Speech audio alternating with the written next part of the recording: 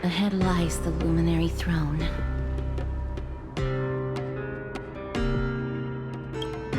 And also, the battlefield that we're about to step onto. Ma'am, Ma'am? Memmy, what's wrong? Memmy, ma'am.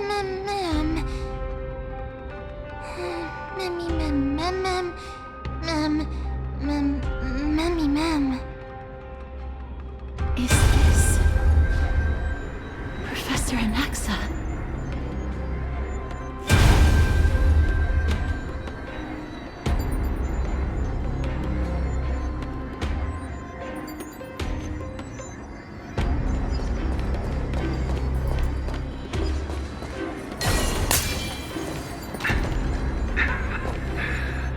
My eyes can no longer see.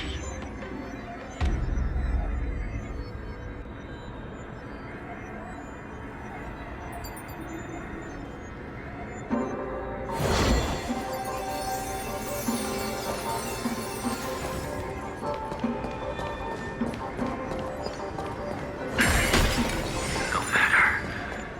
All I have to do is to place this body at the core of the array.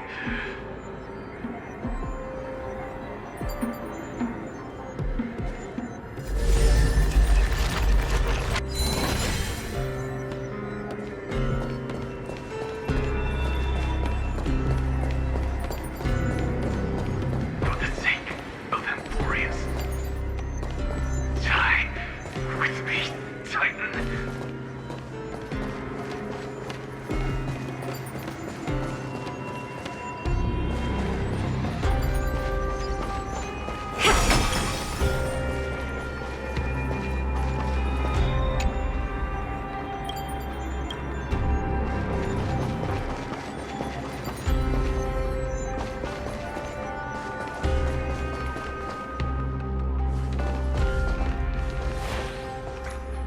Ma'am. Cersei's was right. He's indeed here.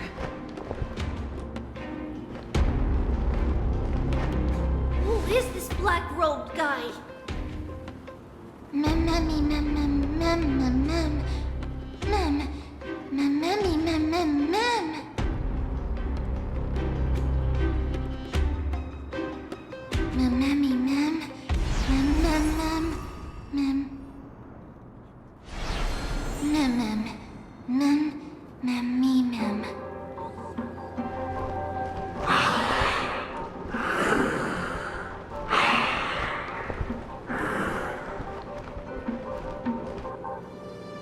Everyone, brace yourself. This must be the hunter reborn from the black tide that Cersei's was talking about. The black sword and cloak. The owner of the piece of cloth. The north wind that sent over the deathly fog of Thanatos.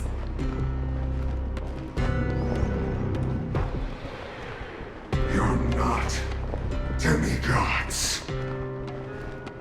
Stand down or die.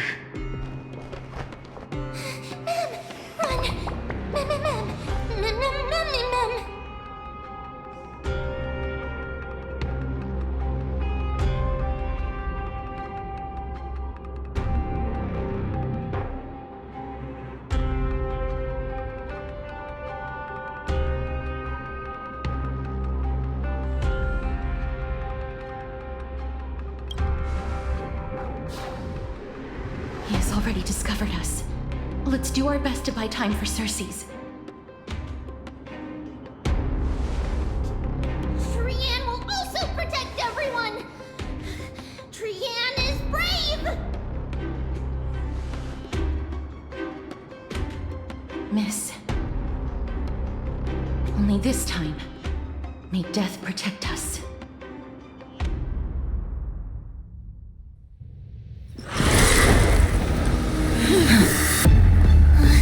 Be careful. One slash. Two slashes.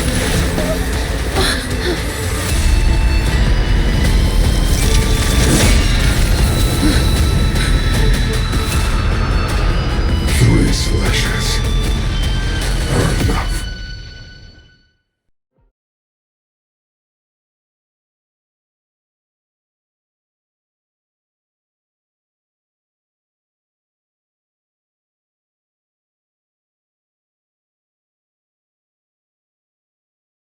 Who exactly are you? Oh look, a VIP has dropped by. Don't let me down. Never seen perfection before? There's no backing out now, for me or you. Open sesame. Glimpse beyond. This mortal will watch over you, guide you on your path. Curiosity of the endless riddle. Nothing but a boy. Who's the little backstabber? Be of your body and mind.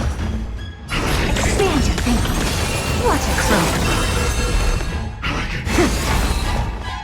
Open sesame. Glimpse beyond. Miserable. So powerful. Cersei's was right.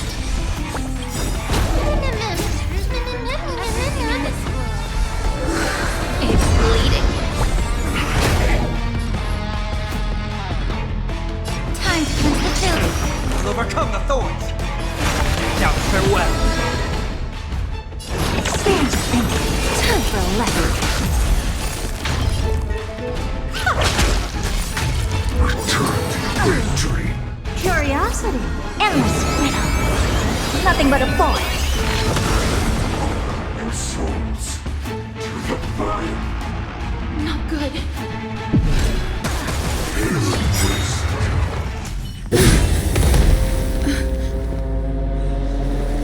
In that case...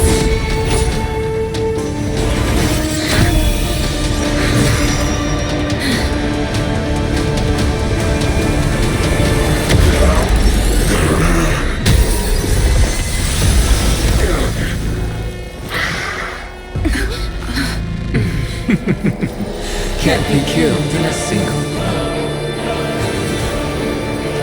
You are indeed no ordinary human.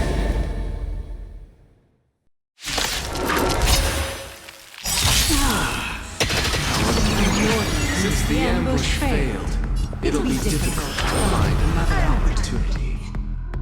What a pity. There's no Professor Naxa? It's Cersei's.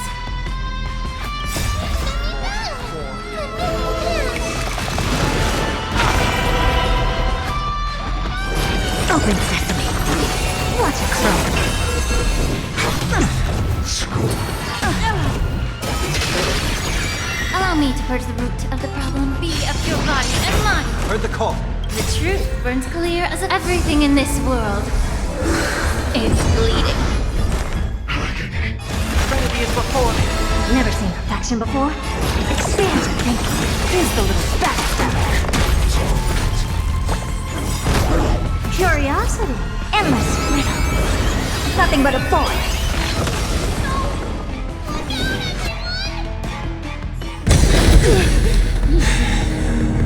This is bad. Century Gate, open!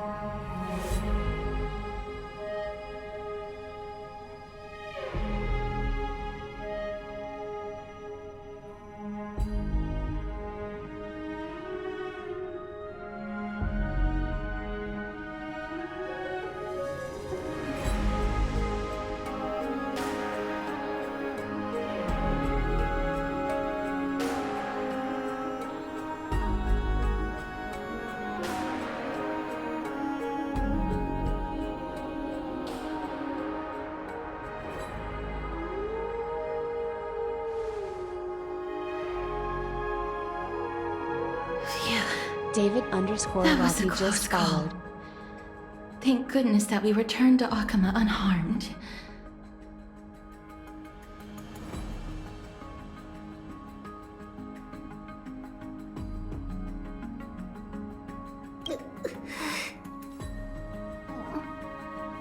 Little Cass, my head, it still hurts. Sorry, I know you told me not to open the gate. Please don't blame yourself, Lady Trianne. If it weren't for you, we would have already met our end at the Grove. I feel awful. I need to go back to get some rest. Lady Trianne, you haven't been well since you woke up. Are you sure you can make it back on your own? All this noise and commotion. Akama hasn't changed a bit, has it? Are you Professor Anaxa? There's no need for doubt. The Titan no longer speaks. It is I, Anaxagoras of the Newsporists. Indeed. You are the only one who would refer to yourself like that. Professor, let me be frank. The mission Lady Aglaya entrusted us is to search for survivors, uncover the truth about the disaster at the Grove, and retrieve the core flame of Circes. That does not surprise me. And now, I'm a survivor who witnessed the entirety of the disaster, as well as the defenseless bearer of a core flame. Are you going to bring me to Aglaya to fulfill your duty? That is indeed my duty, but I prefer not to present you to her as a captive or spoil of battle. Fine. There's no need to make your life difficult. I'm not against meeting that woman. But I have some things to take care of first. The families of some of my fellow Grove Scholars live in the Holy City. Before we meet Aglaya, I want to visit them. Because Lady Aglaya will probably be against it. Let me guess. That woman will not only prevent me from visiting the families of the deceased, but will also suppress any information about the Grove. She's always been that cold-hearted. My fellows at the Grove gave their lives defending the core flame and fighting the Black Tide alongside me. Their families deserve to know the truth. You intend to do it without her knowledge? Do you really think that woman would treat me well, even if I behaved and proved my loyalty? I wouldn't mind seeing a bit more anger on her face. Are you going to stop me, Kesterus? I will accompany you, but please understand that Lady Aglaya has her own considerations. You truly have the makings of a fine scholar, putting yourself in other people's shoes like that. Let's go. I won't go overboard. So, after all these years, you and Lady Aglaya are still... Neither of us is narrow. Reminded. You should know the root cause of our conflict.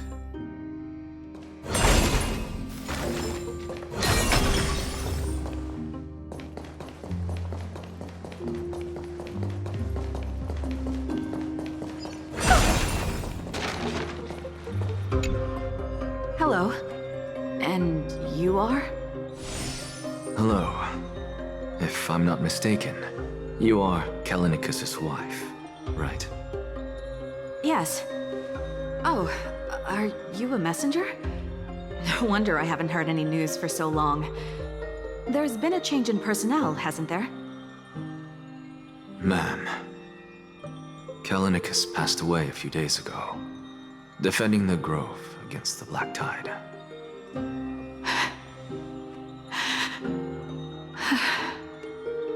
So, did he manage to defend the Grove?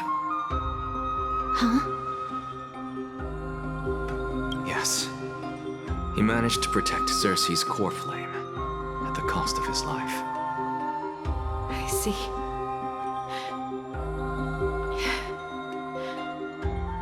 I'll select some of his possessions and pick a nice resting place for him.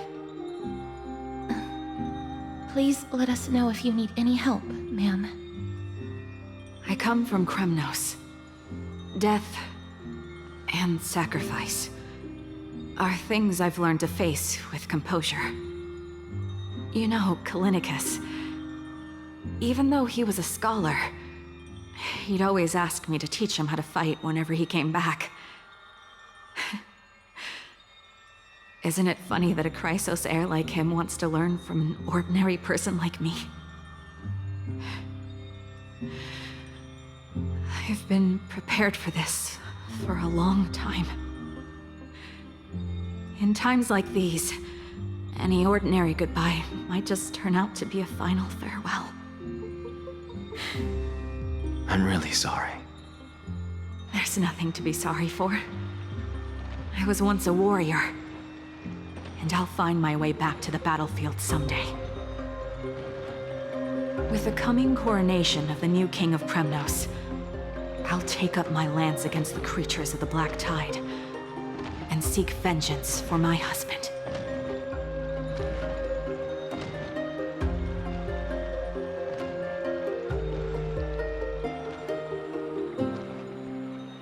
With the coming coronation of the new king of Kremnos,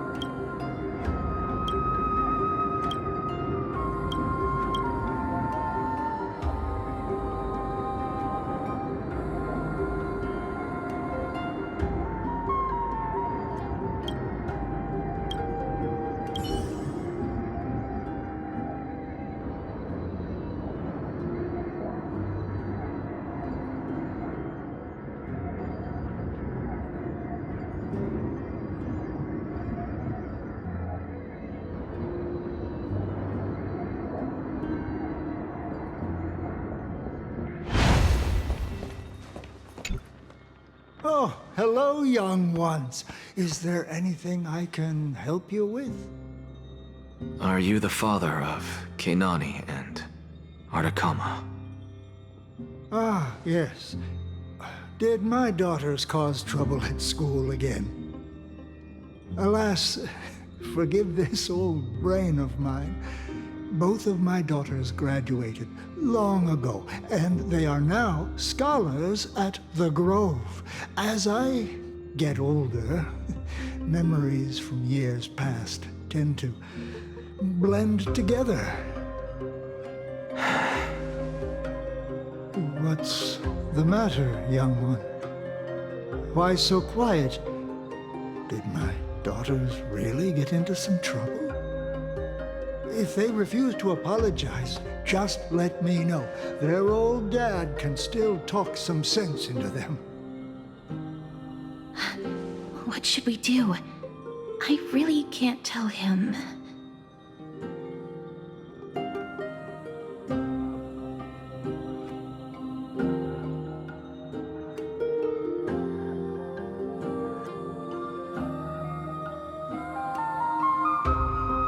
Mr. Fabio, the Black Tide took Keinani and Artakama. What? They fought until their last breath against the Black Tide to defend the Grove.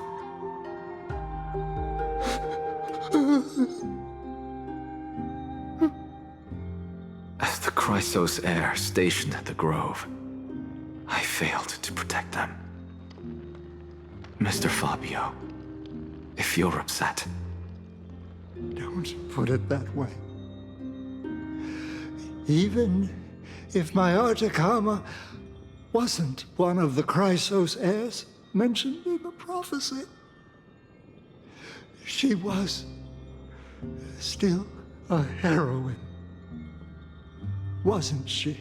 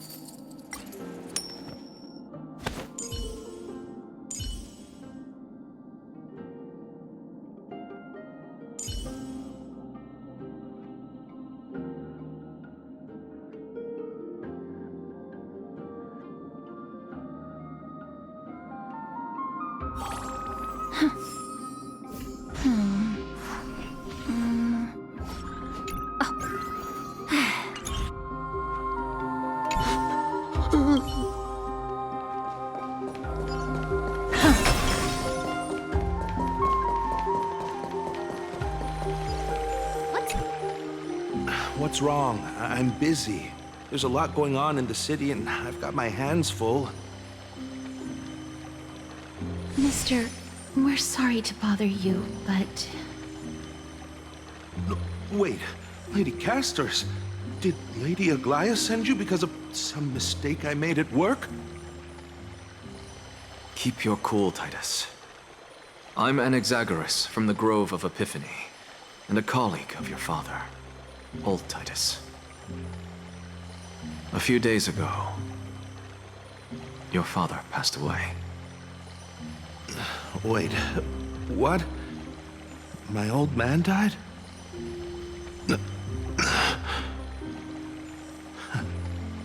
That's no shocker. At his age, he was due for the River of Souls any time.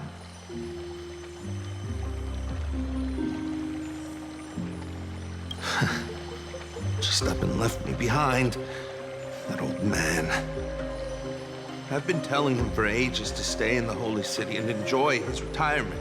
But no, he just had to go off to that grove and mess around with those scholars. Still wouldn't budge after all those arguments. That stubborn old thing. I already got him a retirement home and was waiting for him to come around. All my effort is wasted now, and he didn't even give me a chance to say goodbye. That bull-headed old man, stubborn as a mule.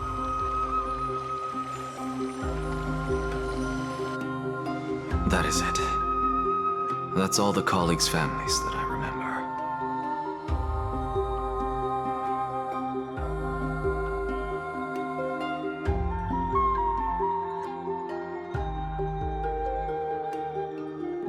good work, Miss. And Professor Anaxa. Let's go. Take me to see Aglaia. All right. I'll lead the way.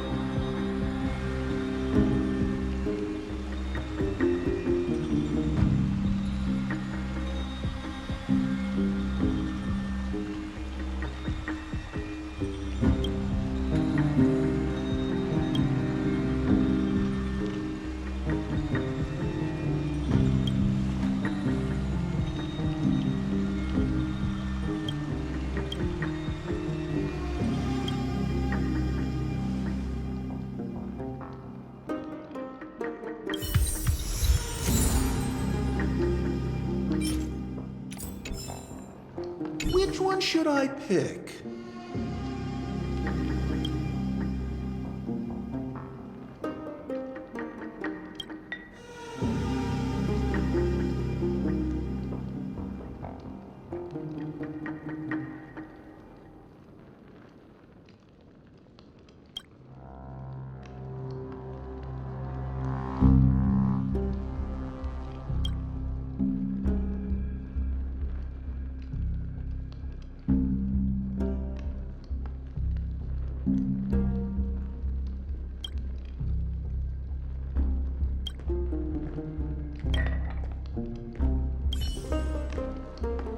Which one should I pick?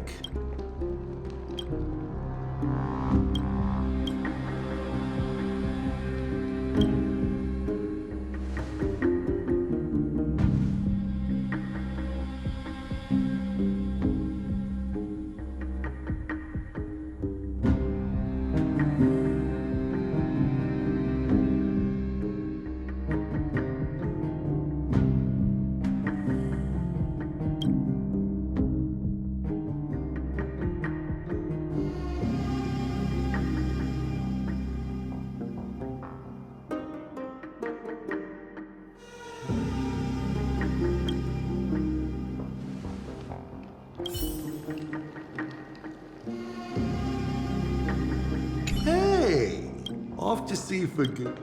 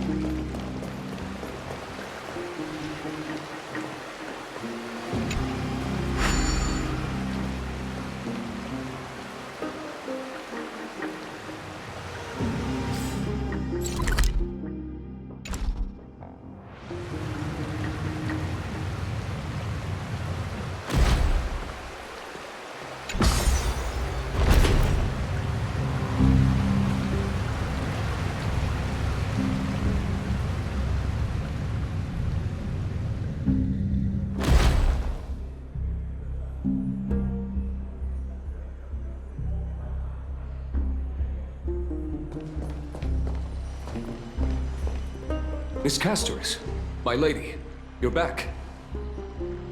Hello. We have an important matter to discuss with Lady Aglaya. May we trouble you to inform her of our presence? My apologies, Miss Castoris. Lady Aglaya has just informed me that she has no time to receive anyone at the moment. That's just great. She refuses to even see me. Answer me this, friend. Did Aglaya order you to take me directly to prison? Who are you? Please don't jest. It's possible that she really is busy. Let's wait here a moment, and I'll try to contact her using the slate.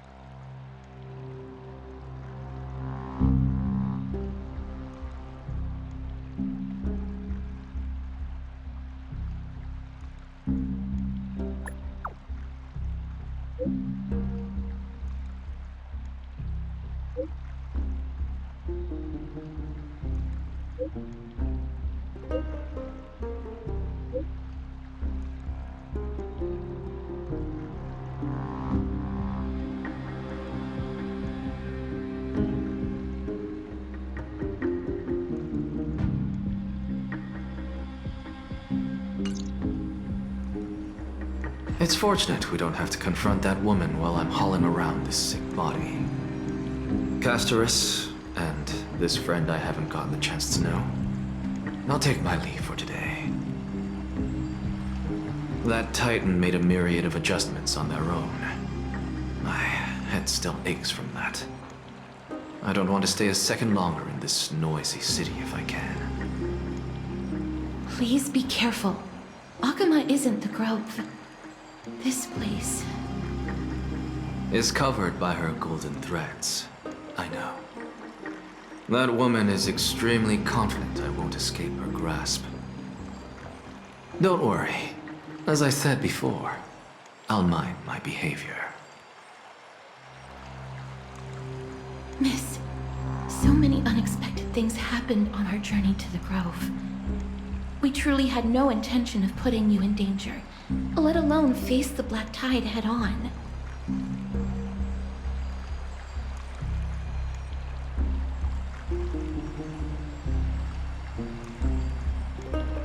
The Black Tide is not just an enemy of Akama, but all of Amphorius. Even back when the forces of strife coveted the Holy City, their warriors still undeniably halted the Black Tide outside Castrum Kremnos. Negador's core flame now sits vacant, and the Black Tide has returned. The Grove is an academic city with the best understanding of the Black Tide. It shouldn't have fallen so easily, and yet it was taken overnight, leaving the city in blood and tears, haunted by the spirits of departed heroes. The trial of strife is imminent. I pray Mighty will be able to steal his resolve soon.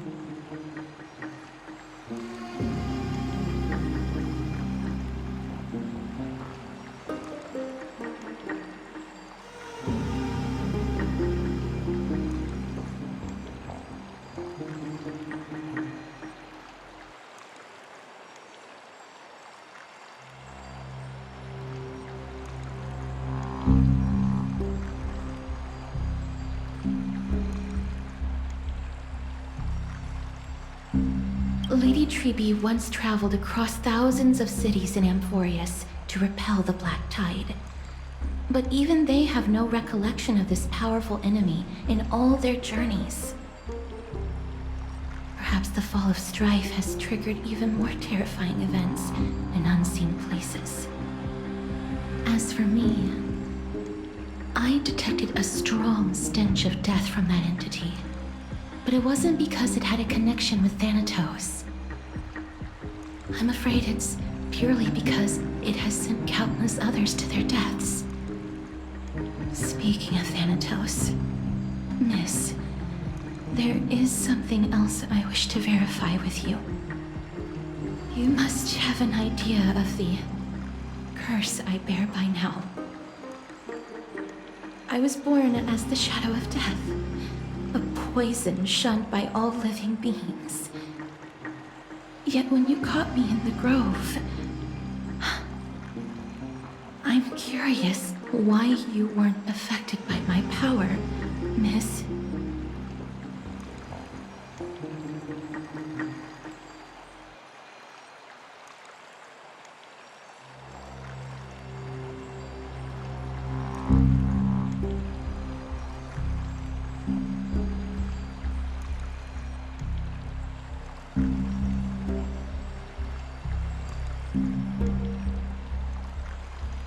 My apologies for the abrupt question. For all my life, I've always wondered, what is my connection to death? And why am I inextricably linked to Thanatos? Miss, you must be tired after being on the move these past few days. Please set aside the tragedy at the Grove for now, and rest for the day.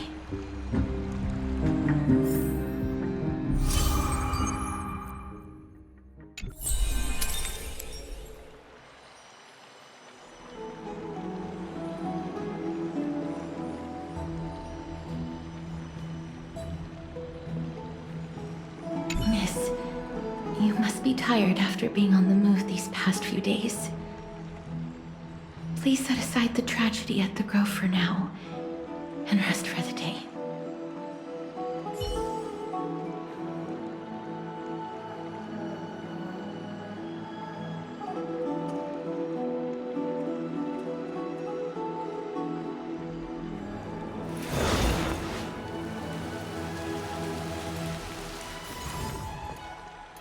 Take a look. This is pure genius in action.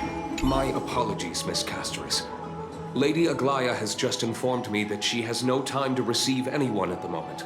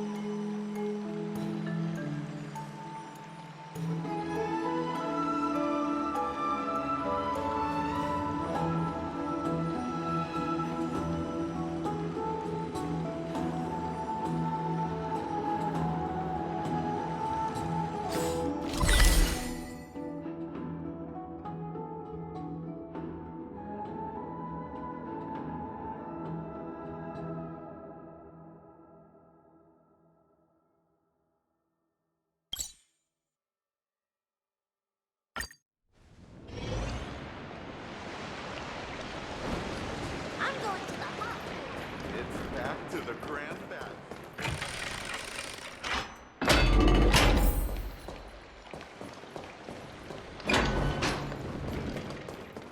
Another entry from Aquila's Enlightenment.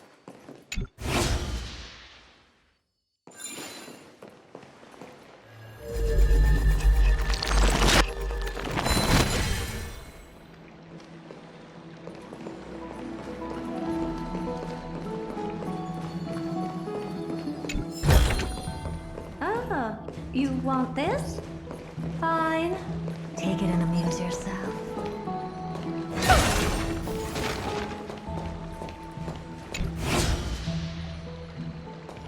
Oryx, thank you for your guidance.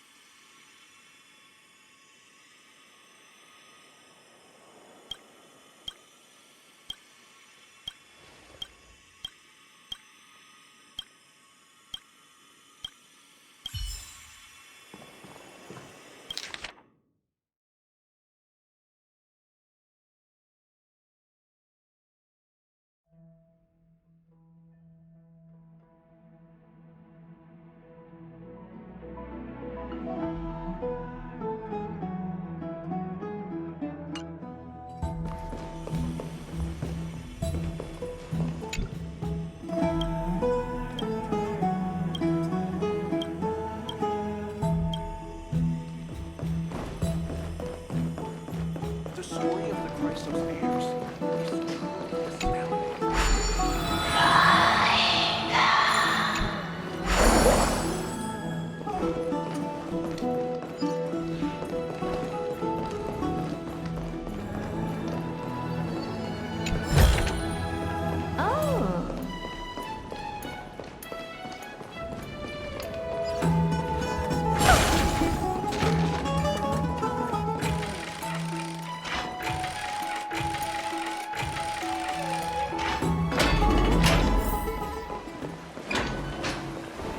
I don't know how long I can live like this.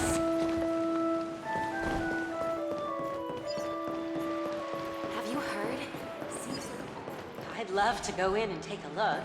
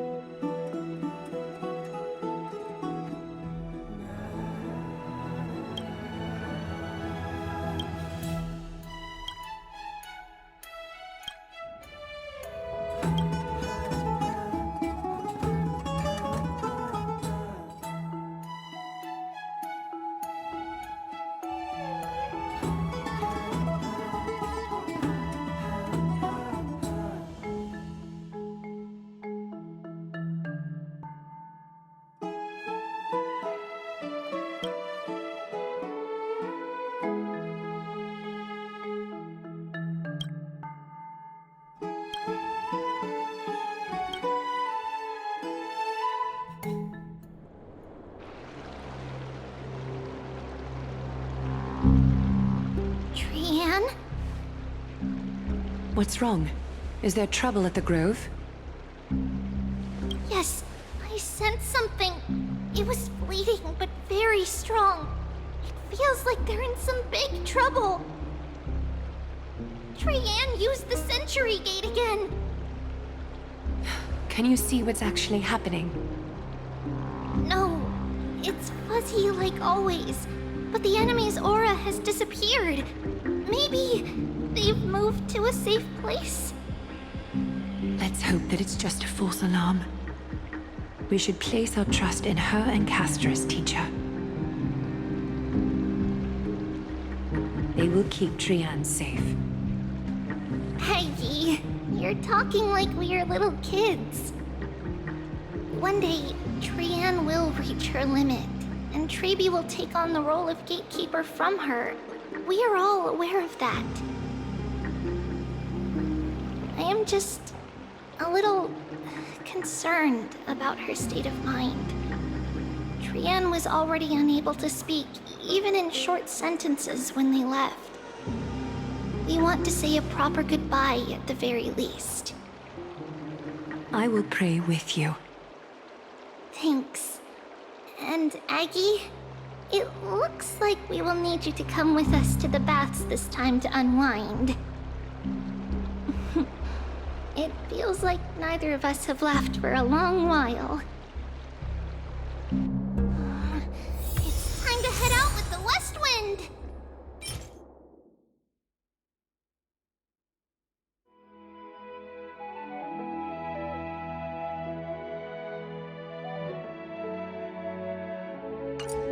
All right.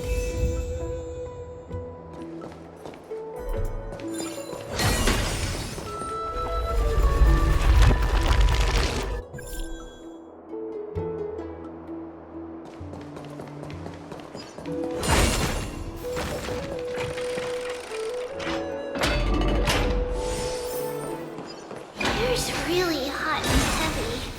Has it always been like this?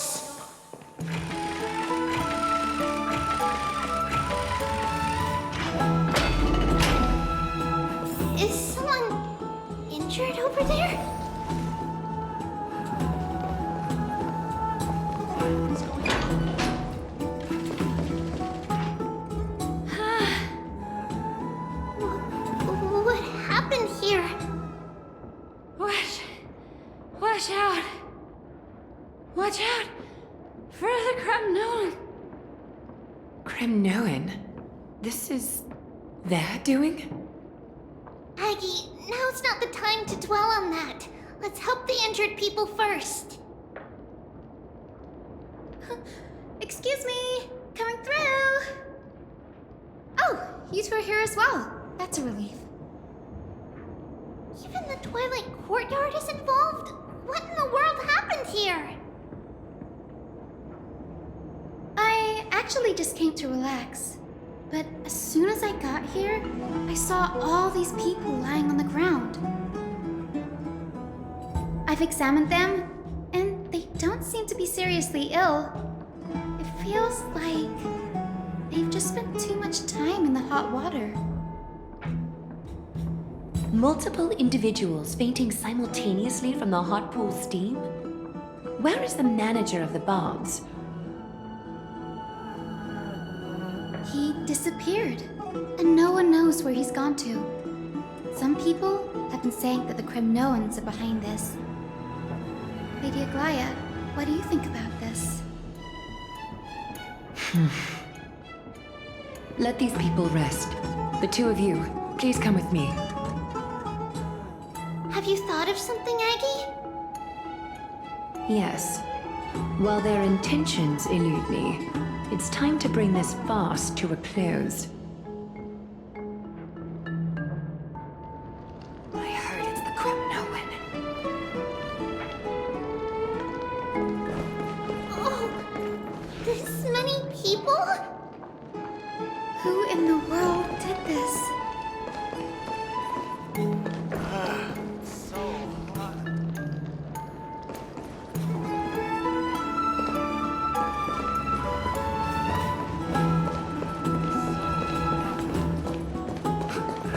This is all you can do, huh? Pitiable deliverer.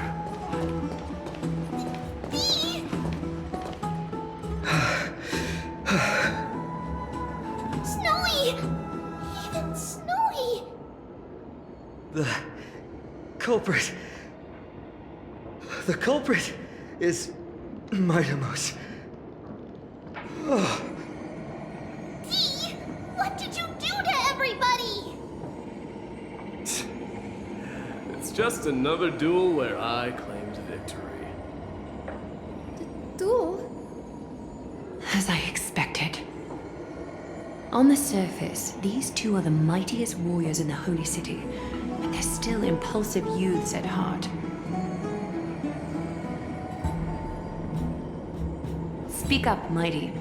Tell us exactly what kind of foolishness you and Finan indulged in this time.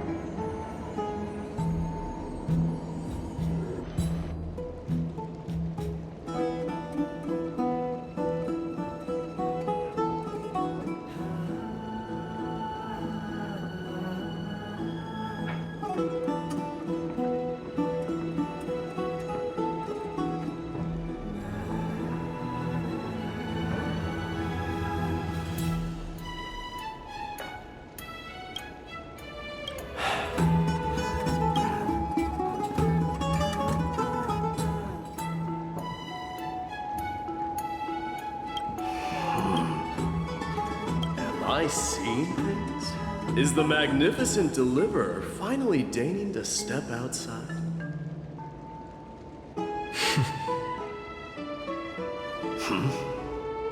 What kind of response is that? Nothing. I was just imitating your usual response. I don't feel anything special from you. Have you passed the demigod trial? The ritual hasn't reopened yet. In case you forgot, it hasn't been that long since I pulled you out of the trial. I didn't forget. Then, you're welcome. In Twilight's last gleam, Makima stands bold. Her walls sturdy, tales untold. Dreaming of her fruitful gardens, pilgrims arrive from distant lands. Figs and olives, oh so grand. Yet little do they know that they will step into flames, fuel to the fire, a burning brand. What are you playing at this time? I just felt like reciting a few lines of poetry. Surely the Crown Prince of Kremnos knows how to appreciate poetry, right? Kremnoans steer clear of such weak literature. But my library doesn't lack collections of this kind. These lines express the poet's yearning for their home, just as Akama is distant from many people's homes. I know how to interpret poetry, Haikis. There's no point in pretending to be profound, my friend. Thank you for helping me out when I was in a tight spot, but it seems to me that you aren't prepared for the trial either. Don't compare your situation with mine. My people are still relying on me. I can't ascend to godhood on my own without first resolving their issues. So, are you suggesting that you, the mighty Mightimos, and the heir to the throne of Kremnos wish to defy tradition that has endured among your people for millennia?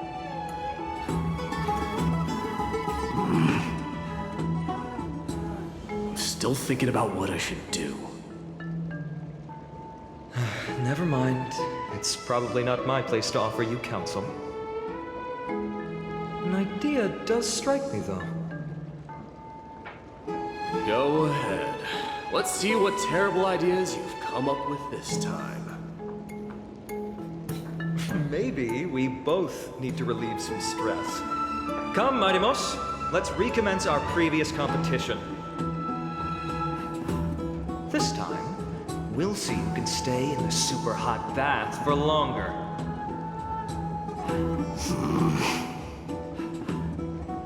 What? Are you chickening out? The phrase chickening out does not exist in the Kremnoan language. I just find the situation absurd, that's all.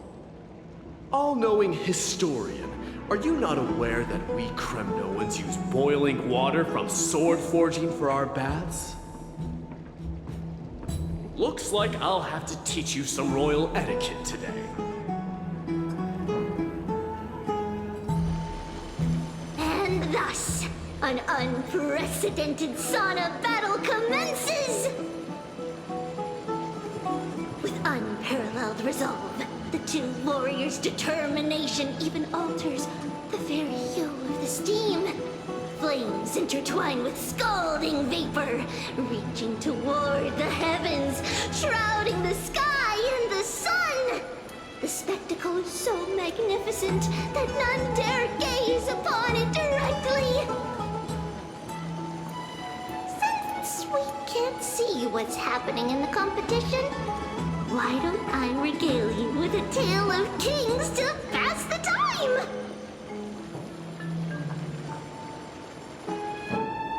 Do you recall the legend of the Gorgo lion mentioned by a certain veteran?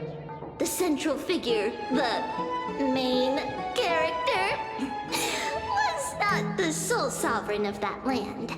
An oryx stood as its formidable rival. Long before the dawn of Era Chrysia, the two beasts started their timeless battle on the plains of Tritos. The lion regarded the oryx as its food, while the oryx perceived the lion as a scornful, oppressive, and challenging barrier that it swore to topple with its antlers. For tens of thousands of years, without respite, the two creatures thus continued their relentless pursuit and rivalry.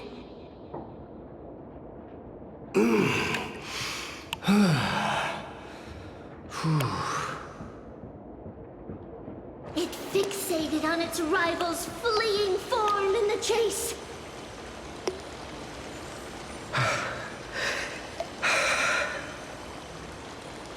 It set its sights on the other's neck, nearly within reach.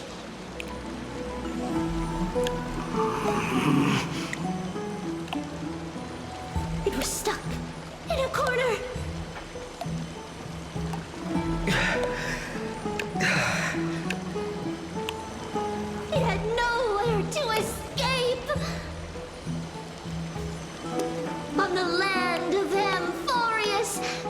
lives meet their end at dusk. Some at dawn, and yet others are fated to perish under the blistering sun at noon.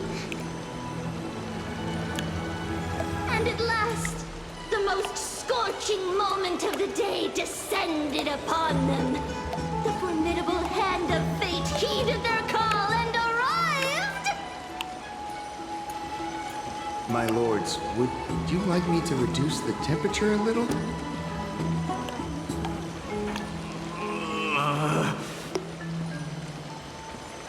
What? You're chickening out already? Get lost. Are you asking me to get lost, or...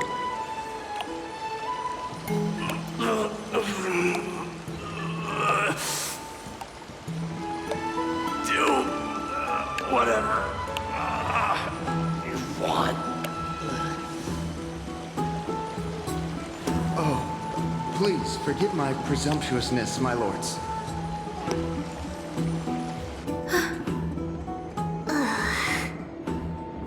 What a spectacle of folly. This is what you get for daring to challenge a Kremnoan without understanding your own place.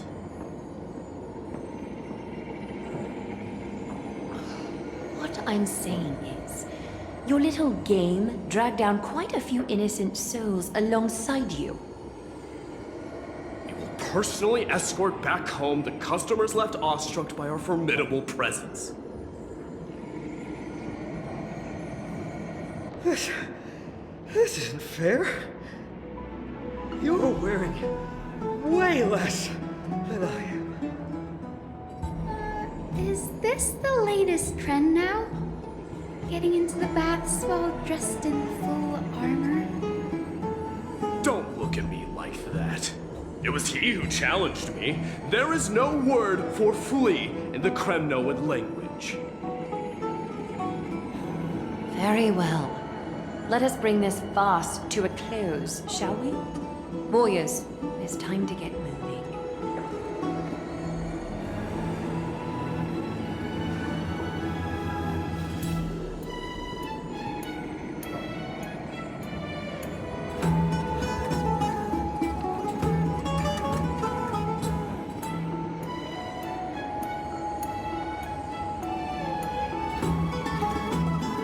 Alas, the flame chase journey is destined to be a lengthy one, replete with obstacles.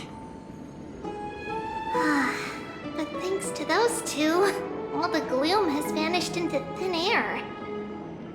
Well, we just had quite the commotion. It's not every day we find the Memorial Palace this serene. Shall we continue with our previous plans? Hyacinth, would you care to join us? Such an empty bath is indeed a rare sight.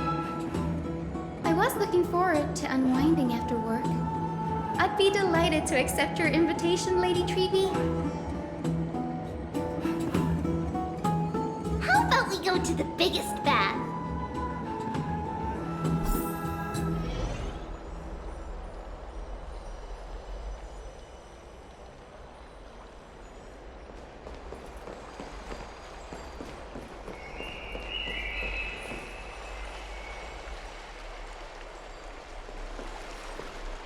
Let me check. The water temperature feels just perfect. So, how is the feeling of having the entire bath to yourselves? It's so good. But, Lady Treeby, aren't you going to soak in the bath with us?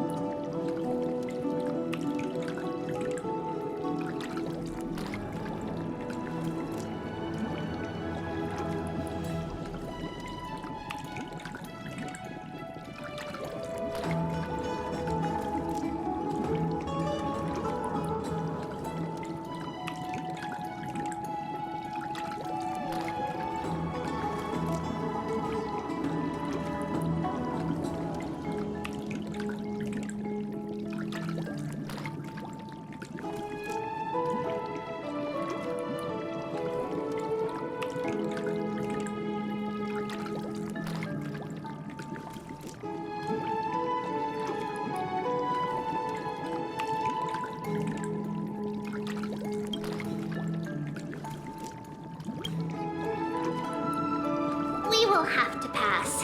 After all, we've become children. Please understand that she can no longer endure the heat of this pool due to the blessings of Janus. Oh. Are you curious about us, Hyacinth? I am, but something tells me that it might be better to change the topic. Don't get all nervous. It's not something we can't discuss. The truth is, a long time ago, we were a mature adult just like Aggie. Then, because of reasons, we inherited Janus's divinity and gained the power of passage. And in return, the price we had to pay was the splitting of our soul. Each opening of the Century Gate intensifies the strain on Treeby and the others. They are gradually regressing towards infancy, both in body and mind. We don't know what awaits us at the end either, but anyway, that's why we've turned into children. In that case, when you opened that giant sentry gate above Akhmat during the battle against Nikador. Well, there's no way around it. We all know that the flame chase journey won't be a smooth ride.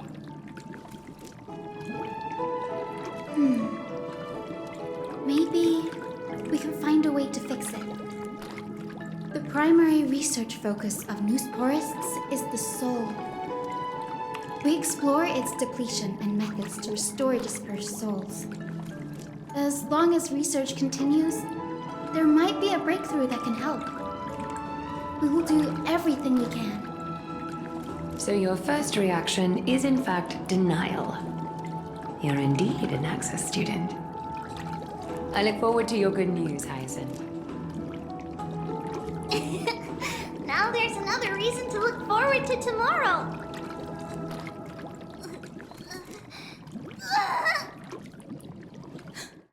Lady Treeby, what's wrong? Something's off. It's that strong feeling again. Is it Trian? Wait, no. It's not Trian this time. It's Trinan. Trinan is in danger.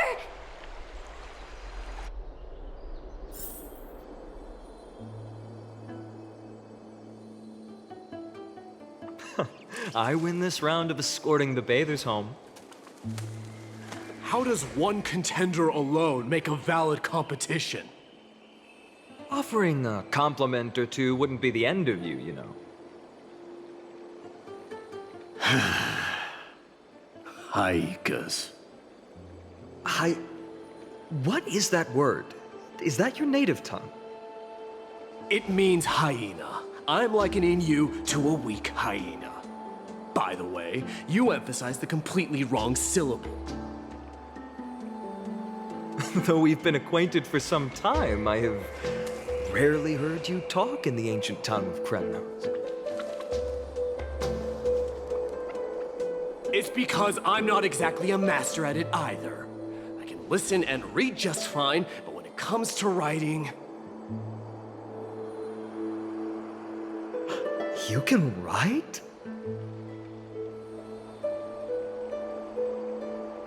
You speak as if you don't have a brain. That was in jest. I understand. After all, you spent all your childhood wandering far from home. Worry about yourself first, Deliverer. You also never mention your hometown, apart from when you need to introduce yourself.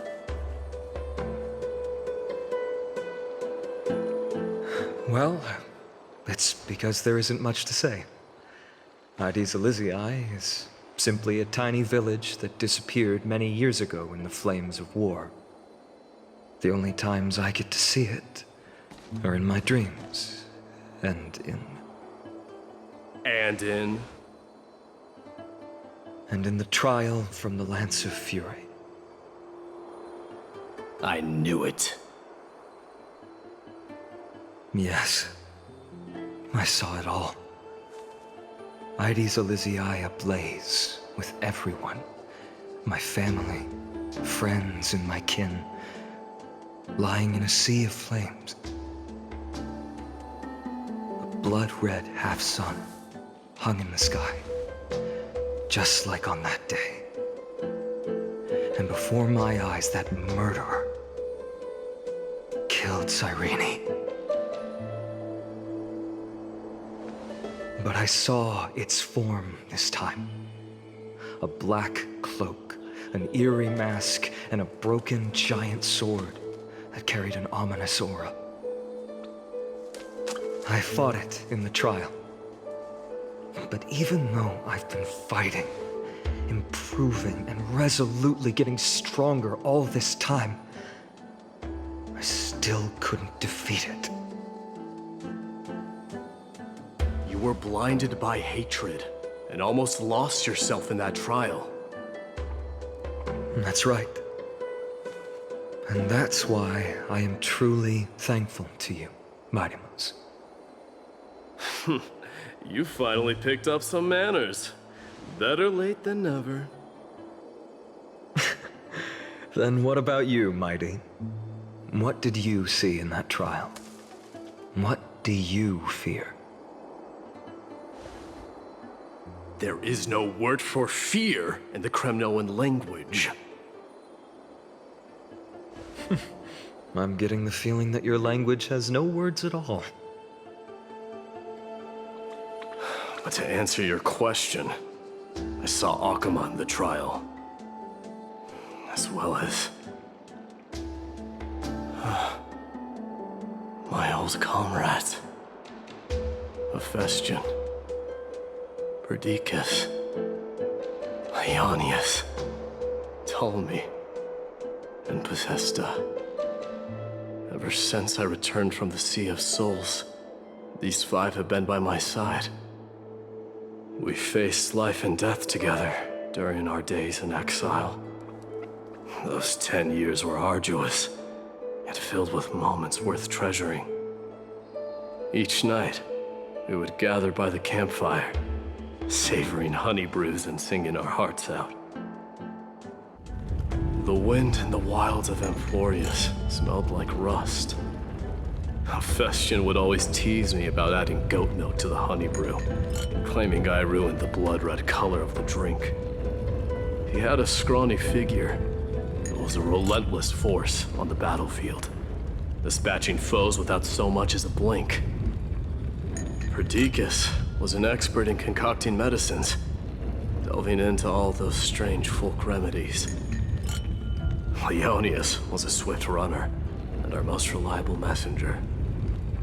Ptolemy was a real bookworm, always spouting off in chapters and verses.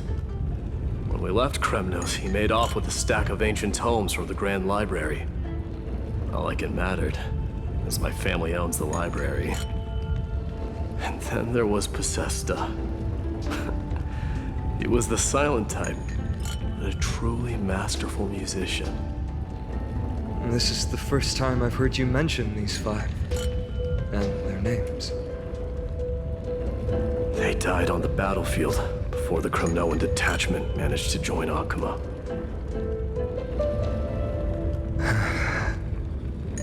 Perdiccas was the first to go. He was shot in the stomach by a poisonous arrow from the people of Ladon in the second month of cultivation. In the end, his remedies mended all but himself. Mighty Mouse, do not mourn. I have achieved honor by bestowing a noble death upon the enemy. Leonius died in the 5th winter. Idonia's snowstorm lasted 3 full months. On the night of the fiercest storm, our foes launched their assault. Idonia. Is that the city Castorus used to live in? Yes. Those zealots were as fearless as Kremnoans in the face of death, but they lacked respect for honor. They cornered us in a bottomless swamp. Leonius covered for our retreat. They cut his legs off. He vanished into the mire of a foreign land, his body never to be recovered. This is perfect. Mighty Most, I can finally deliver the news of you ascending the throne to the Netherrealm. 20 dusks later, we finally breached the walls of Idonia and entertained the usurper's plea for peace. However, rebels refused to surrender and set up an ambush within the city. Ptolemy and his cavalry met their end before they could even relish our triumph. Those obelisks that collapsed after being set on fire became their final resting place. My Deimos, please tell my family. It was not cunning schemes that vanquished Ptolemy, but the immense weight of Amphorius' entire history. Then, it was Pacesta. He lured the enemies into the city of Aeneonis with his melodies, buying us invaluable time. Our enemies, consumed by indignation when they discovered the trick, set the entire city and my soldiers on fire. His final words were recorded on a small clay tablet, fractured by the flames. My Deimos, don the crown. And at last, my most trusted friend, Hephaestion, was supposed to stand by my side through it all. But a sudden relapse of his illness hit him on the eve of my duel against my father. He hid his condition from me. By the time I returned victorious, he had but a breath left in him. A Kremnoan dying on a sickbed. I would be a laughingstock to everyone. Hephaestion, my dear friend, spare your strength. I'll go get a physician. No need. Even if Perdiccas were here, he couldn't stop destiny from taking me away. No! None can take you away.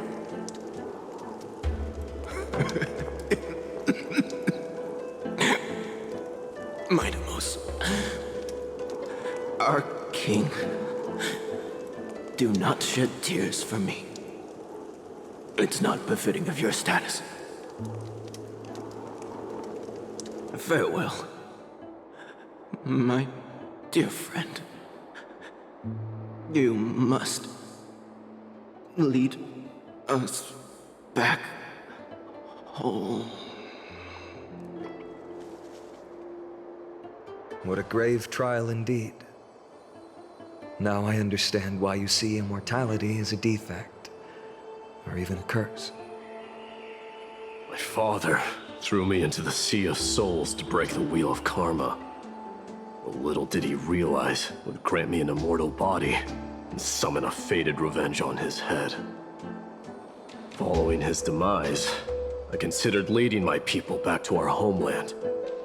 Kremnos had already turned it into a wasteland. Only darkness and insanity thrived there. Against the dissent of many, Krateros included, I made the Kremnoan detachment stay in Akama. But I know that their glory will never be doused out. The instant of strife shall inevitably arrive. If you take over Nikedor, then you must begin the journey back to your homeland. So, you hesitate because you think leaving your people in the Holy City is a better choice?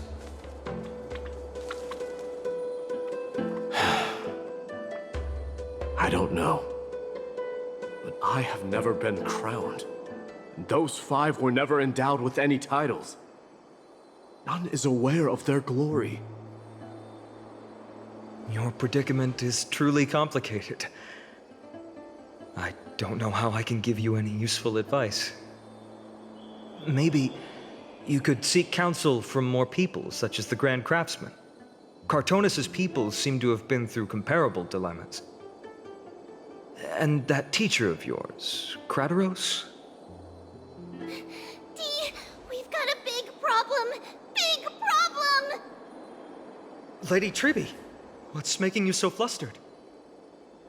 Hurry up and go save Trina! She got abducted by Krateros!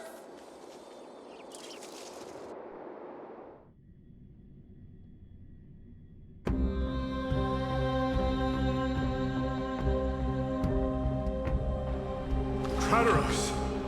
What's going on? Mighty-Mos. It seems I was the one who exposed my vulnerabilities first. Aglaya, I demand an explanation. This man abducted Trinan by force and forced her to bring him to the vortex of Genesis. He then brazenly stepped into the trial of the Lance of Fury, and naturally failed. She telling the truth? Why did you do that? Because I don't want to wait anymore. Your hesitation made me desperate. If you want to run away from your destiny to become king, then keep running. Someone will eventually stand up and fill in the gap left by strife. Then they will lead our people home. Age has blinded you, teacher. Can't you see that I'm hesitating because of this very recklessness seared into your blood?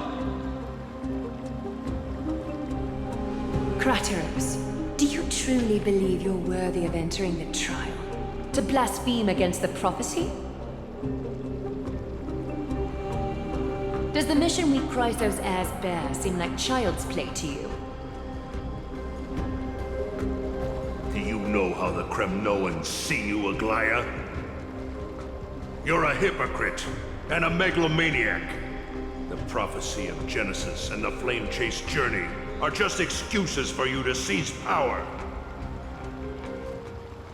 Silence, Krateros.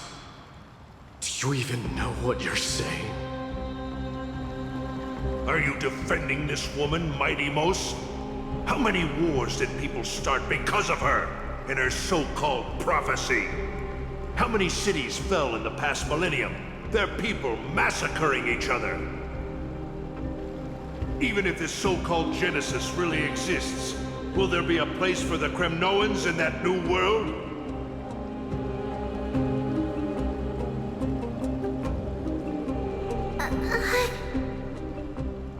Are you done talking?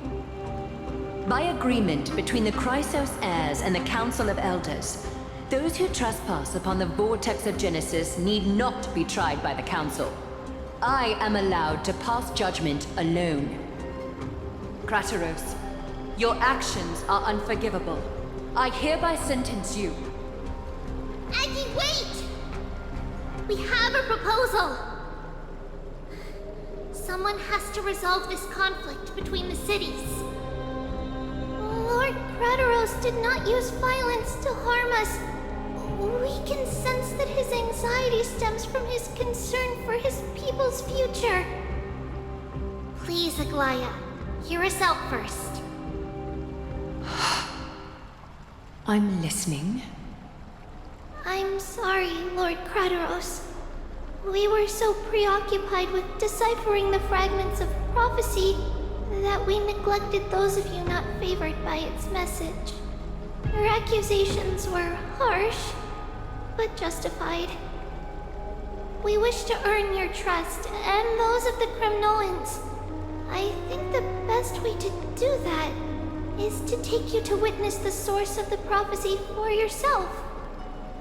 How are you going to show me something that has no form? You've heard about that Outlander, right? She has somehow made a connection with Orynyx and can completely replicate scenes from the past. We will ask for her aid. Tomorrow, at the Abyss of Fate in the Temple of Yanisopolis, we will show you everything from that distant memory, Krateros. A fair proposal. I accept. Until then, you will be stripped of your freedom. That is my one condition, and I will brook no argument. It is not the first time I've been made someone else's prisoner. Do as you please, demigod. Teacher, why did you do this? Forgive me, young master, but I just cannot wait any longer. Ever since your father died, our people and I have been waiting for a day to revive Kremnos. We placed all of our hopes in you, but never received an answer. This obsession for returning home has become a sickness for our people. Wise as you are, I refuse to believe that you can't see the truth. You have a clear head, which is why you're also incomparably alone. A smart person can only choose to tangle himself with the mundane of this world. If you're truly capable of leading our people beyond this blood-stained fate, then prove it to me once more, Mighty Mos. Just as you did back then.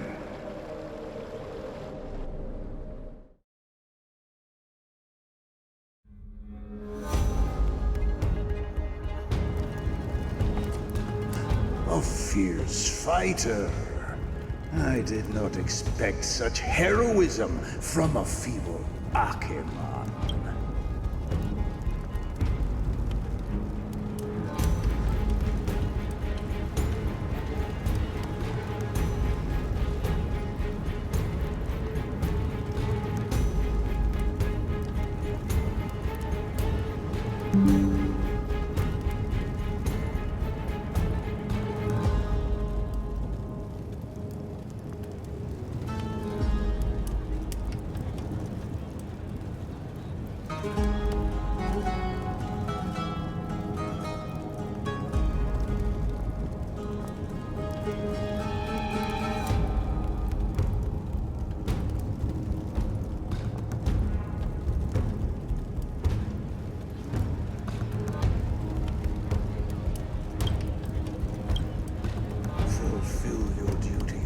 Victor, warrior, and tell me your name. I seek an honorable death from you.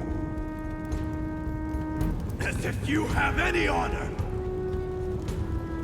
Listen closely.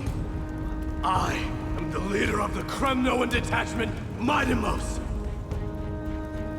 I'm here to finish you, Father.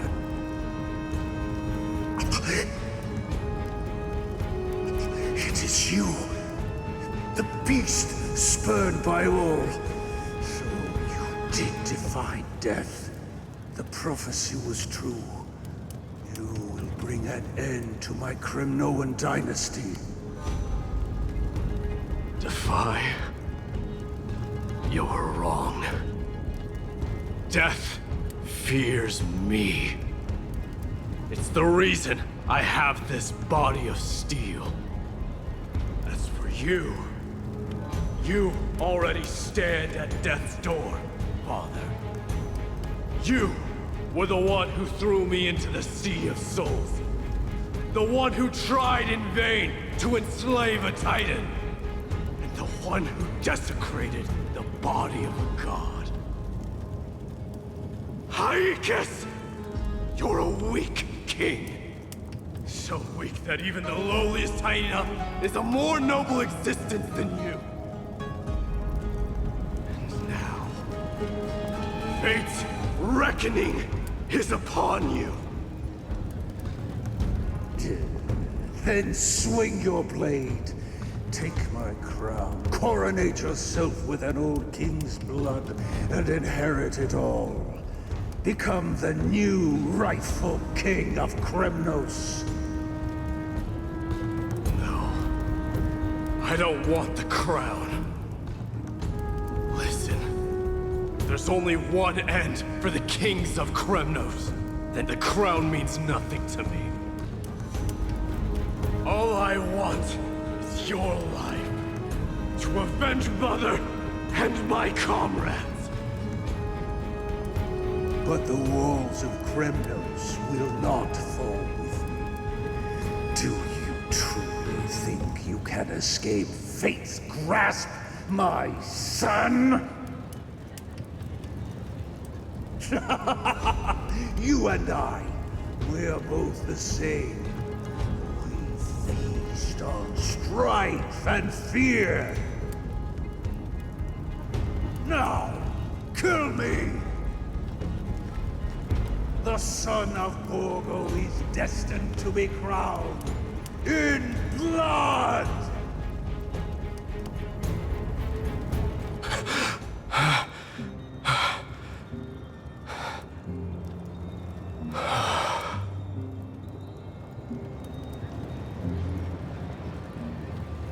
Kratos. He said the Grand Craftsman Cartonus might have some suggestions. Might as well go see him.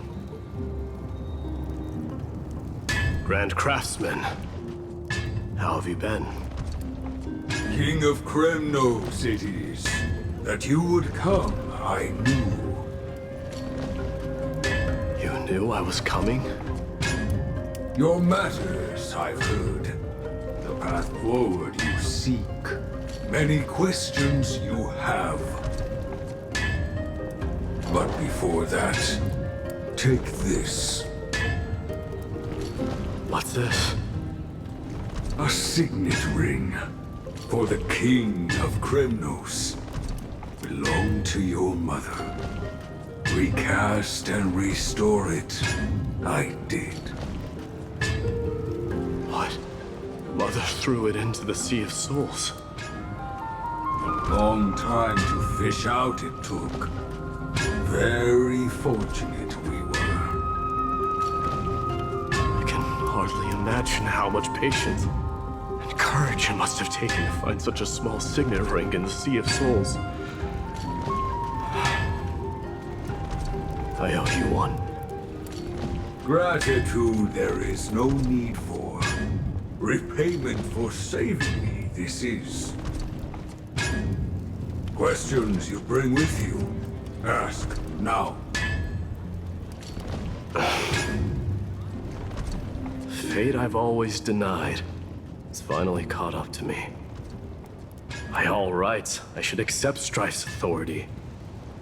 It would make everyone happy. The Chrysos heirs, the Council of Elders, the Kremnoans. Even the bards who will write it all into song. Yet hesitate still you do. Hesitate, why do you, young king? Because of my people. Be they men, women, the elderly or children. Hearts of all Kremnoans yearn for home. They've all been waiting for this day.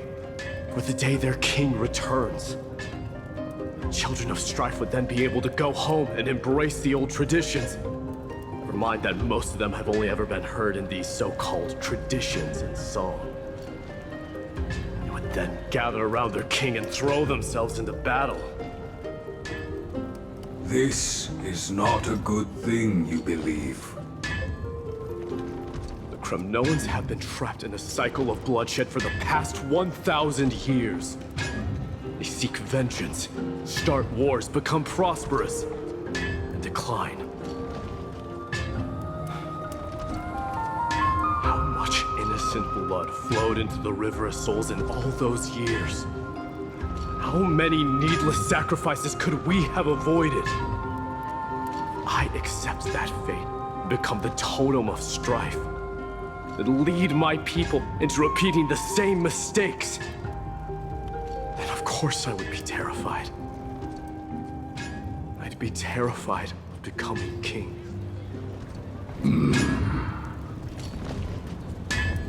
A different kind of Kremnoan you truly are.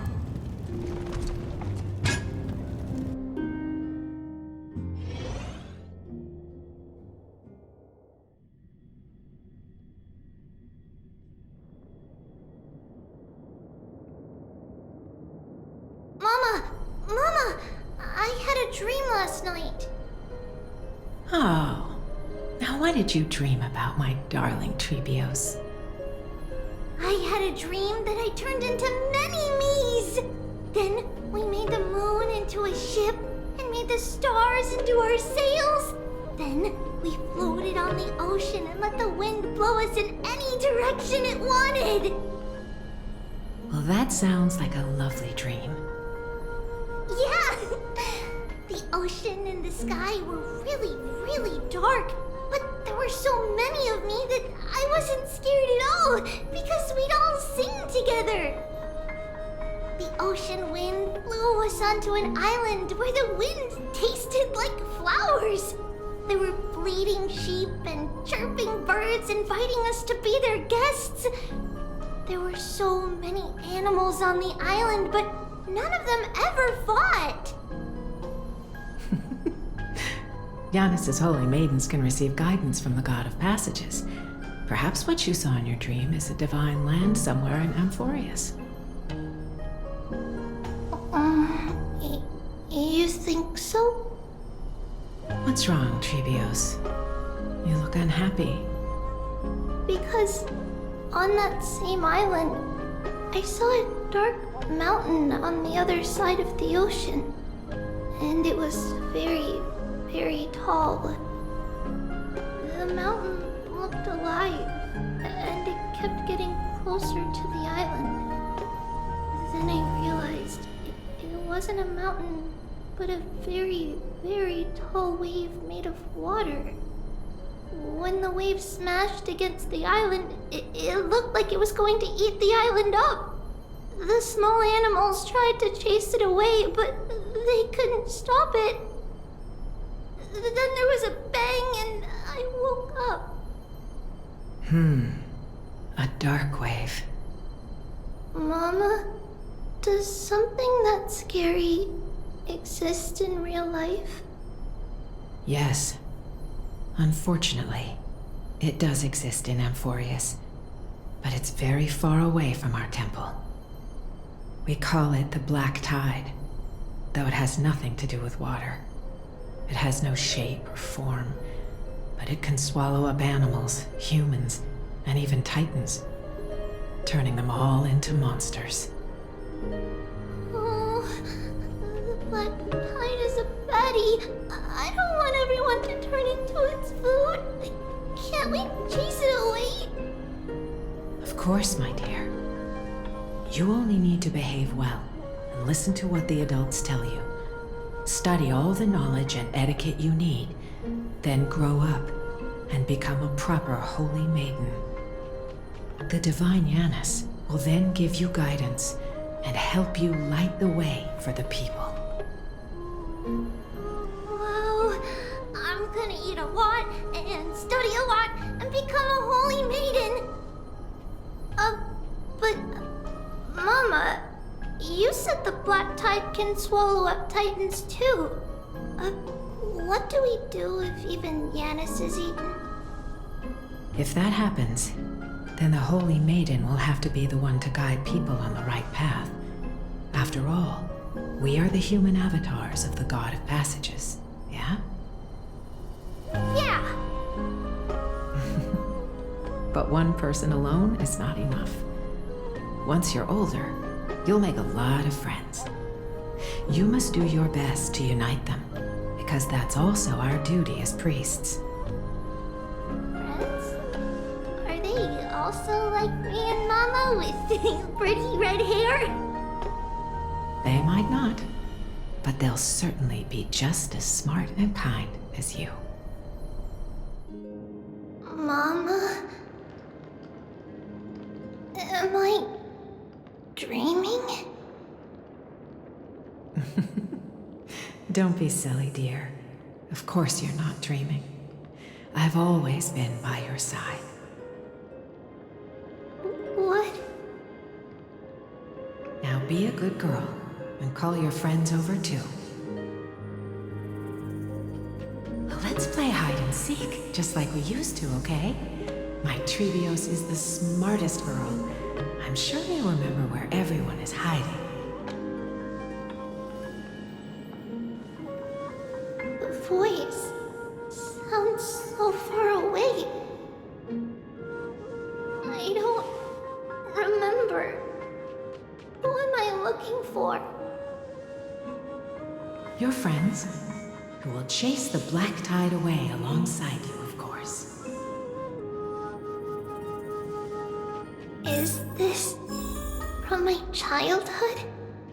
I don't remember. I used to sit here and listen to Mama tell stories. Oh, how I wish to see you again, Mama.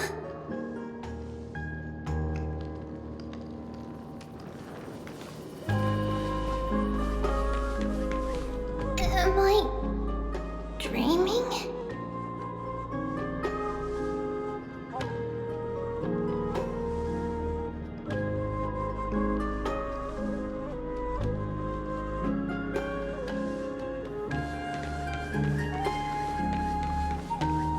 Use the spindle to connect everyone. There will be an amazing captain on that big ship. She's cheerful, optimistic, bold, and cautious. She'll be able to get everyone together. Wow, that's amazing! Can I be the captain?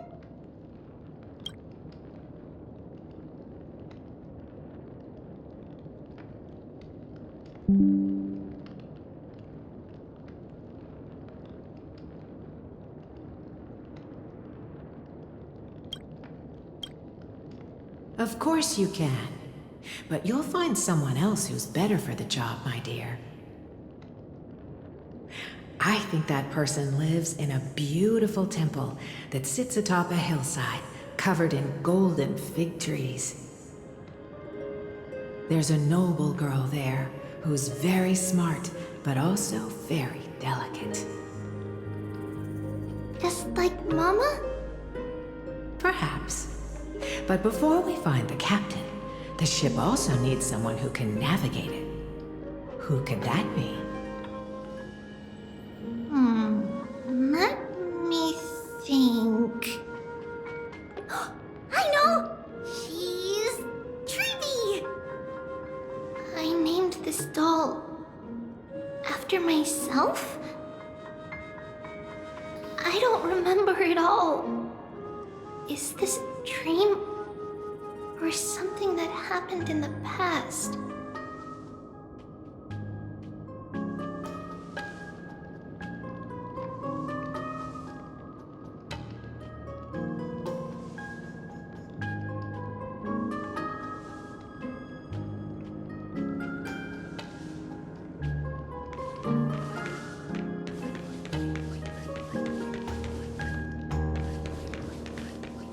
It's packed full.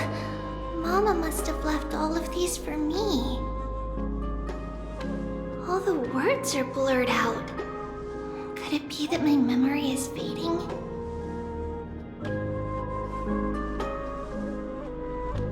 Bad chest! You can't lock me away!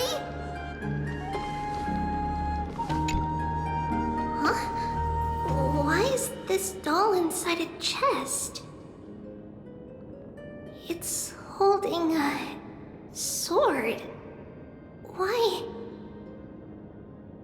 Many years later, many brave warriors will board this ship. They're skilled combatants who fear no danger. Ooh, I can learn how to fight too and protect everybody! Silly girl. You're Yanisopoulos' holy maiden. It's not your duty to fight. There will be many others to protect you. All right. Then where will they come from? I believe one warrior hails from a lovely village where bulrushes flourish, while another comes from a magnificent royal city. Though each has their own troubles, both are ready to lend their strength for the ship's long voyage. In that case, let Trianne fight by their side. This way, they'll always stay on course. How could I have known the name Trianne back then? Was it just a coincidence, or...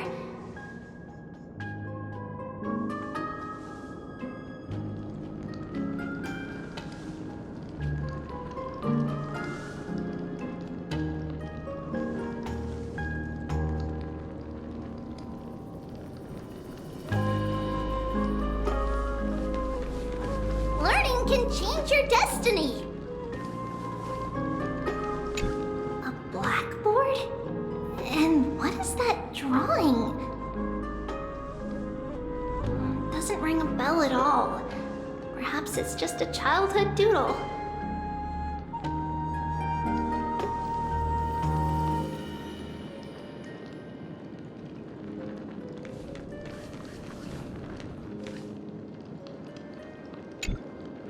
When navigating at sea, you need to know both astronomy and geography. Isn't Yanis's knowledge enough? Oh, sweetie. The ocean isn't like the land. It's easy to get lost. That's why it's important to learn to recognize the miracle of Aquila. Alright! Even though my brain is already super duper smart, I'll still try my very best! Circe also favors children who try their best. They will send a wise scholar as everyone's teacher to help you reach your dreams. I want to be a teacher too! Oh, wait, I'm super duper smart. So I want to be the teacher's teacher! Why not? But if you're going to be a teacher, you might need to tone down that hyper energy of yours. Then Trinan can do it! She's well behaved and would make a great teacher! Mama and the others always said that I had a great memory. But now, I can't even tell if this is a memory or a dream. Come, let's line them up.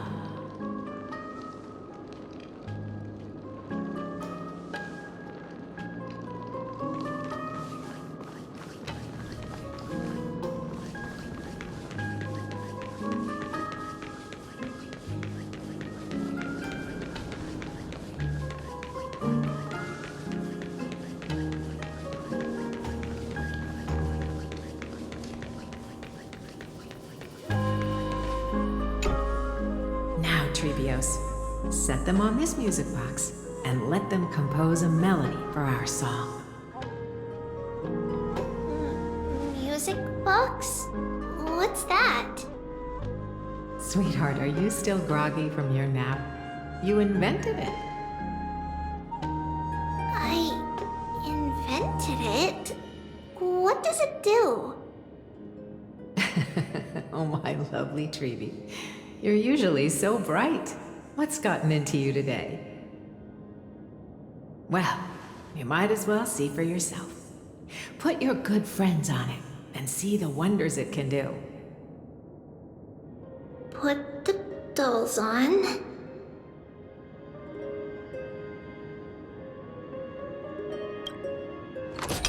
It's rotating, and I can hear something.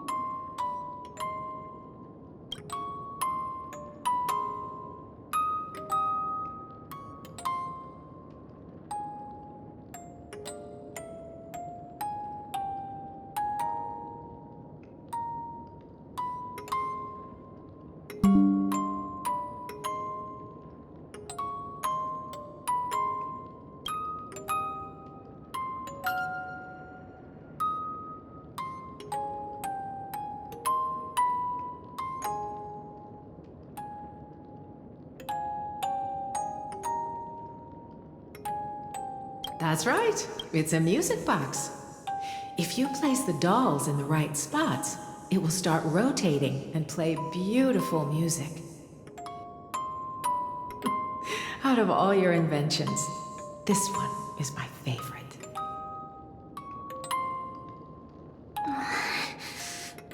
I don't remember. It's all right, my child. I'll sing along to the tune, and it will help jog your memories. Happiness abounded in this lush land by God's chosen. Giants raised their glasses in a toast, beheld by the 12 constellations. 3 carved the heavens and the earth. 3 wove the threads of fate. 3 molded life with their hands, and 3 guided calamity's gate.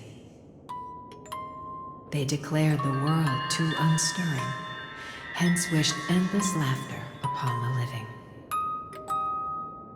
Thus you and I were created, with words and song to weave, and love and intimacy to give. Thus creation was complete. Who then will bear the weight of humanity's souls, to lighten the steps of the living as a whole? O great Kephale, all-knowing Father of stature so tall, yet low does their gaze willingly fall.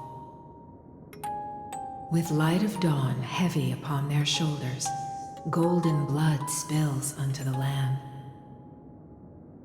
converging into a boiling river that flows to the heroic heirs of this world.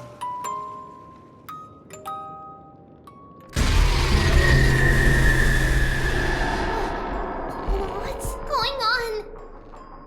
Oh yes, please lend me your ears. In the black mist, as death and fate draw close, on the bloodied earth, the living dead, but ghosts. What is this world? It mirrors your maze-like fate. What is this world? A silent lament without a trace. What is the past? Wandering ghosts that linger. What is the future? Souls scattered by fate's finger. What is the start? The voyage born in solitude. What is the end? The spirit, lonely and subdued. Lonely and subdued. And subdued. And subdued. Subdued. Subdued. Subdued. Subdued. Subdued.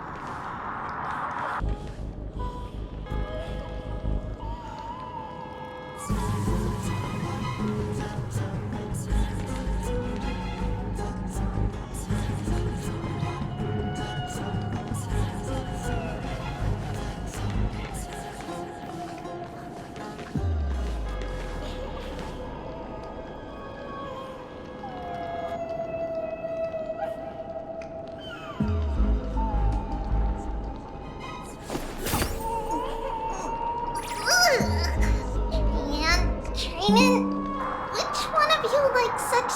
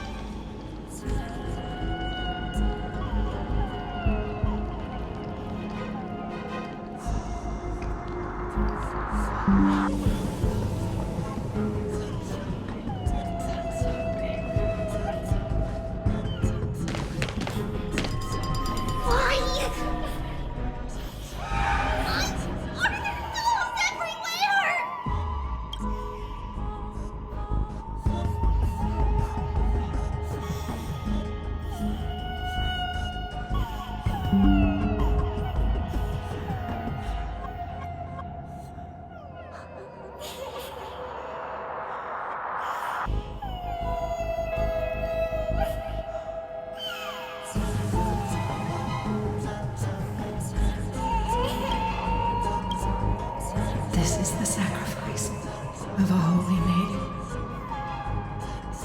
You won't make it to the end. Only one person can.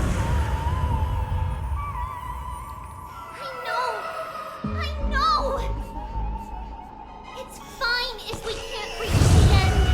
Our minds are made up! Go. Bid your farewells, treatments. Time is running out. Mama, are you going to leave me? My sweet girl. I will never leave you. But remember this, Trios.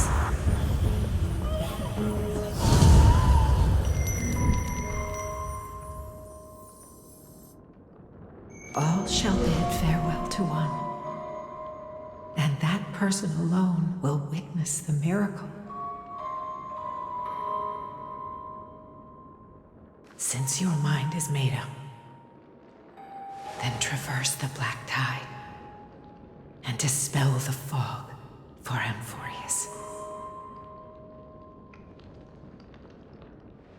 I shall see you tomorrow, my dearest Trivios.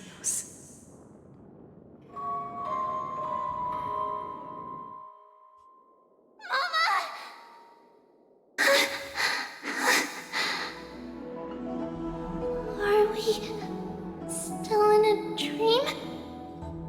Did you have a nightmare? Maybe. But it's been a long time since we had any dreams. It's not yet the entry hour. You still have plenty of time to rest. No. Our heart is still racing. It must be that reckless Kremnoan soldier who startled Trinan, and you as well. If you want, I can pass through his chest with the golden thread right now. Aggie, cut it out with the scary talk. I'm just kidding. If I were serious, I wouldn't have waited until now. Do you want to talk about the dream? Keeping it bottled up is not good for your health. We had a dream about Mama. The dream itself was nothing. It's just the timing that feels a bit unsettling. You mean... It's Trian. Even if we refrain from ever using the power of the Century Gate again, her soul continues to slowly drift away from her body. There isn't much time left. Perhaps it wouldn't be such a bad idea to let her relinquish her role as the gatekeeper and live out her days as a carefree child. You have a point, Aggie, but our decision has already been made on that matter. I believe there's still another way. Souls will be spent until they dissolve into dust. Such is our fate. Once we had a whole and connected body. If that body were a tree, then its trunk and branches would share the same fate, decaying at the same pace. Now, we are fragmented into numerous selves.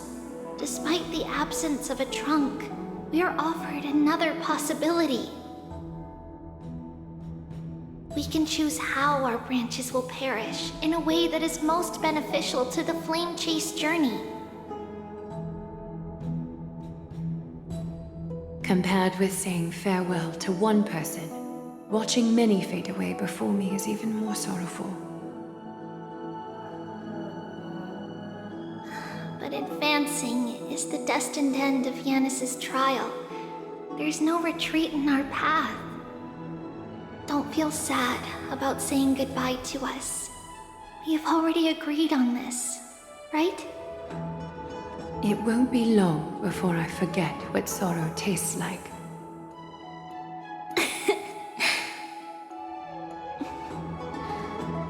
So, what would you like for breakfast, Aggie? What? Where did that come from? After all this talking, we are feeling a bit hungry. Plus, it's nearly the entry hour now. Do you remember when we first met, Aggie? You were still a little one, and we caught you secretly eating oatmeal late at night.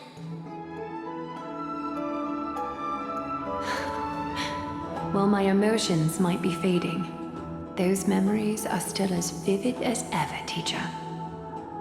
Please, let me do it. What would you like to eat? It's fine! Leave it to us. You should rest for now. It won't take long, and we'll call you when it's done. In that case, thank you.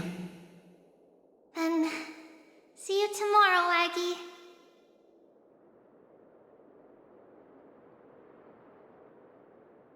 Nevertheless, that nightmare is ominous.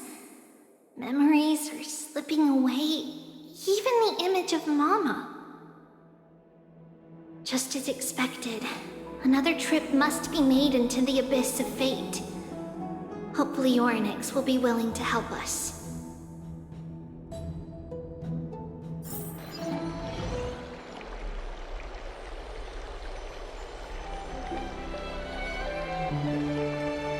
Long time no see, Professor Anaxa. Who are you? It's been a while. I'm the one who once overthrew the entire classroom in that spiritual physics lecture. Oh, it's you.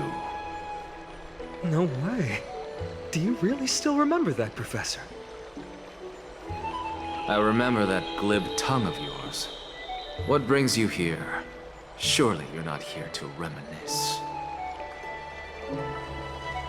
You could tell. Of course. You only beat around the bush when you have a hidden agenda. That's not true. I'm here to seek enlightenment, as always. Could you please teach me everything you know about the Black-Robed Swordmaster? Rumors sure travel fast. Unfortunately, I too know nothing about it. I can only tell you that it is clad in a black robe and wields a greatsword. At least, it looks like a greatsword. It's shaped like a twisted half-sun, and a peculiar dagger resembling a crescent moon. By the way, take this with you. I got it from the sneak attack. It's yours now. I was right. It is this thing. The one who torched Aedes Elysiae to the ground. And killed everyone. Don't try to be a hero. No one in Akama stands a chance against that thing right now. Is that what the Titan said as well? Not at first. But the god relented after having had a taste of its power. Even with the god possessing me, I couldn't fight against that blade. That incredible power doesn't seem to be granted by any Titan. Are you suggesting that it originates from beyond Amphorius? It's possible. Much like the Black Tide, no? Nonetheless, it's an enemy we must overcome. We? Drop the pipe dream, Phynon. No one wants to see you fall by their blade. Their mere presence will endanger the Holy City and the Flame Chase. You know that I don't believe. You don't believe in the so-called prophecy, I know. However, I'm here to seek your assistance, not at the request of Aglaya or Treeby. I just want to eliminate a threat to the city I pledged to protect. That's all. The tragedy at the Grove must never happen again. Take a seat. Since you are sincerely seeking enlightenment, I suppose I can tell you one more thing.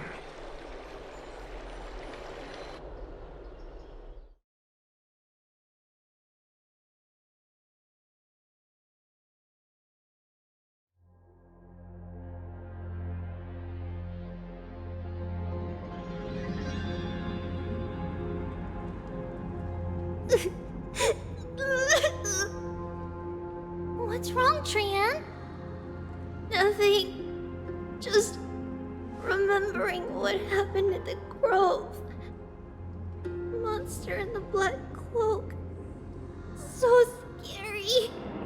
Everyone in danger. Nightmare. I can't forget. Don't be scared. There are no bad guys here. Didn't you save everyone with the Century Gate, Trian? Trian threw it away. Far, far away. It's never coming back. We got back safe from the Grove because of you, Trian. You're the reason the Flame Chase journey can continue. Sorry. Trian feels a bit dizzy. Why are we here again? For the same thing, of course. Remember? Tomorrow we will reveal the prophecies past to everyone. But first, we need to restore the memories that have been blurred by the fragmentation. We hope to present the full truth to everyone without hiding anything.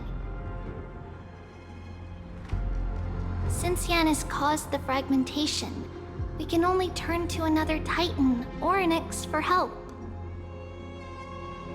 Also, remember to get breakfast ready for Aggie before the Lucid Hour tomorrow.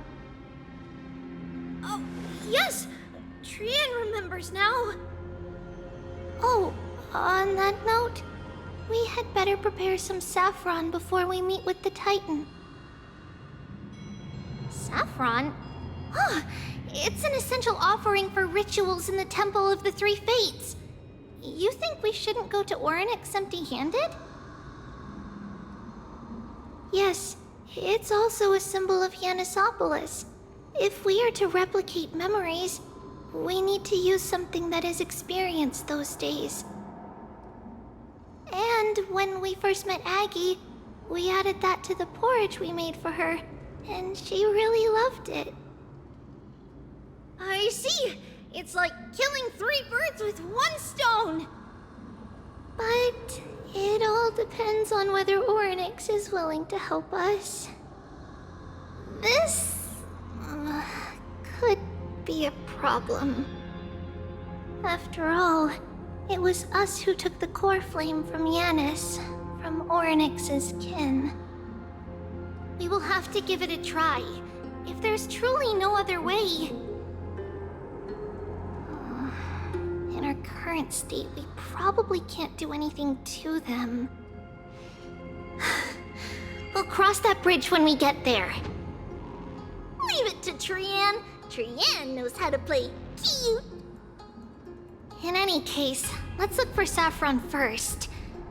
I hope there's still some left in the temple, untouched by Mikador's soldiers. I remember that aged saffron is preserved in sealed jars. Let's be on the lookout as we go.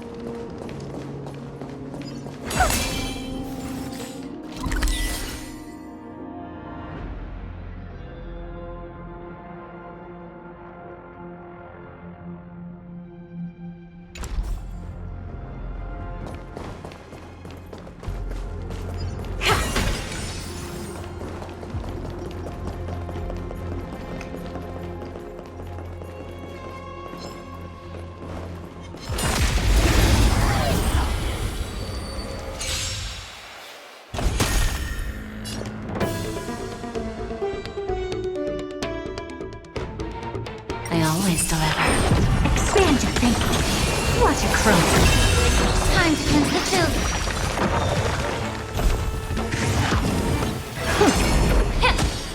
Trinity is before me. Watch over you. Guide you on your path. Open sesame. Time for a lesson. This trial is fitting. Endless riddle. Nothing but a boy. Amazing. But then again, it's me we're talking about.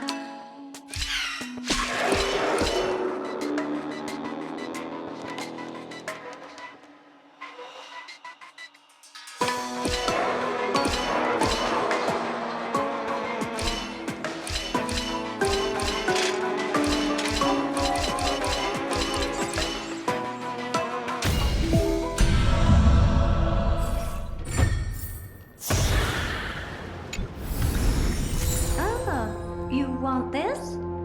Fine. Take it and amuse yourself.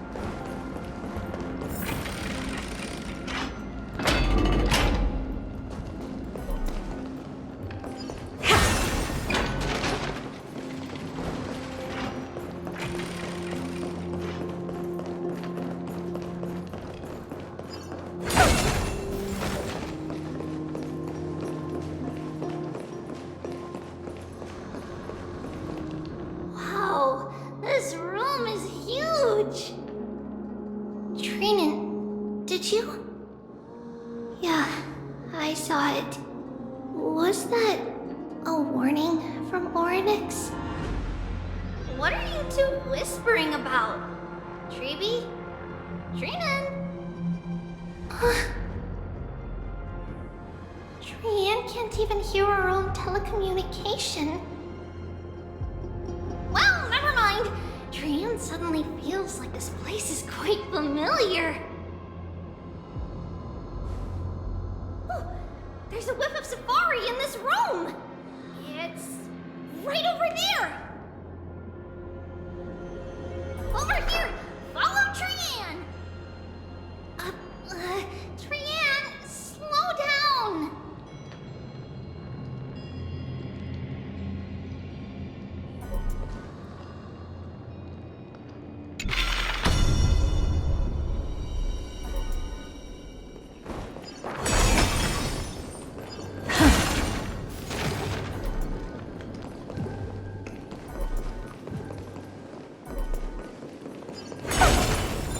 Even if separation is our fate, a futile death is not the solution. It appeared again.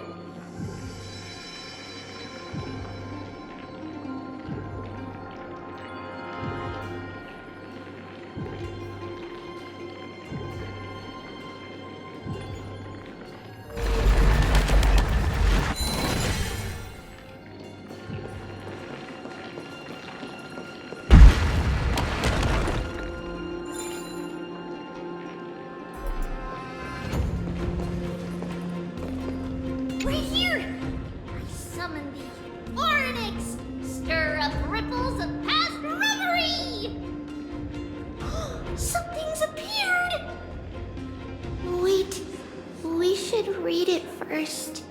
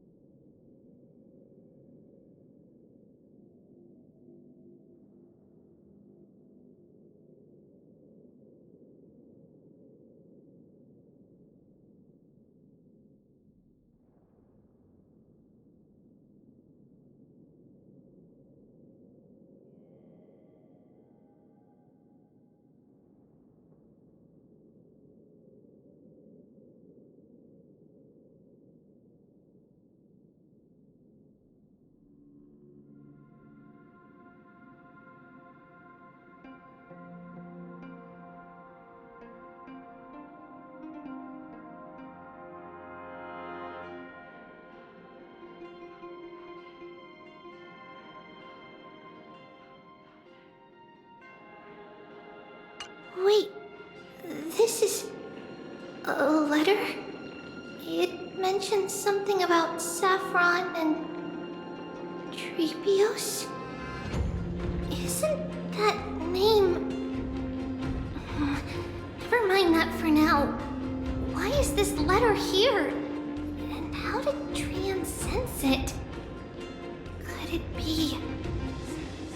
lost memories? Is it possible that we were already noticed by Oryx and entered their trial? But why haven't they said a word? Oryx has the whims of a child. Perhaps they're toying with us on purpose. Come on, this isn't the right time to be playing games.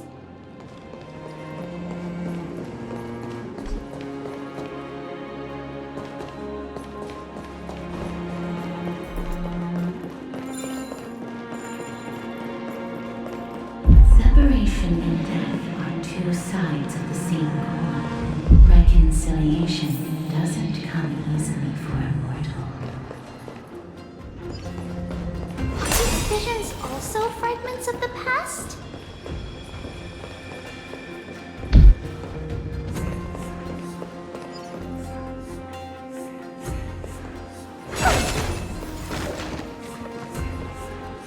Treevy! Treenan! Look what I found! Is this the safari? Coming! We'll take a look. But Trian, there's nothing in here. What? It was right in the stolium. Huh? There's really nothing here. That can't be! I swear I saw it! I swear! Trian is telling the truth. It was right there. Where did it go? Trinan, Treevy, why aren't you saying anything? Trian can't seem to hear you at all. We were just lost in our thoughts. Don't worry, Trian. What you saw was likely, Yanna's hair. We must have startled it away. Okay. Could Oryx be trying to make us falter? But why would they do that? Something feels off. Treevy, don't you think this temple is a little too quiet? What do you mean? It might just be an illusion, but Trinan wonders, is Oryx really putting us through a trial?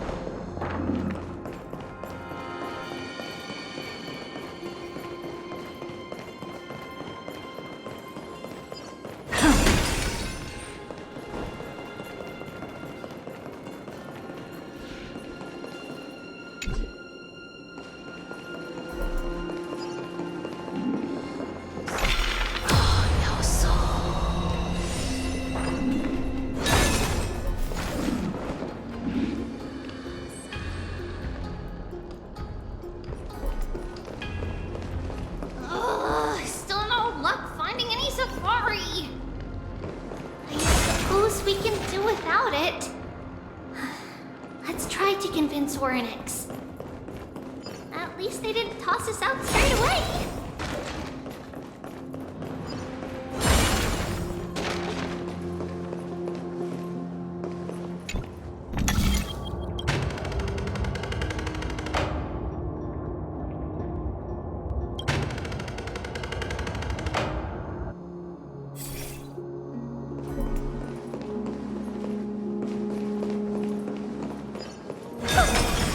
Take a look.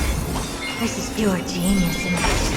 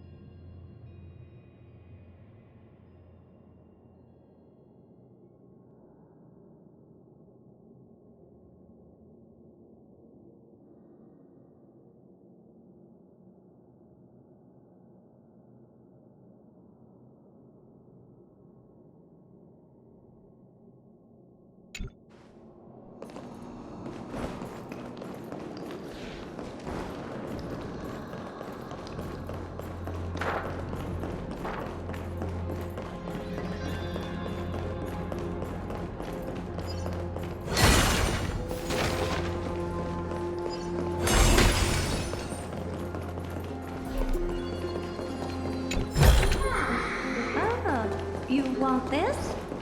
Fine. Take it and amuse yourself.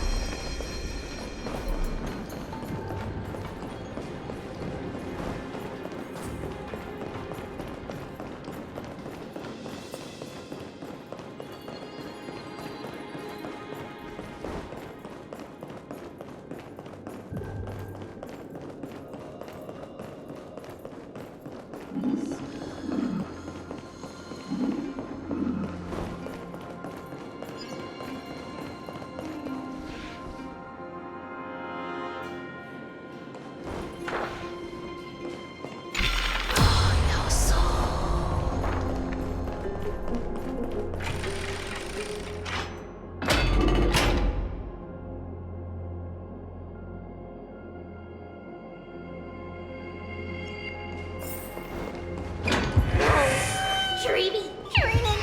Look at this! So cool!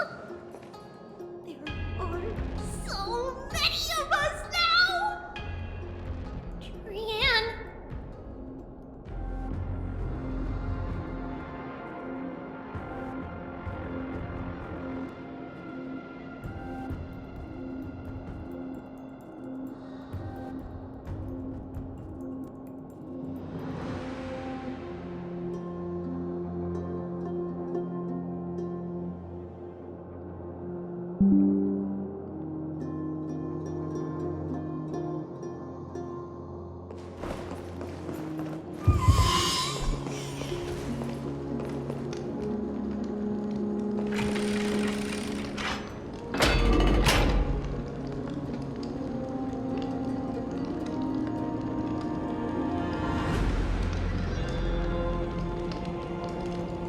It's really quiet in here. Do all Titans live in dark places like this?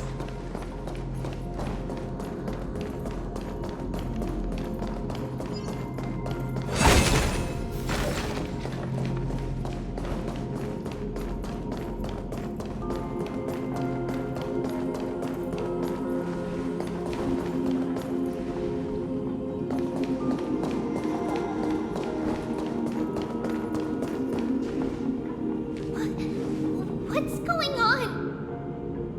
Oryx disappeared?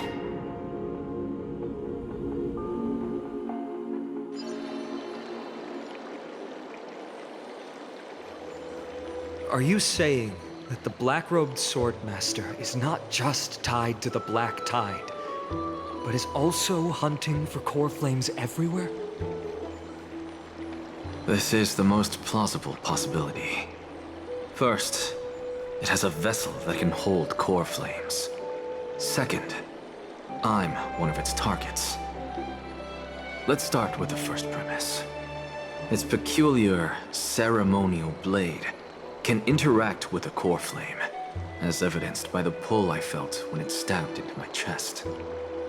I hypothesized that the blade can sense, absorb, or even retain core flames. The second premise is even more explicit. When it was engaged in fierce battle with many of us and was heavily distracted, it remained consistently focused on me. Or rather, on the Titan Circes inside me. So it's plundering the flames. But if your argument holds up, wouldn't they be headed to Akama soon? The vortex of Genesis is full of the Titan's core flames. Not necessarily. Let's call that person the Flame Reaver for now. If my presumption holds, that person has 3 targets. The first target is me. The second target is Oryx, who hasn't yet fallen. And the third is Akama and the Vortex of Genesis, where the core flames are housed. But I suspect Akama won't be their first target. Kefali's core flame is guarded by the Council of Elders' arcane power. And Fagusa's water curtain should be able to block out any external perceptions. What about Thanatos and Aquila? Their core flames are yet to be restored. The whereabouts of Thanatos remain a mystery to all. As for Aquila, can you fly? No, I can't. Why are you asking that? Can that Swordmaster fly? Good point. But what if they do grow wings? If they had wings, I wouldn't have made it out of the grove alive. That's a relief. Anyway, since the Flame Reaver has 2 targets, we need to move fast. With the distances between Akama, the grove, and these potential targets, I believe we should bolster our defenses and...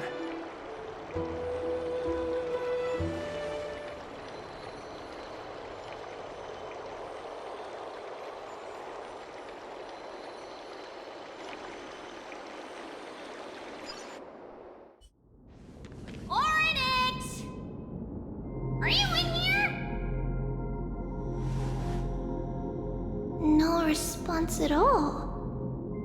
Did they foresee that we were coming and hide in the fog? Or...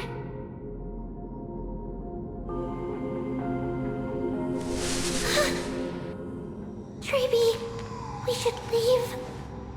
This temple has other people in it. What?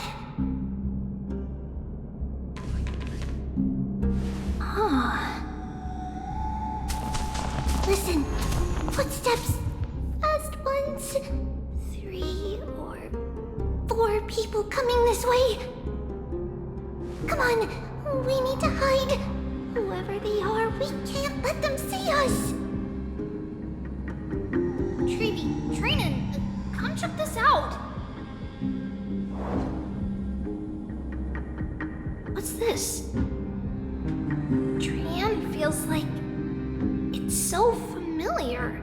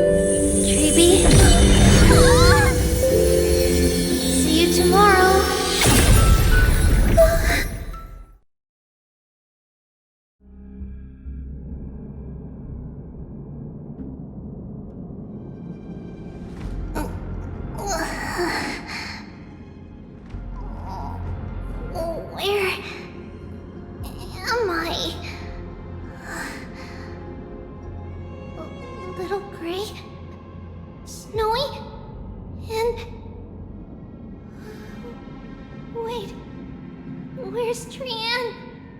Is she back?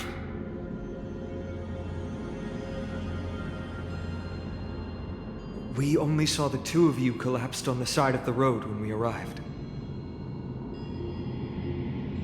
Danny and I looked around, but we couldn't find any traces of Lady Trian.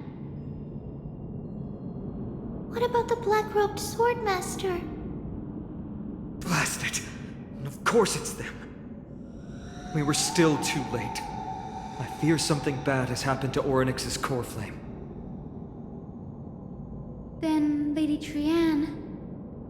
She doesn't have much divine power left. We can barely sense anything.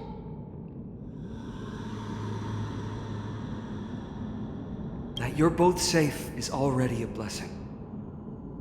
Everyone, we must take action now.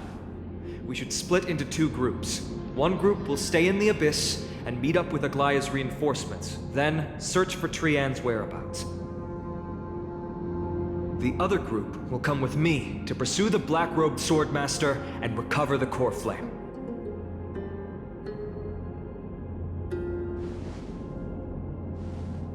I didn't get to tell you this before, but Anaxa and I already have our misgivings about the Black Tide, so we've made preparations. I'll tell you the details as we move. Opportunities are fleeting on the battlefield. We should hurry.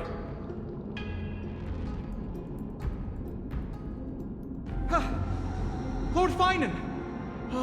Lady Treeby and Lady Trainan. I'm glad you're all right. Did Aglaya's people get here?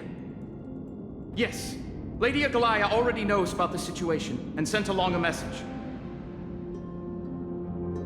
Finan, I understand that Swordmaster is of great importance to you. But if you charge in without a plan, I fear that you won't be the only one who dies in vain. I understand. Hatred is a hero's deadliest poison. I have no intention of fighting alone. If that Swordmaster really is related to the Black Tide, the Chrysos heirs must not take them lightly.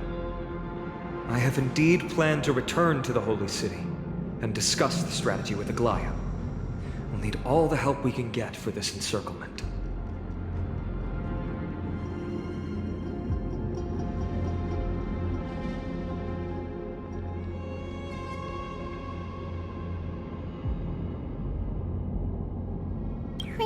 stay in the Abyss too. That way, both sides can communicate with each other if anything happens. Thank you, everyone. Partner, Treeby, let's go. We're back, Aglaya.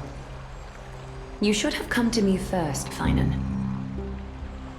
Aggie, there's no need to scold Snowy. Akuma is currently in grave danger. I know. It's beyond my imagination that the only two titans humankind can still rely on fell in such quick succession. I've never seen the golden thread pulled this taut, as if it could snap at any moment. Finan, tell us your plan. Time is of the essence.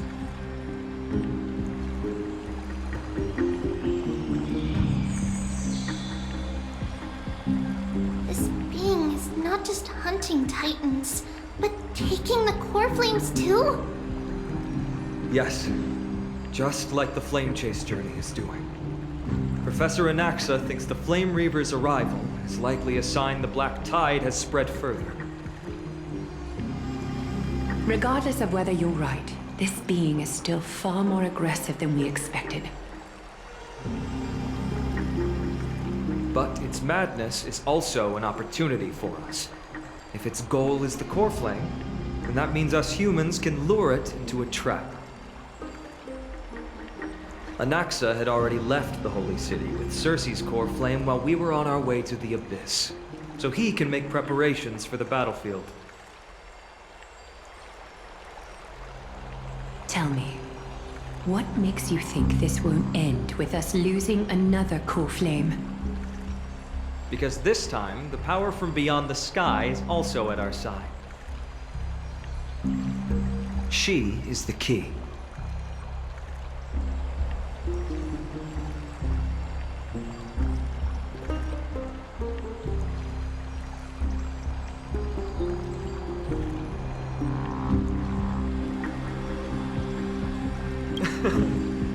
We need your other companion, too.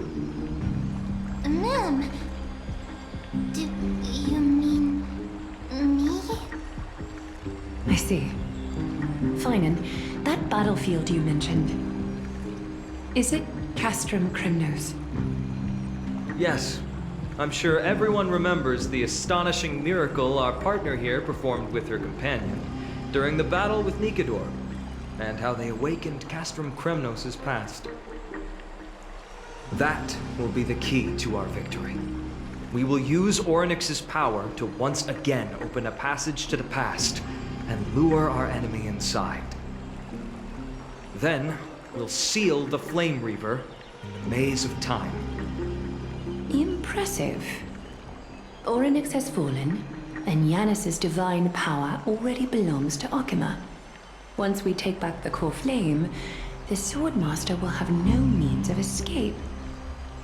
It's very clever, using the element of surprise instead of brute strength. Can you do it, little one?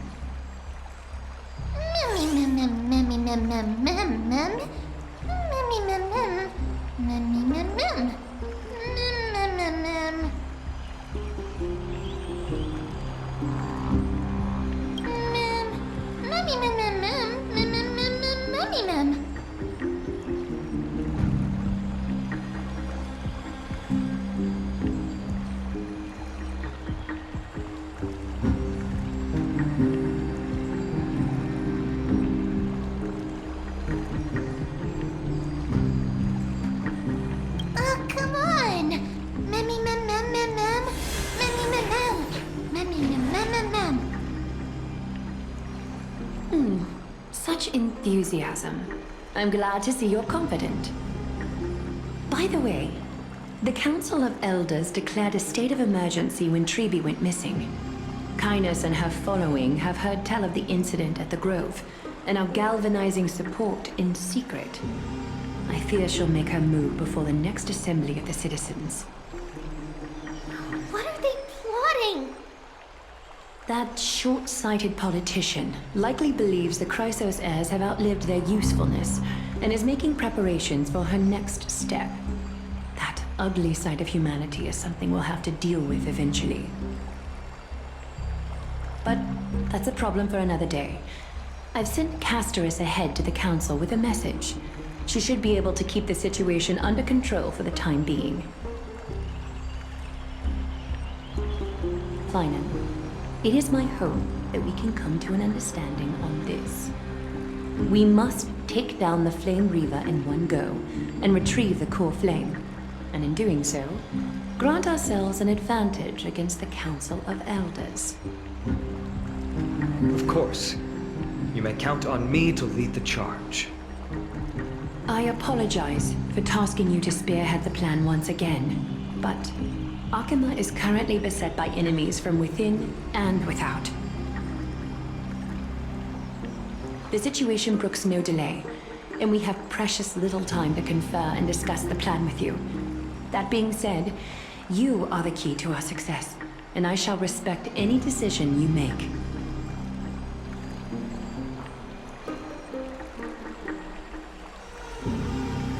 I may not be as masterful as Trian when it comes to the Century Gate.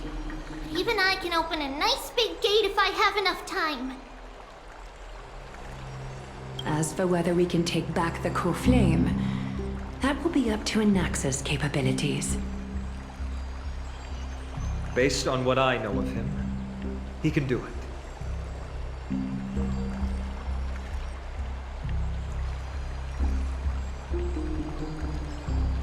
I'll be honest, we can't.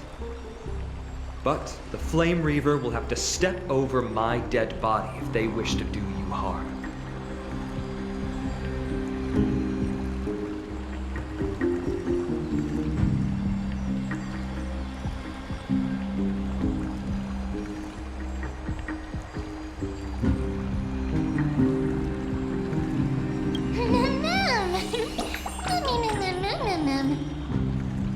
We are grateful to you for your aid, and to the rest of you as well. Now, let us be off to begin the hunt. May Kethely sharpen our gaze and grant us victory over the enemy.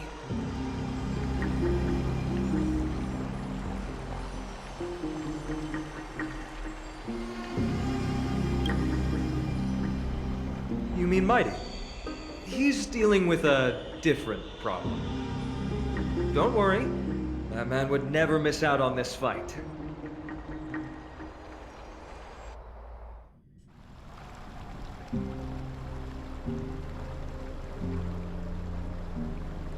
Farewell, my dear friend. You must lead us back home. You and I, we're both the same.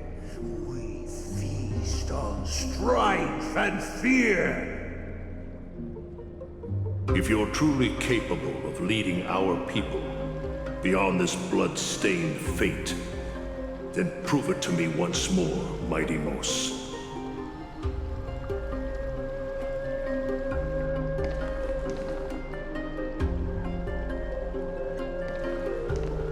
I knew you'd be here. I heard you're about to set off on an expedition. That's right. It's going to be a tough battle, and our destination is... turns out to be Castrum Kremnos. Is that why you're here?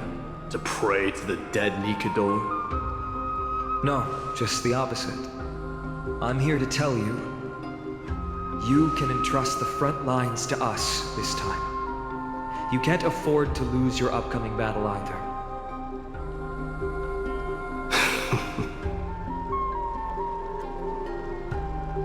Have you heard the story of Geocles the Mountain Breaker?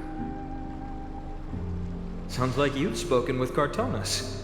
That's the name of the legendary mountain dweller, right?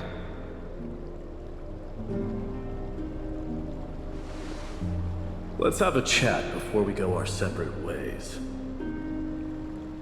Cartonus told me that back in ancient times, the mountain dwellers lived in seclusion. They spent their days quarrying and gathering, living a simple and peaceful life away from strife. But Geocles was different. He resisted their traditional way of life, yearning for the world beyond the mountain. They're safe, but humdrum culture was like fetters around him.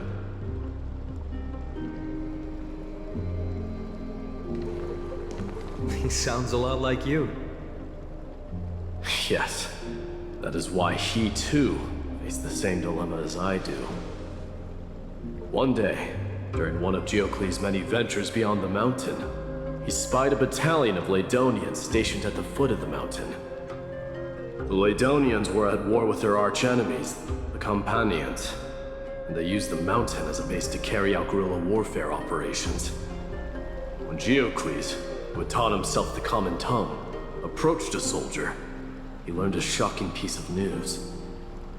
Ladonians were planning to plant mines and explosives all over the mountain, and then lure their enemies within. With danger lurking with every step, the mountain dwellers' homes were no longer safe. Geocles quickly returned to his village to bring the news to his people. But... Let me guess. They refused change and chose to put up with the situation instead. That's right. The mountain dwellers were fearful of even the smallest change to their lifestyle, let alone leaving their home. Despite the imminent war, the elders would rather negotiate for peace instead of leaving the mountains. This made Geocles both angry and sad. But he didn't give up. If you were in his shoes, what would you have done? Lead my people on a resistance, perhaps. I'm not sure. I can't think of a solution that would make everyone happy. A solution that would make everyone happy, huh? That's how naive we are. Well, let me tell you what Geocles did. He took the mountain dwellers' store of gemstones, and traded them with the Ladonians for a massive amount of gunpowder. But he didn't do this to fight the Companions. Under the cover of night, he set ablaze the forest surrounding the settlement, forcing his people to flee the mountain. That great fire marked the beginning of mountain dweller history. Since then, their people became part of civilization, and giants became a common sight in the holy city. Meanwhile, that mountain they once lived in has turned into little more than foam inside the black tide. But leaving their homeland also brought many mountain dwellers misfortune. They were hunted by Kremnoans or enslaved. Indeed, that is undeniably also part of their history. But that is Geocles for you. The merits of his actions, or lack thereof, have been scrutinized by many, but historians nevertheless hail him as the Mountain Breaker. Why do you think that is? It's simply because he took action and enacted change with his own hands. He didn't try to make everyone understand him, nor did he even waste time trying to make everyone happy. He started a great fire and burned the shackles of tradition to ashes. And then forced everyone to march toward the coming of a new era. You've made up your mind, haven't you? I'll be leaving Akama soon to fight the great darkness of this world, and to shoulder Nikador's destiny. So, listen well. If there comes a day when we meet again on the battlefield, and I stand opposed to the flame chase, remember to stab your sword into my back through my 10th thoracic vertebra. That's my weak spot, and the only way to kill me.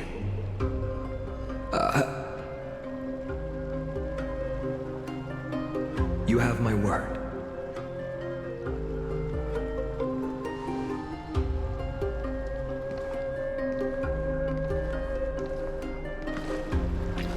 Go now.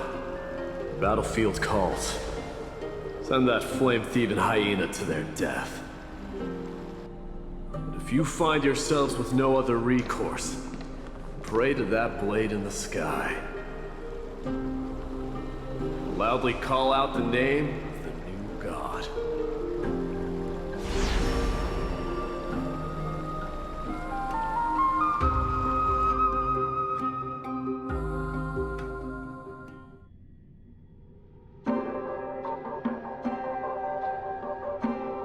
That's the sound of an all-out war.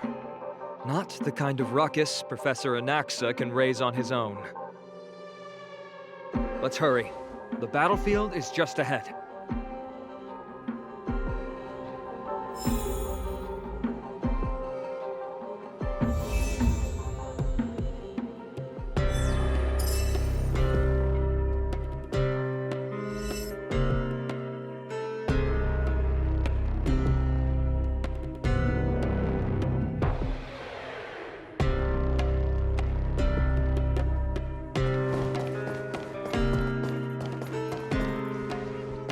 No way. A Kremnoan?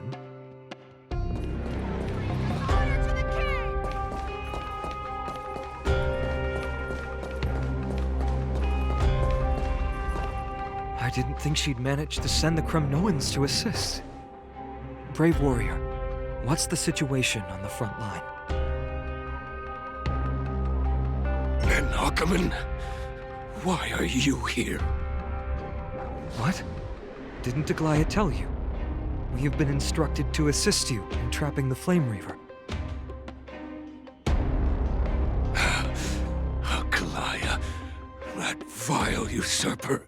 I spit on her name. Our king will be back soon. He'll be able to deal with you and that black robed.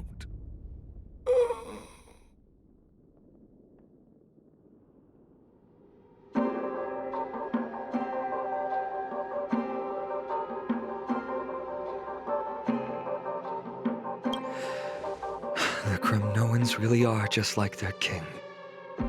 Rest in peace. May your glory last forever. Did they come to fight on their own accord? Or...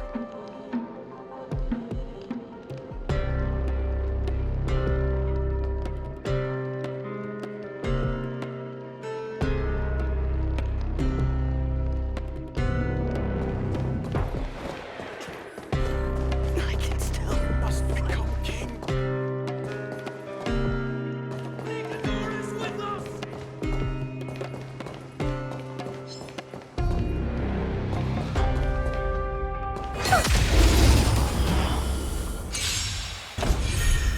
Don't let me down.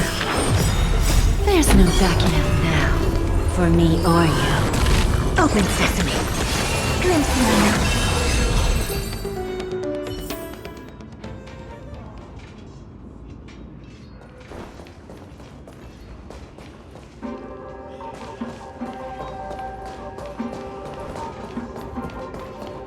We're almost there.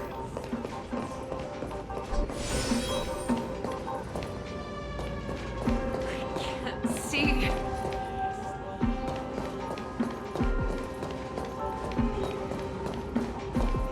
Once we take back the core flame, Yanis's passage will open. When that happens, you must evacuate immediately. Don't stay behind. The rest will be up to how well we work together.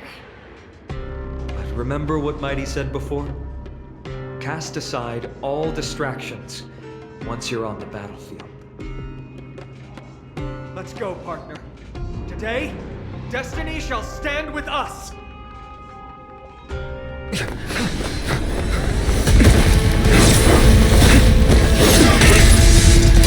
Finally.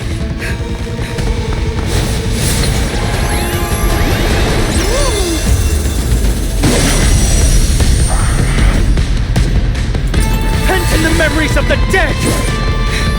Executioner! You sure know how to keep a man waiting. VIP. Any later, and I fear the Titan would have sacrificed me.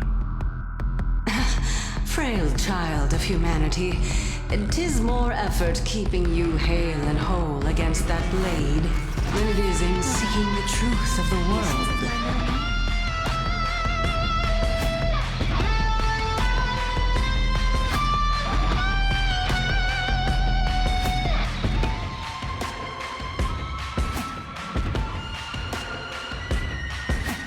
I always deliver. Never seen perfection before? Expand your thinking. Watch it grow. May the foul stench dissipate quick. The truth burns everything in this world. It's bleeding. Be of your body and mind. Heard the call. Open sesame. Bending the rules. Curiosity. Endless riddle. Nothing but a boy.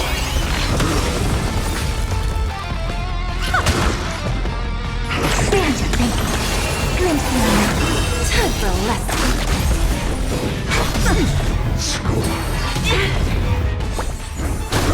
Allow me to purge the root of the problem. This mortal form. Watch over you. Guide you on your path. Time to cleanse the children. Will overcome the thorn. Curiosity. Endless riddle.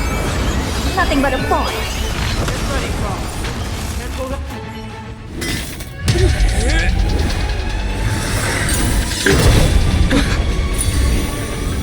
At long last.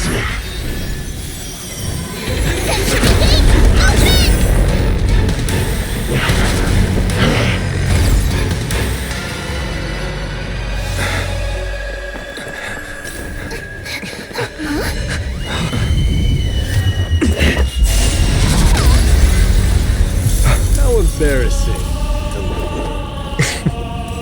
You didn't come down from the sky? The city is mine anyway. So why shouldn't I go through the front door?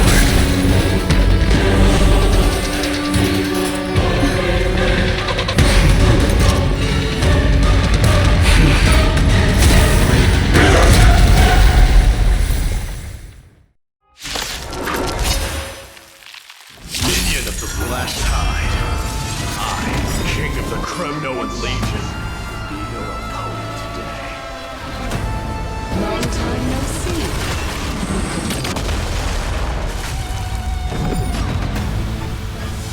I always deliver.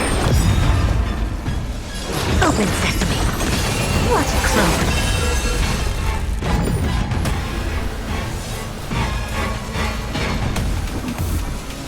Be of your body and mind. Heard the call. Have it. There's no backing out now. For me or you. Who's the little backstabber?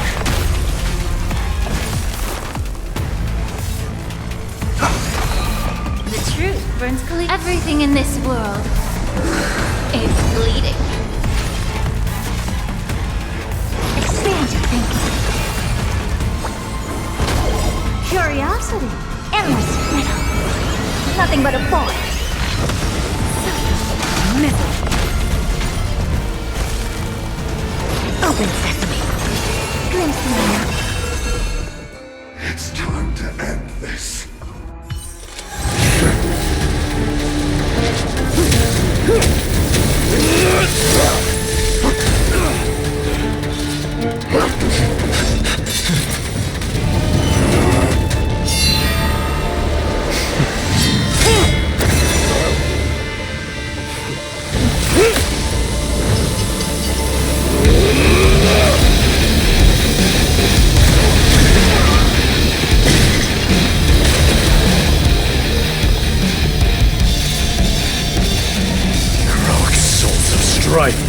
Heed my call! I am the Lance of Fury. The agony this world needs!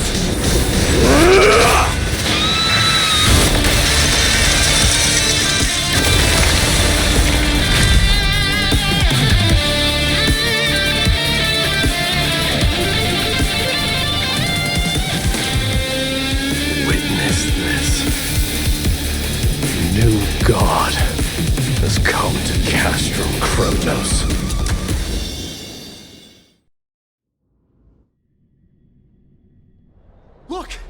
warriors have returned! But are the rumors true? Has Orynyx fallen? It's as the Council of Elders said. We face a dangerous threat. Yet the Chrysos heirs are only inciting more chaos. They don't care about the people's safety. They really gave the core flame of strife to a Kremnoan at the end. What a noisy crowd. This, doesn't feel right. It's probably because Orynyx is gone. Orynyx was a generous titan in the eyes of the people. They graced us with miracles, allowing humanity to reap many a convenience from the past. What they don't know is that the Titan didn't do all of that of its own volition. Regardless, the Titan has fallen, and we must surrender Orynyx's core flame. A meeting with that woman again so soon? I just can't catch a break. Professor Anaxa, why don't you find someplace to rest first? Matters that require Aglaya's attention are piling up. You two meeting again will, forgive my honesty, only distract her. Just try to stay on your best behavior, if you know. That's not up to me, I'm afraid. I've been trapped in her prison the moment I set foot in this holy city. The price of having a Titan living in my head, I suppose. Don't worry, I don't want trouble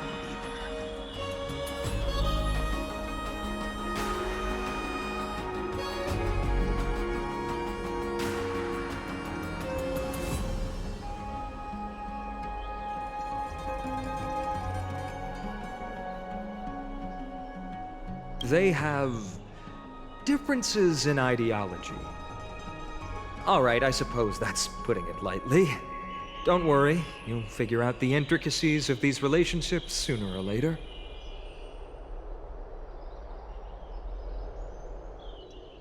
I'm sure you don't need my help handling Orynyx's core flame. So I'll be off. I have some personal matters to attend to. It somehow feels like D has closed himself off even more after he completed his trial. Yeah, a lot has happened in the past few days. You've been lost in thought for a while now too, Treeby. Did Trinon bring news? Yes. She has found Trian. She was at the bottom of the valley outside the temple. But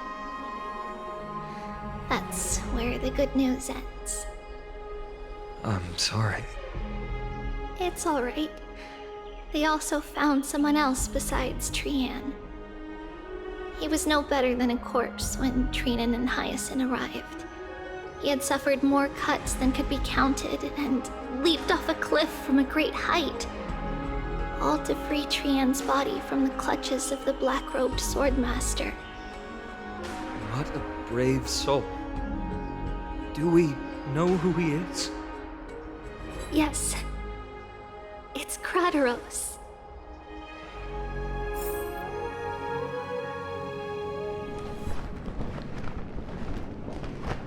Stop!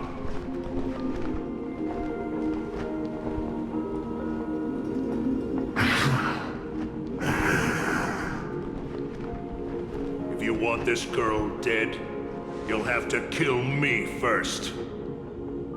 How ludicrous. Your body made of flesh and blood as it is will not survive more than a single strike from me. Valorous death before glorious return. As a Kremnoan, I know not the fear of death. She's lost her divinity. I have no interest in an empty shell. But answer me this, child of strife. Why do you raise your shield for her? As the leader of the God Shield Brigade's elite, I protected the king against the Black Tide with this very shield. And I've done this over and over, hundreds and thousands of times. A pathetic killer like you could never understand the weight it bears. Pity. And crumble like rusted iron. Good. Supreme glory shall be mine, as I indulge in the libations and incense offered by my descendants. Come, let us fight! For Kremnos! For my king! For Amphorius!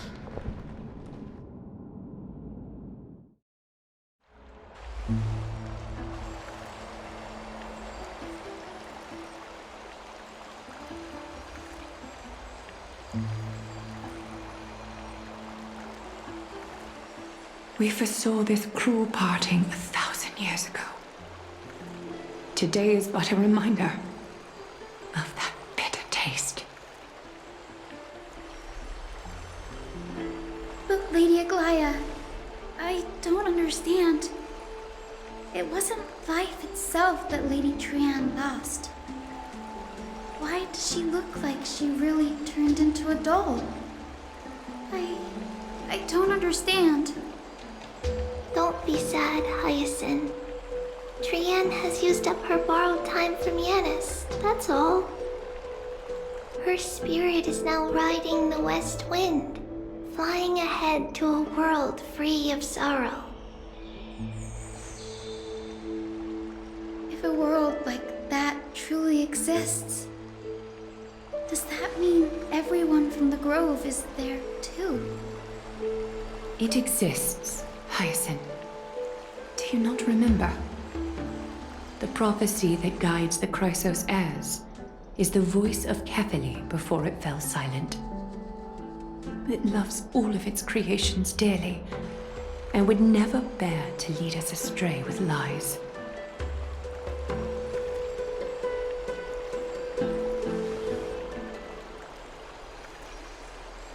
What about the Kremnoan veteran? How is he doing? The Twilight Courtyard has done all we can. Even so, we've only managed to keep him from breathing his last. I had to use the Sky Priest's techniques to help him to walk again. But if light ever disappears from Akama for good... No. Let's hope that never happens.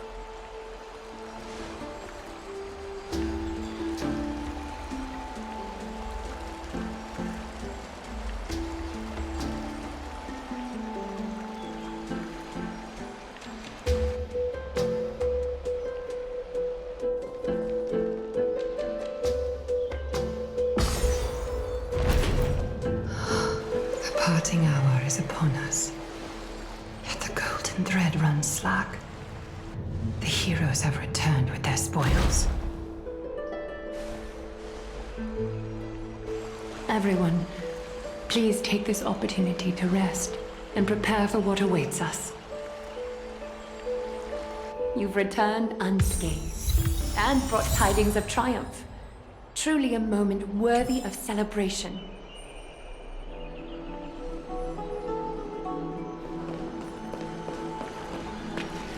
It's incredible to think that we returned Nikador's core flame not so long ago. It wouldn't be an exaggeration to say that you and your friend's arrival has melted the glaciers of history.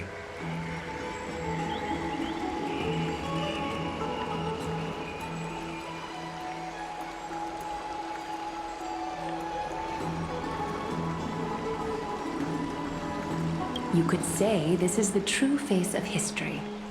It slumbered for 1,000 years, only to awaken for this one moment. Alas, now is not the time for a study of history. I do not see a Naxa around. Was this under your instructions, Finan?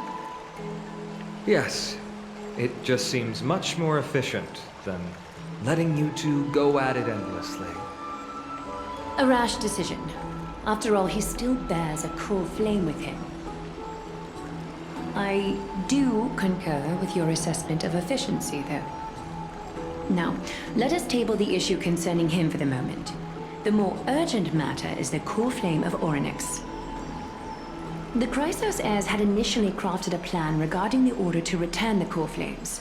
For titans like Orynyx and Circes, who harbor no intentions of harming humanity. Our strategy entailed assuming their divinity only at the very end. But this unforeseen turn of events has thrown everything into disarray. If we don't return the core flames to the vortex of Genesis, and we leave the Titan's divine positions vacant, we can't even begin to imagine the disaster that would follow. But the most pressing issue at hand is that we haven't found the Chrysos heir capable of bearing Orynyx's divinity. Finan, Castrus, Mighty, and Hyacinth. Treepy and I devoted a millennium scouring the world, only to find these few people. Only a chosen few possess the capacity to assume divinity, the elite among the Chrysos heirs. We would never hastily extend our invitation without first verifying their potential to bear such power. Yet we cannot compel anyone into divinity, as it would be no different from sentencing them to the gallows. Truly a dilemma. Yeah. How about letting her give it a try?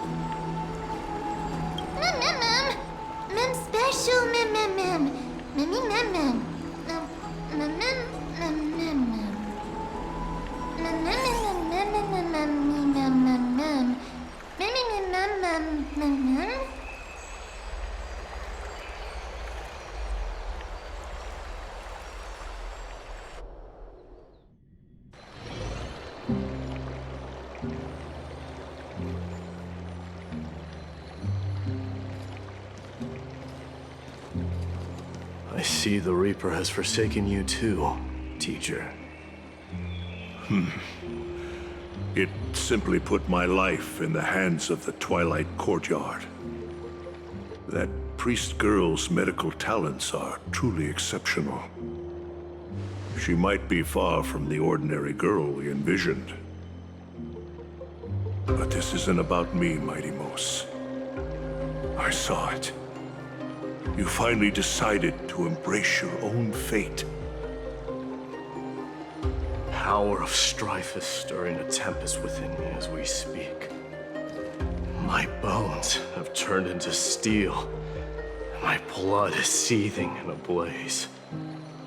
Past rulers of Kremnos could only aspire to this might, yet I have merged with it. I've made history, and henceforth divinity and kingship shall coexist as one. Indeed, you've realized the aspirations of every former king of Kremnos. And now, you can at last bring our people home and reforge the glory of Kremnos. Unfortunately, I harbor no such desire. What? What do you mean by that? Over 2 millennia past, devotees of Nikador's might banded together beneath their feet and erected a city of their own. Ever since then, Kremnoans have served as the blades wielded by the god of war, following the Titan's path in its conquest. Yet, gazing upon our history through the lens of my newfound divinity, I now see it with unprecedented clarity. This history is sheer absurdity and inferiority. People surge onto the battlefield like ants, plundering and slaying for their own greed, only to be trampled upon like ants. The city and the beliefs that Kremnoans hold so dearly, alongside the supposed tradition, mere anthills that could be crushed with a single touch in the eyes of the Titan. You! Are you trying to strip Kremnoans of the pride we've amassed over thousands of years with mere words? That pride holds little significance, Krateros. Now that I've assumed the divinity of strife, my next step will be to renounce the title of king. No! Convey my message to every Kremnoan. This is an order. Do not do this, Mighty Mos. I beg you. Our history commenced in the year 2506 of the Light Calendar, concluded in the year 4931. I, Mighty Mos, last king of Castrum Kremnos, son of Gorgo, do hereby proclaim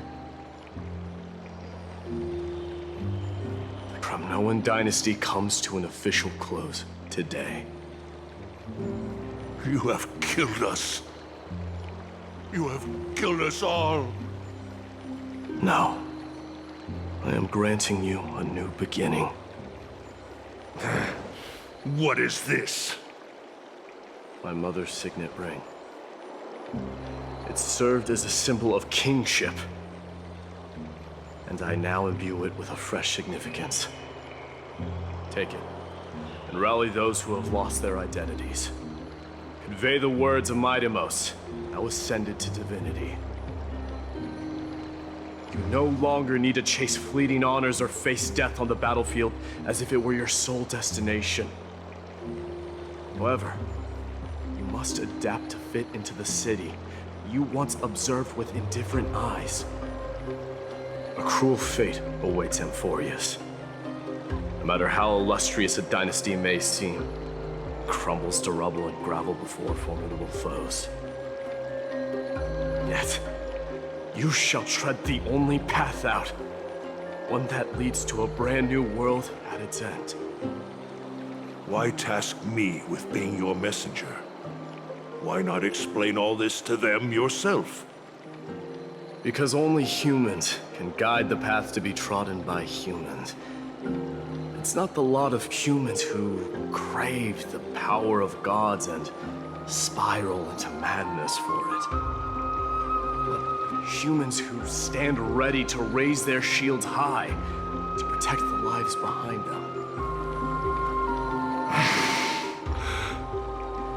I failed to save that child. That is irrelevant. As demigods, they have long been prepared for it. What truly matters is that you showed up there and shielded her. The one who persuaded Aglaya to set me free that night. Was that you, Mighty Mos? Yes. She's not one to easily make a concession. What did you offer her? I staked my mother's name to guarantee the integrity of your soul to her. And I promised her that I would dedicate all I have to the Flame Chase journey. And what is next, Mighty Mos? Where will you be headed now? To the place where I belong, to fulfill my promise. The madness that has plagued Nikador and the darkness that has consumed Amphorius. It's now my turn to fight against it. There are some people to meet with before I leave. Let's go.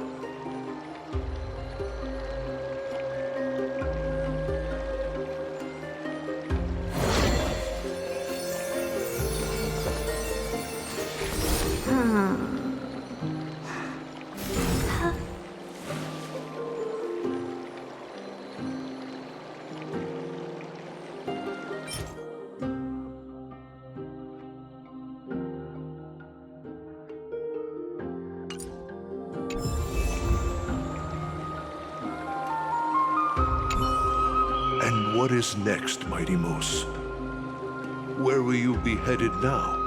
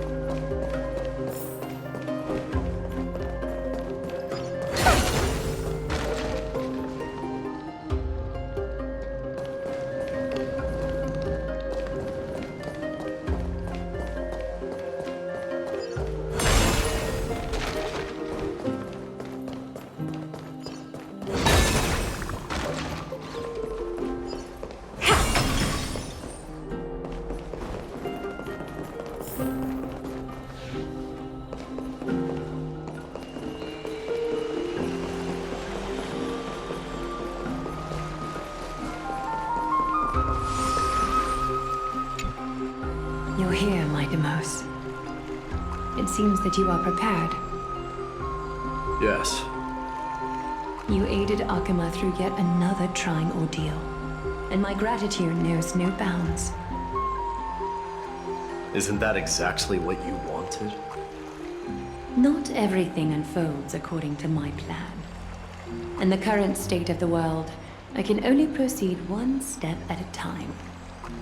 Furthermore, you are ready to dedicate all that you have, regardless of the promise you made to me, aren't you?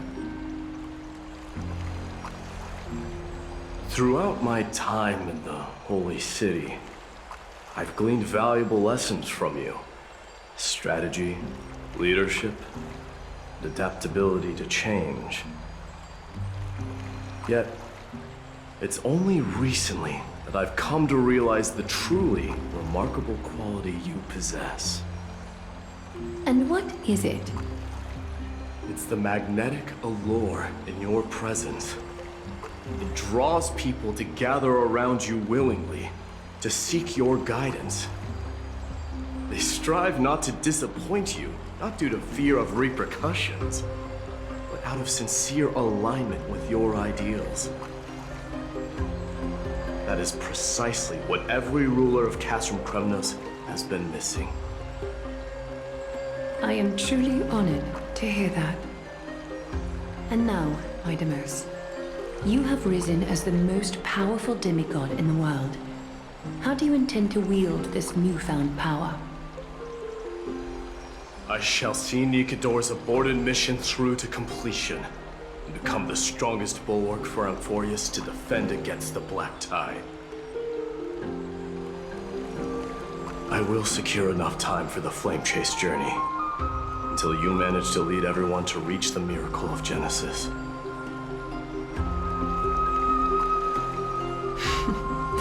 Idamos, A new chapter awaits Amphorius. Yet, the one who guides the people to the destination need not be you and I. Huh. What did you see after assuming Nestia's divinity? Despite the passage of 1,000 years, every word of that prophecy remains as vivid as ever. You shall have your final bath in warm and radiant gold. Just as cryptic as all the other prophecies. What's the reason for the laughter? I was just thinking, if an ordinary person encountered these words, they would probably stay away from the baths for the rest of their life. But I cannot forgo the delightful experience a bath offers. So, I assume you also glimpsed yours, Mightimus? One day, you shall die with a wound in your back. Well, that is a rather straightforward scenario. If I were to be terrified by drivel with no basis, I would not have attracted your gaze and joined the flame chase journey in the first place. You speak the truth. May you be destined for a powerful fate, and may we reunite in the promised new world. Farewell, mighty.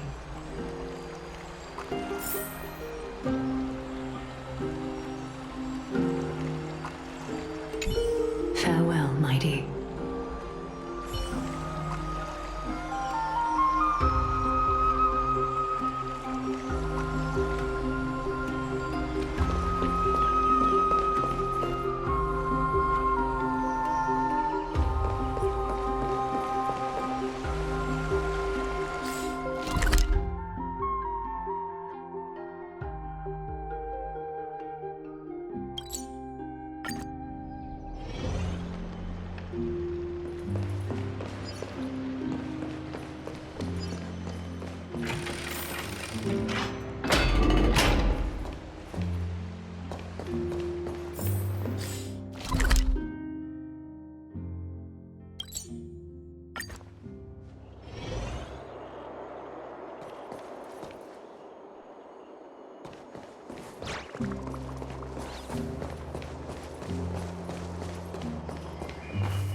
Is Lady Trebios not here?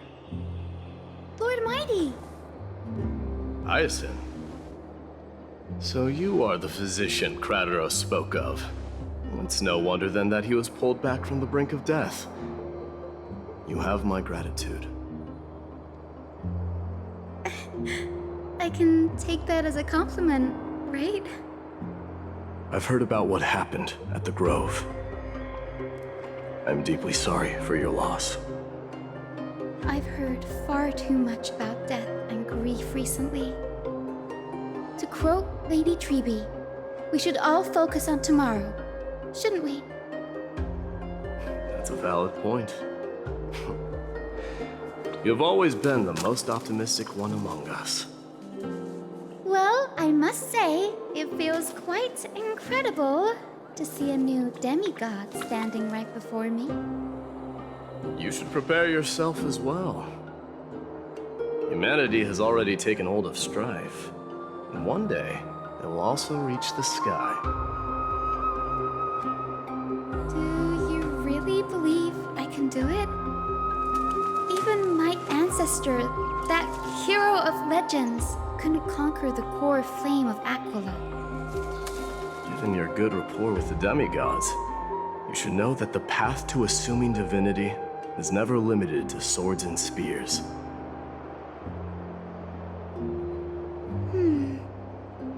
You've always been so perceptive, Lord Mighty. Rest assured, if fate has truly selected me, I'll be ready. Right. You are here looking for Lady Treby and Lady Trina, no? They're not around at the moment. Is there a message you'd like me to pass on to them? No need. I've already bid farewell to Aglaya. Meeting with the Oracle is simply a matter of courtesy. You've bid farewell? I'm heading back to Castrum Kremnos to fight against the Black Tide. In all likelihood, I will never again return to Akuma. Oh, On second thought, there is something that I'd like you to help me convey to them. I'm all ears, Lord Mighty. I'll make sure to convey every single word. Tell them that there is no longer a need to send scouts behind enemy lines. With a single message, the Lance of Fury will target anyone who dares oppose Akuma.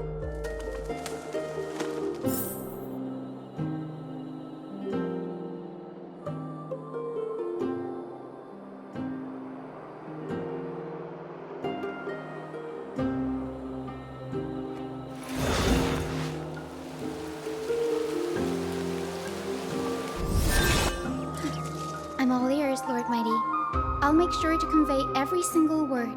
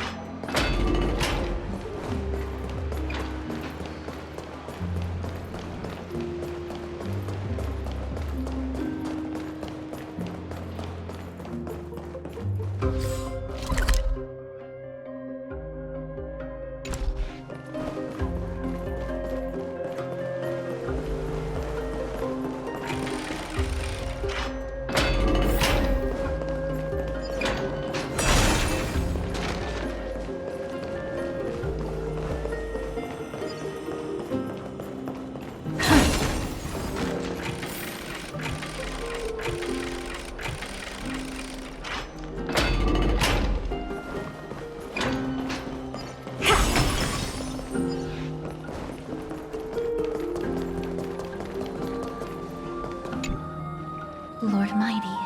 I'll be embracing my destiny before you do, Castorus. Can you feel Thanatos right now? I don't feel them at all, regrettably. You have been painstakingly seeking that Titan for so long. But have you ever considered reaching out to me for help? You mean... Death refused to ferry me. If you were to send me to the Netherrealm, I may uncover clues along the way back. I would never do that, Lord Mighty. Death is not a game. You're right. That may very well be the reason why my people have struggled for millennia. They underestimated the significance of death. So, are you returning home alone, Lord Mighty? Returning home, you say? Maybe. At this moment, Castrum Kremnos is not just my birthplace, but also my fated destination. Work harder, Castorus. Go and do what you have to do, so that the trials we have endured may have meaning. I will, Lord Mighty. May we reunite on the other side, where the warm west wind blows.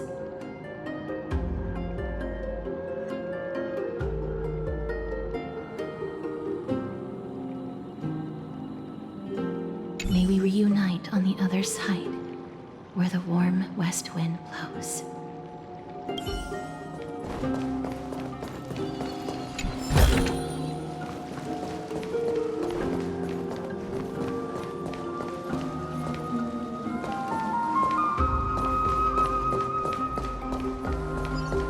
Take a look. This is pure genius in action.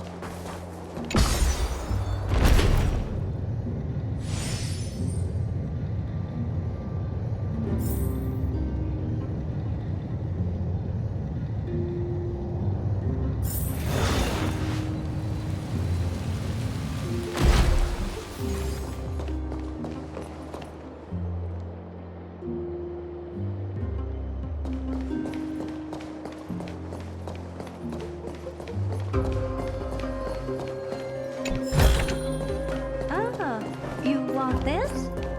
Fine. Take it and amuse yourself.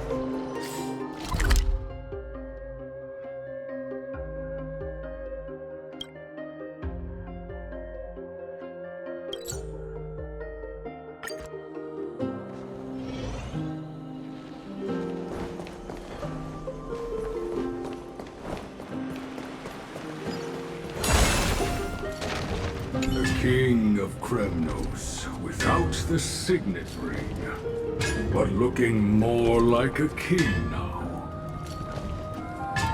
No longer the king, Grand Craftsman. Matters not the title. Surpass all former kings your achievements have. I will honor your trust and liberate the world from the clutches of fear. Nevertheless, I must request that you continue to watch over Phainon, Cartonis. I have a feeling that his fate will weigh heavier than all of ours combined. Keep Phainon in mind, I will. Return to your home, brave king. Together with everyone, I shall remain here. That thunder from Castrum Kremnos we wait to hear.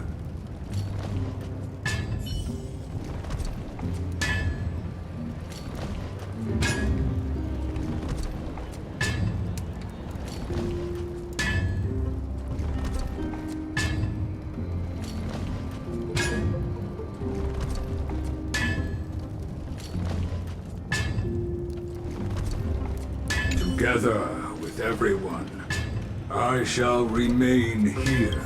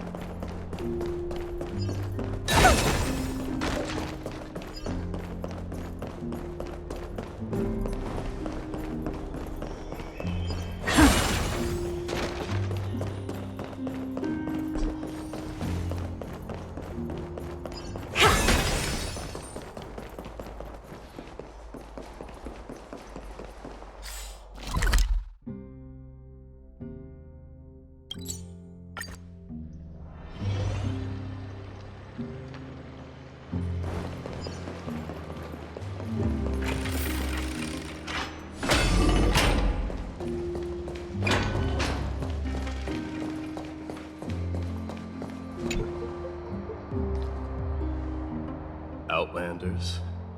No. Trailblazers. I will soon make my way to Castrum Kremnos. If all goes according to plan, this may be our final meeting. I just want to let you know that I appreciate everything you have done for Amphorius.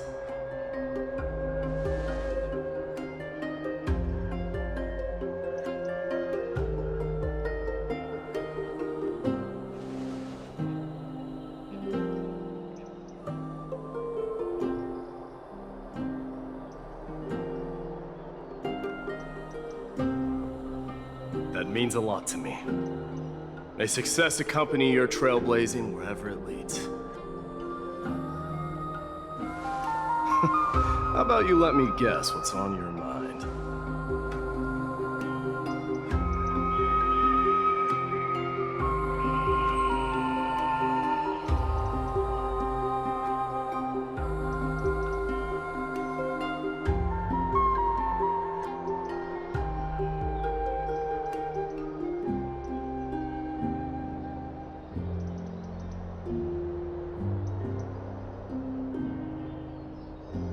Are you gonna say something insane again, Trailblazer?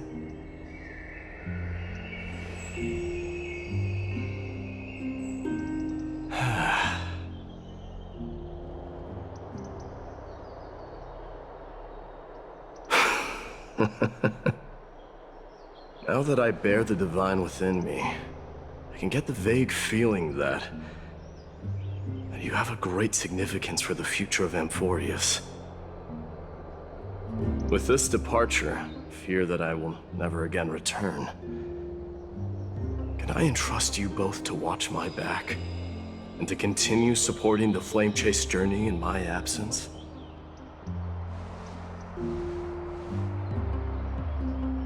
You have my gratitude. Then, farewell. Yes?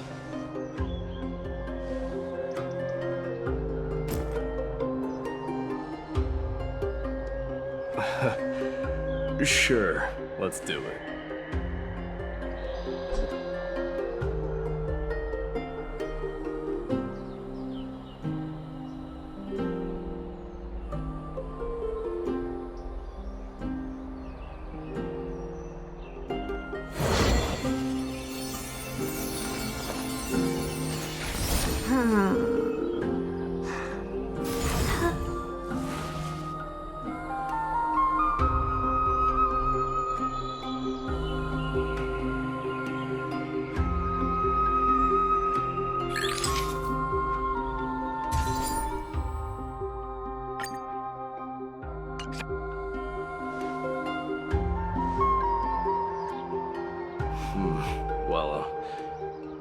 Feels peculiar, I suppose.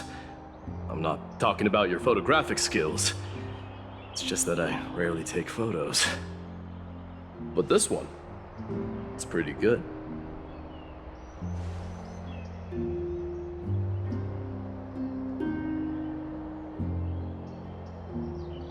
I wish the same for you during your time in Amphorius.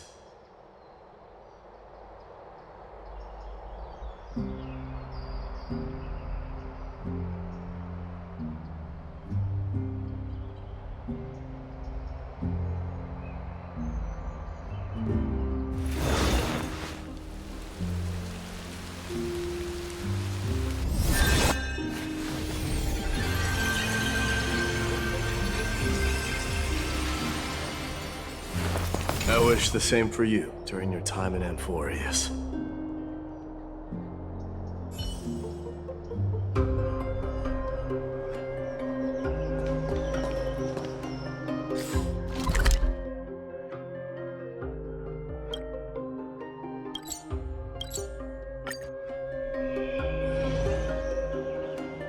The prince is here! Run!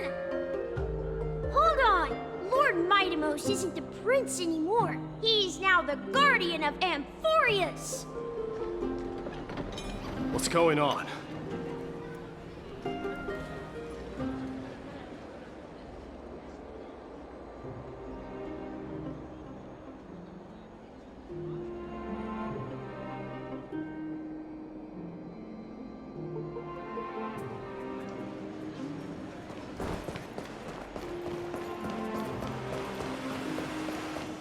Salute the Guardian of Amphorius!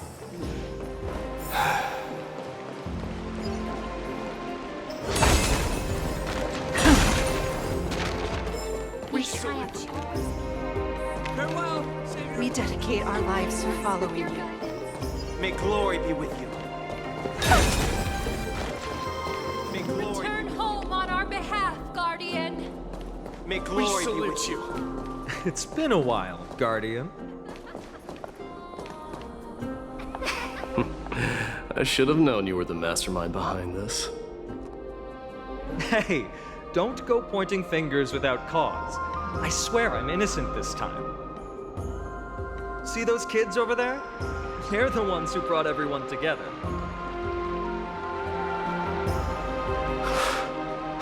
I admit, that took me by surprise. Were you seriously just going to sneak off without a word with me? Well, I was actually on my way to bid farewell to you, but ended up running into this. Oh, that's quite an honor, I suppose. We better not leave them waiting too long, don't you think? The road to Castrum Kremnos from here is long. Perhaps it wouldn't be a bad idea to take a moment and etch their faces in my memory one last time.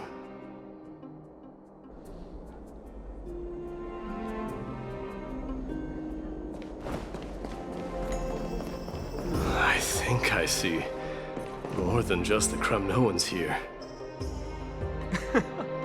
You're now the Guardian of Amphorius, after all.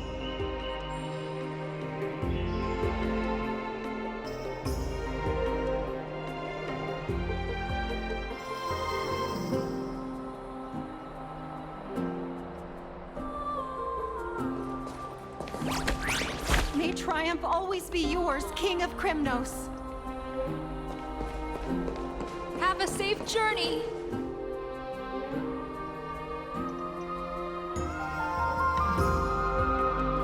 We salute you! Have a safe journey.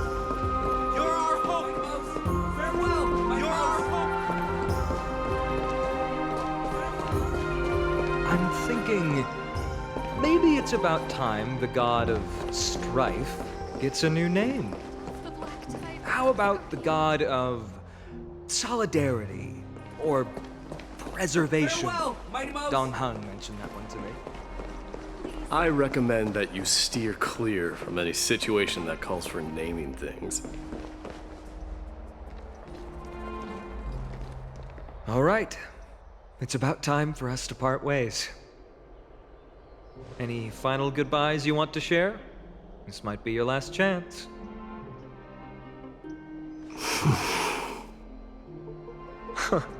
Why so quiet? I thought divinity would wash away some of your sentiments.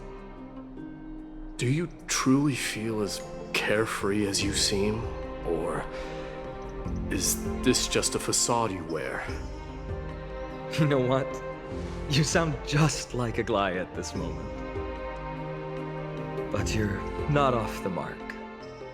I just thought that putting on a nonchalant front for this occasion might help us preserve some dignity. I can see through your deception, even without the power of mind reading. Am I really that terrible at controlling my facial expressions?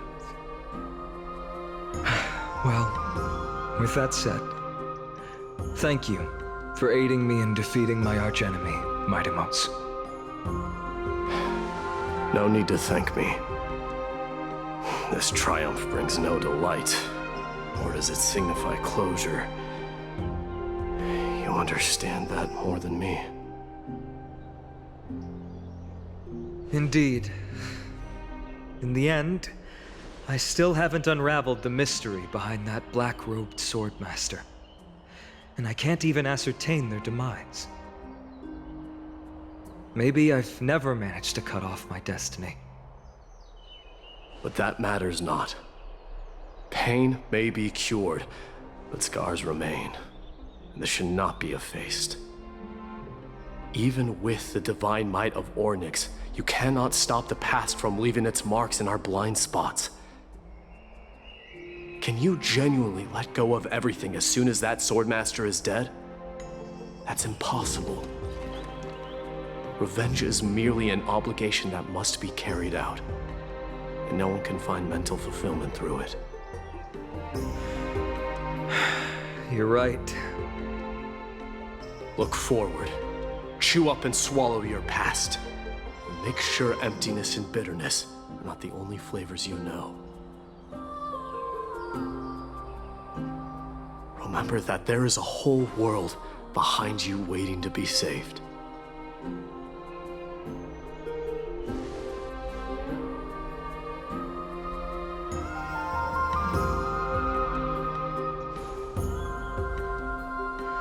I will keep that in mind.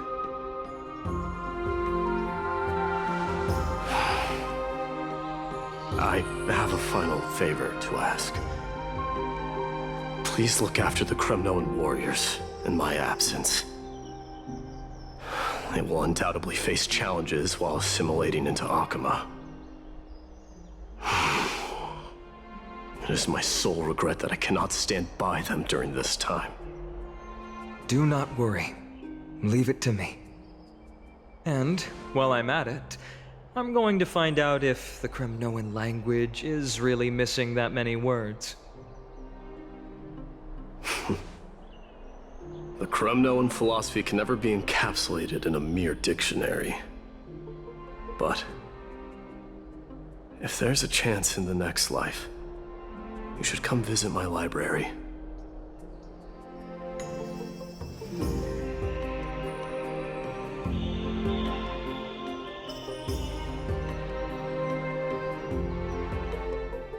I'll be on my way, Deliverer. Remember to stay alive till the final act. Yes. Same goes for you. Don't die too easily. May triumph always be yours, Midamos.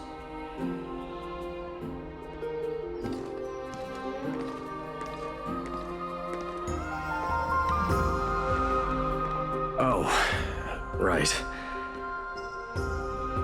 One last question. Go ahead. You better not leave any regrets behind. Are you the one who told Cartonis about the signet ring? Well...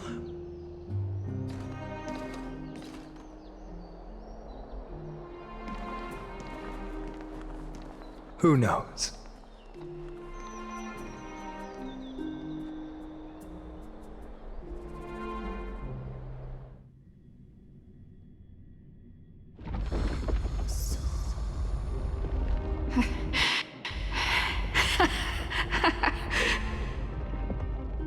Get up, my son. You showed great courage in today's training. Let's wrap it up for now. Yes, Mother.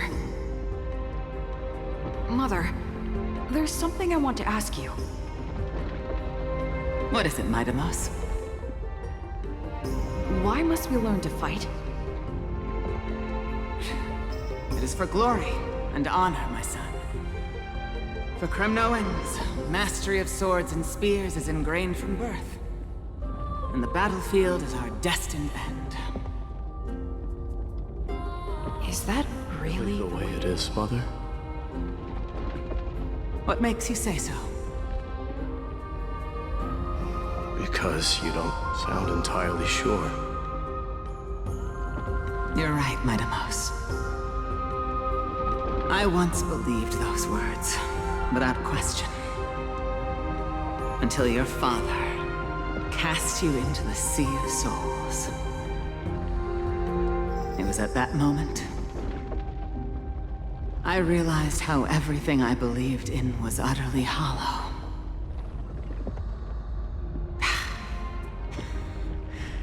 Perhaps the spirit of Kremnos had once existed. But as greed bloomed in the hearts of humanity over the years. Such spirit had long faded alongside our glory. I no longer put my faith in any oath or doctrine.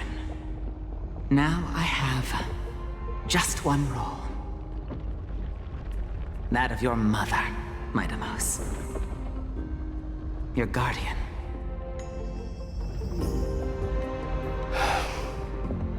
That dream always ends there.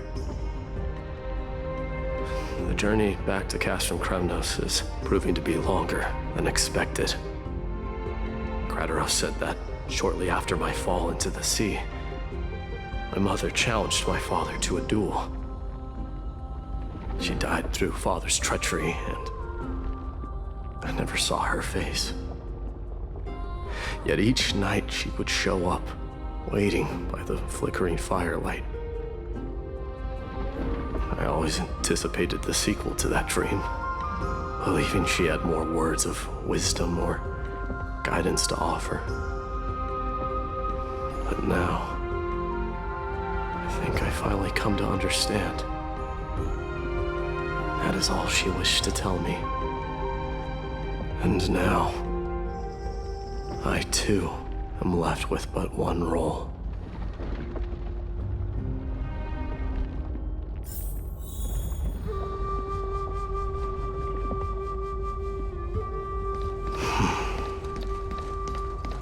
It is time for this journey to reach its end.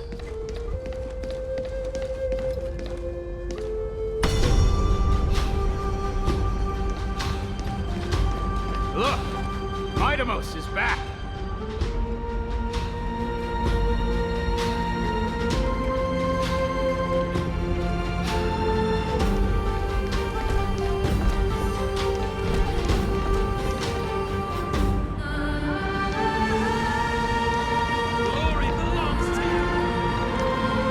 We've got fresh pomegranate juice. Want to try some? Welcome back!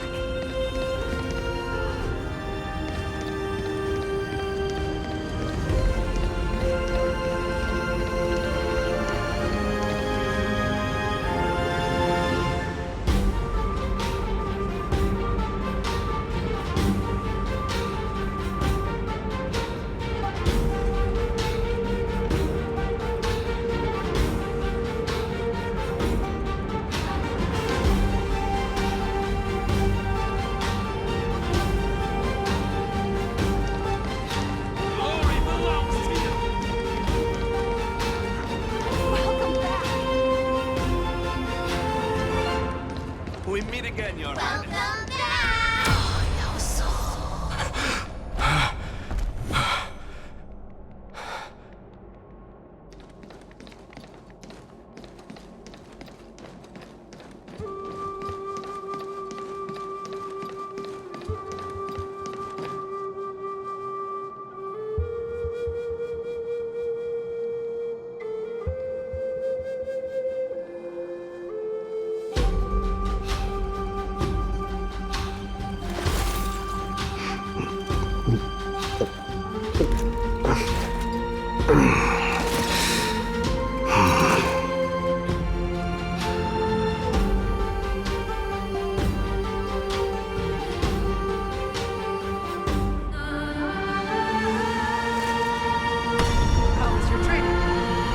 Say, come and check out what I just wrote.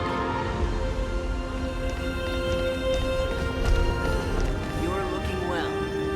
My Deimos! Did you just come back from training?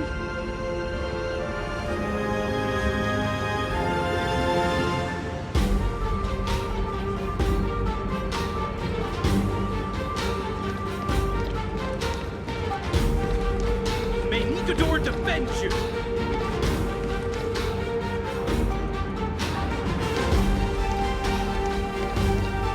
It's been a while. You at the festival.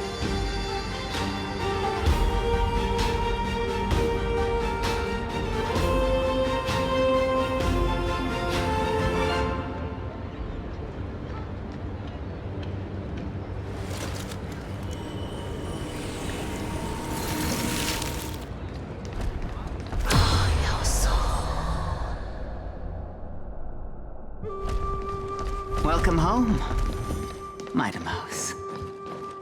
Have you found some...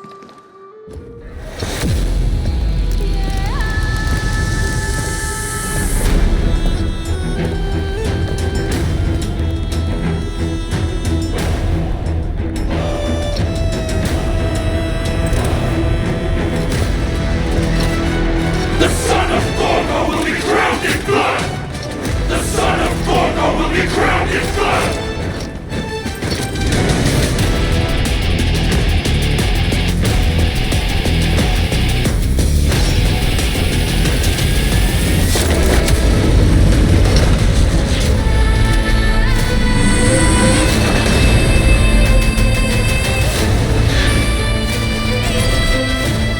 Mother,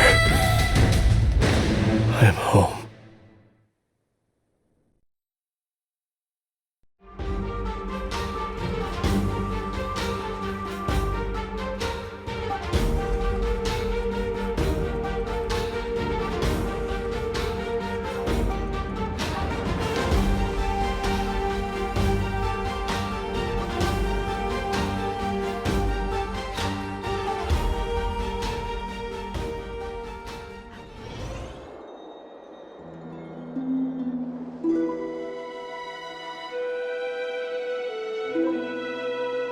We smell sunlight and the wind of Akama. This was your favorite spot, wasn't it, Trian? Lady Trian, why did it have to end up like this? Take it easy, Cass. Departure is a part of life. It's just that ours isn't as tumultuous as it is for ordinary folks.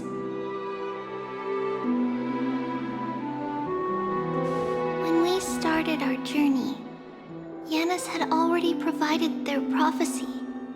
Just like how that Titan divided themselves to create the countless passages in the world.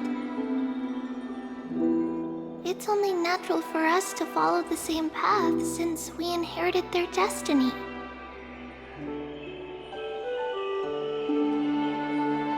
If you don't mind, Treeby, are you still willing to unveil that past for us? The past regarding the prophecy?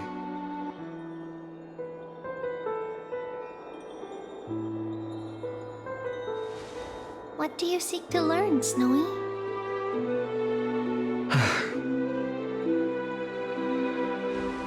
Mightimos has left the city to face his own fate. That is, the fate of every demigod.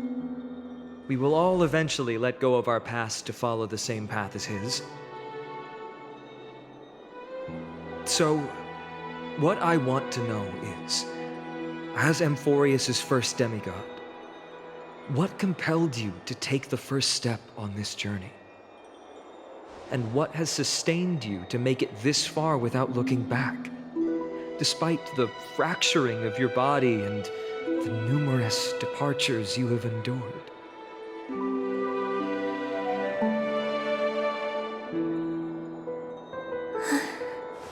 All right. Teacher, are you sure about this? D is already doing what he has to do. What reason do we have to keep it from them? Let's go, everyone.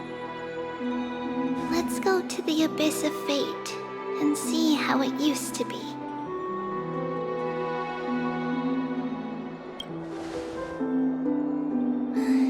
Then we will leave it to you. Trinan, would you mind? Treeby, are you not coming with us? I want to stay here with Trian for a bit longer. I see. We'll be off then. Take care. Since you have made your decision, then let's proceed as you wish. See you later, teacher. Cass, are you not going with them? No. I'd prefer to remain here to accompany Lady Trianne. She hated being alone. What's this? A little gift that I had hoped to deliver to her personally, though fate had other plans. Oh. So you saw us arguing that day? Yes. I figured Lady Trianne would like it a lot, so I bought it. I see. Cass, you know, I recognized it immediately that day. It truly is an authentic piece from Yanisopolis. Then why? It's just that Trianne had forgotten far more things than I. For example, she forgot that this glass object meant something unfortunate according to the traditions of our homeland.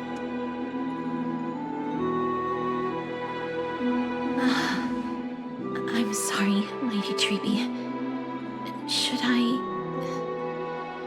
No need to apologize, Cass. At that time, I simply didn't want her to be trapped by our past, especially considering how much time had passed since we left home. But now... it might just be the perfect gift for Trianne. All shall bid farewell to one, and that person alone will witness the miracle. While you and I have long accepted this absurd fate, they remain fresh and inexperienced. Teacher, don't let the weight of that cruel prophecy crush their spines. But it would be even more cruel if we allow them to ignorantly fall before the gates of the new world. They will eventually need to know the truth. We just need the right opportunity. This, to me, feels like the right opportunity.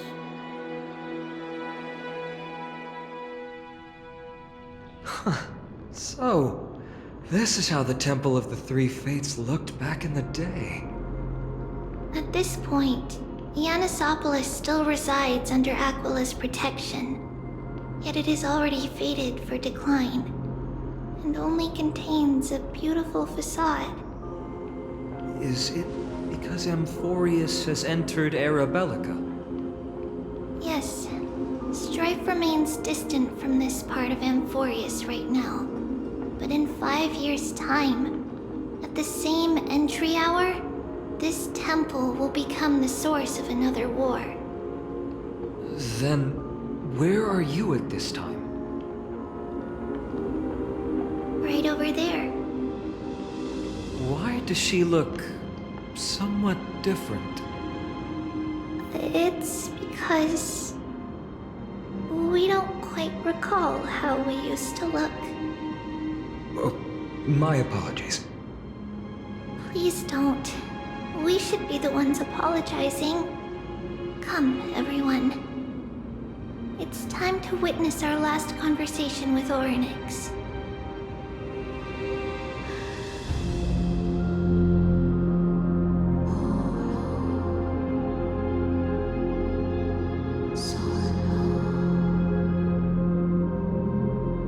You're here, Orynyx.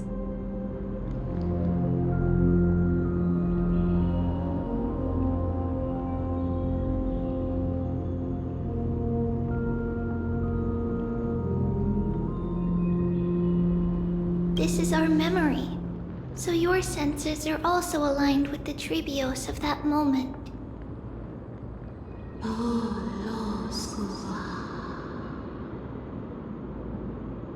False prophecy, huh? So you still think that way?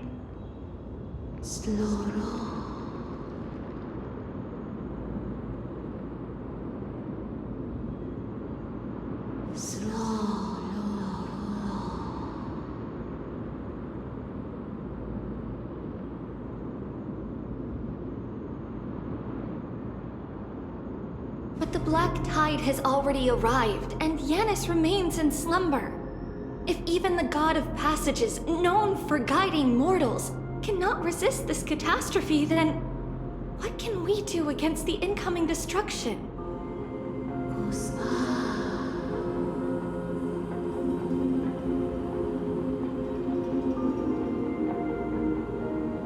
Those chosen by fate would never have their family taken from them. And how can I alone remain safe and secure while watching the entire world crumble before my eyes?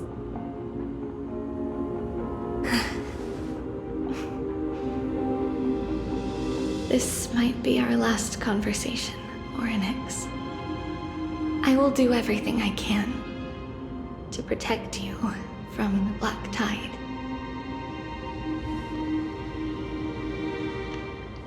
The family she just mentioned. It's our mother. She fell from the spot into the valley a long time ago. It was during a grand ceremony held to seek Yanis's guidance. But things took an unexpected turn. It was Kefali who responded instead. Did something go wrong with the ceremony? Yes, but those two occurrences were in fact unrelated. Kefali's response was simply a coincidence. On that frosty night with treachery abound, as the Holy Maiden of Yanisopolis met her demise, the world-bearing Titan also fell in another corner of the world. Let's keep up with her. This story... she should be the one to tell it. That thing ahead. It's the altar of Talantin. But that's not our destination. We're heading to the left. This place used to be passable.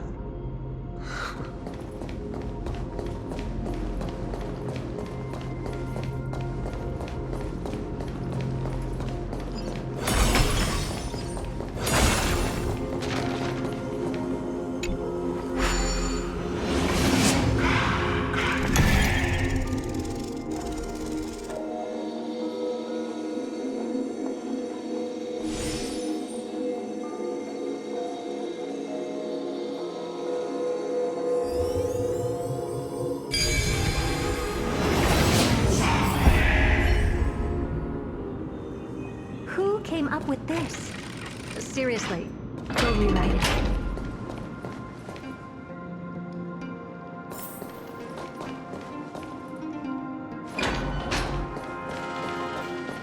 I never thought there would be such a hidden space in the abyss. This is the Archive of Prophecies, an important ceremonial site back then.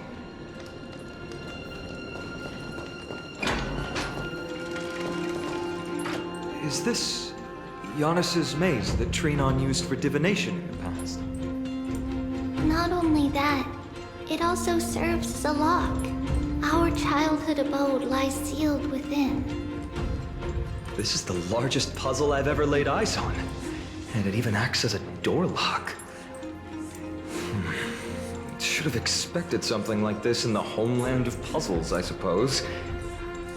So, how are we going to solve it? Just follow the designated path and let the stone ball fall into the pool twice. Seems pretty straightforward. Even Mighty might be able to complete it in a single try.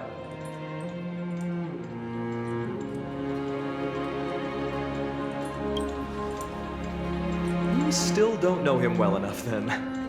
He might not even need a first try. He just punched the door open. Mighty. If he were still here, we'd probably take a lot fewer detours to solve our issues. Enough with the talking. Let's just get started.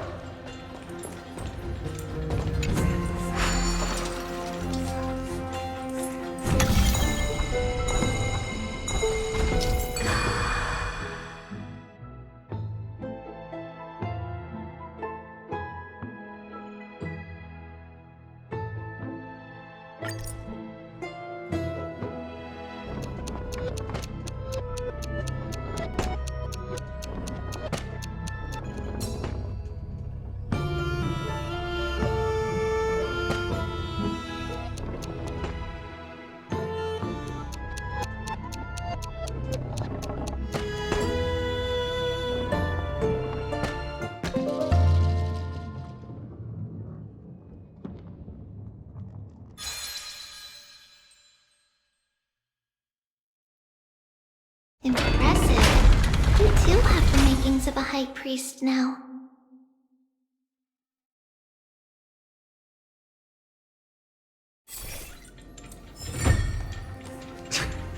Getting that stone ball to the endpoint looks pretty tough. My hands are shaking just from looking at it.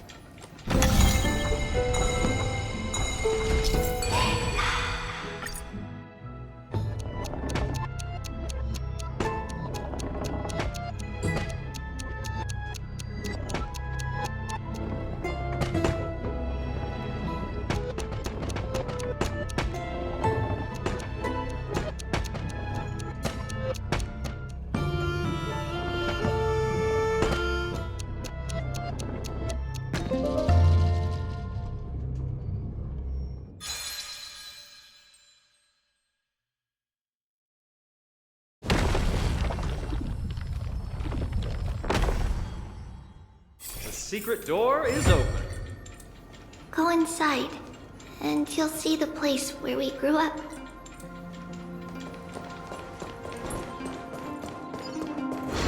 Take a look. This is pure genius in action.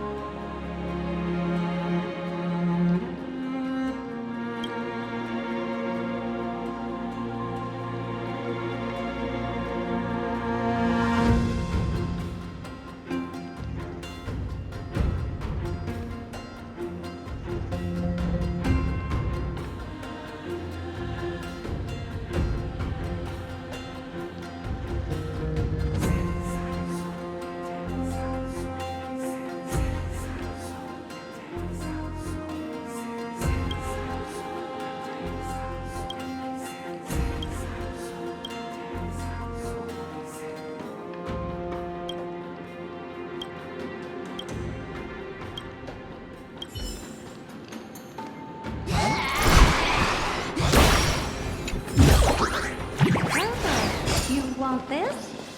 Fine. Take it and amuse yourself.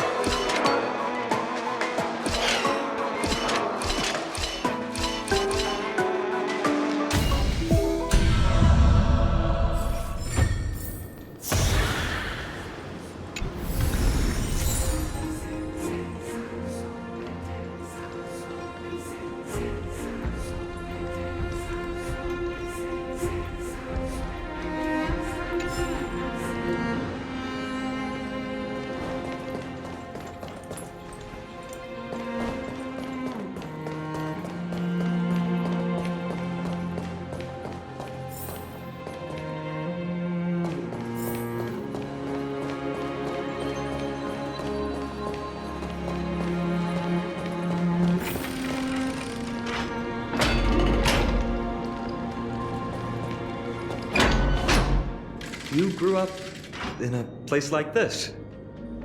By the time we were born, the role of the Holy Maiden had already diminished to a mere title. Those in tune with the Titan's guidance are bound to become messengers for others. To maintain appearances, those in authority added some embellishments.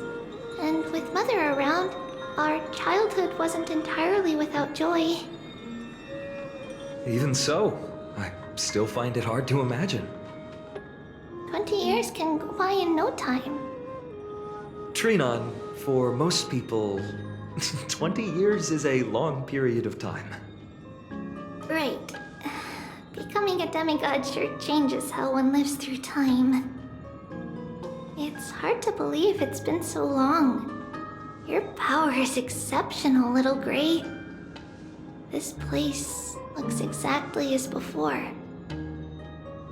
Let's explore the room a bit.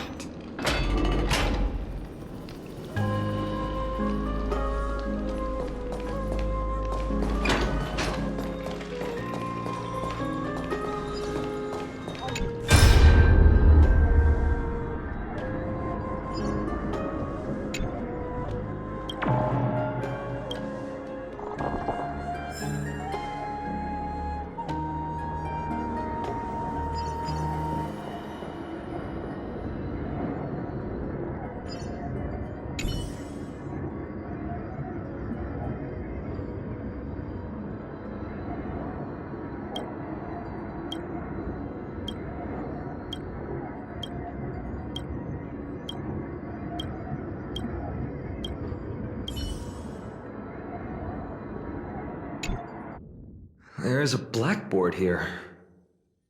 What's that drawing on it? That doesn't ring a bell. It should be something we invented during those 10 years.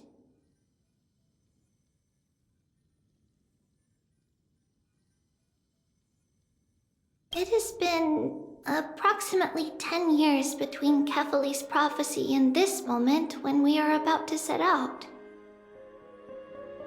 We were raised in this temple complex and had never stepped outside the gate of infinity. To understand the outside world, we spent much of our time acquiring knowledge and developing a few inventions along the way.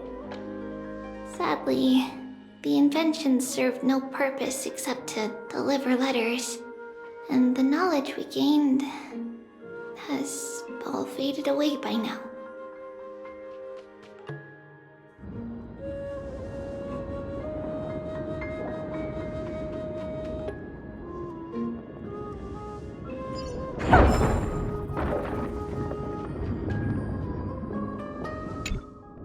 The shelf is packed full, but all I see are annals of geography for various cities.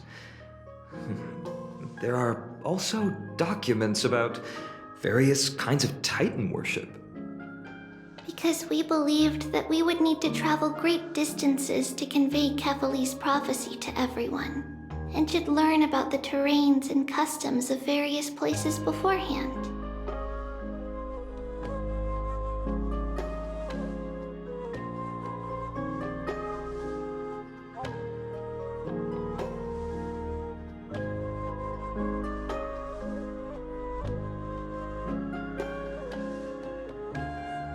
Back then, our memories were still sharp.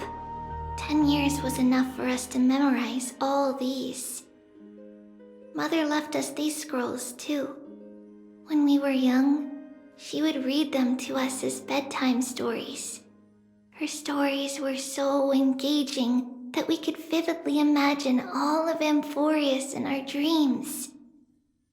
Unfortunately, only after Mother was gone did we realize that what was written in the scrolls was far from engaging.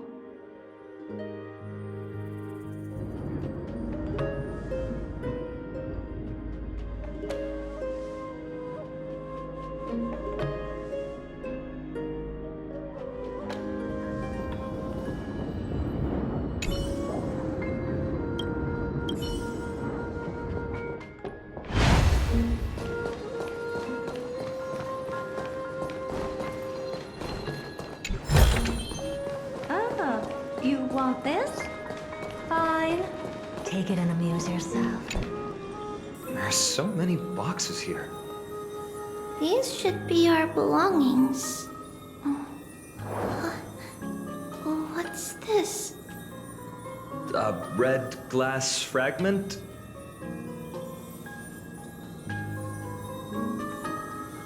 We were still very young the first time we saw it. Mother came back with a beautiful glass piece, but her face was streaked with tears. She simply placed it on the table. It looked so sparkly that we couldn't resist playing with it, but we ended up breaking it by accident. Mother didn't get angry. She simply held us quietly for a long time. It wasn't until we were older that we learned in Yanissopolis, if someone gloriously died for destiny, the Holy Maiden must pick a piece of glass from the volcano's quarry and polish it, then give it to the deceased's family. On the day Mother returned with the glass, her friend lost his life on the battlefield.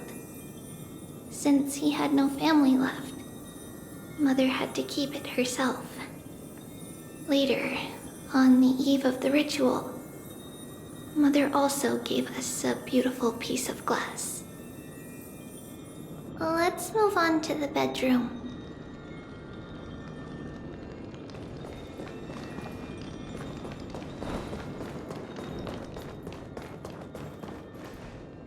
It's Trebios.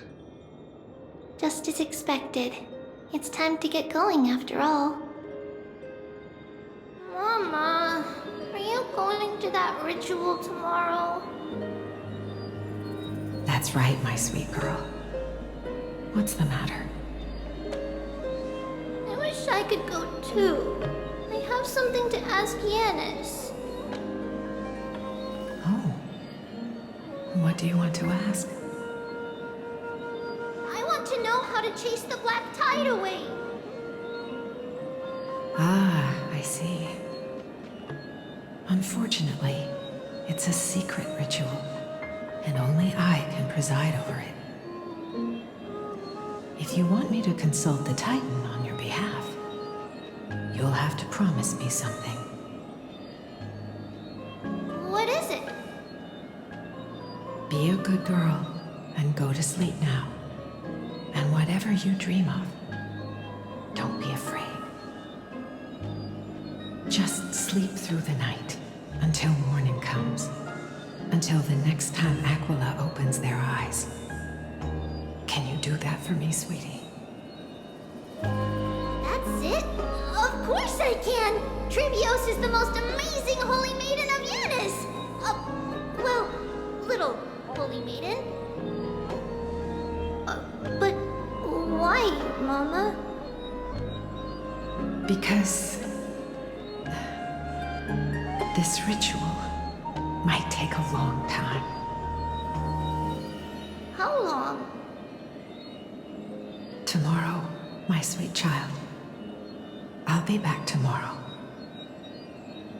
If not tomorrow, then the next tomorrow. If not, the tomorrow after that. But if I still haven't returned for a very long time, that means the ritual has succeeded. It means I found a way to chase away the black tide and reach the new world on the other side. But for various reasons, I can't return to bring my sweet girl with me. But I'll be waiting for you there. As long as you stay brave and kind, we'll meet again in that new world. It's the end of the west wind, the black tide's other shore. A radiant sea of flowers, blessed and protected by the gods. In the rosy horizon, you'll see a silver-white shoal. It marks the end of your voyage. A haven, free from storms, cold, and heavy rains. No sorrow can linger there. That is where I'll be, waiting for you. That sounds just like the island from my dream. Oh, I know. I'll turn the moon into a ship and the stars into sails to go find Mama. Pinky promise? Pinky promise.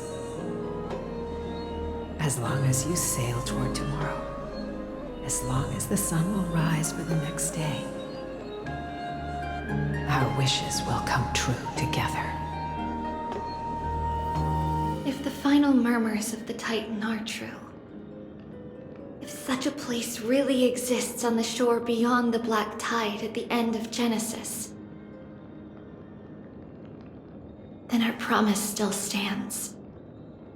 Please, wait for me, Mother.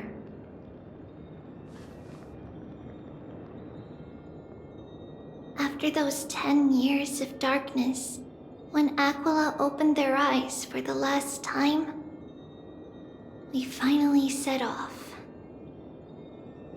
Where did she go?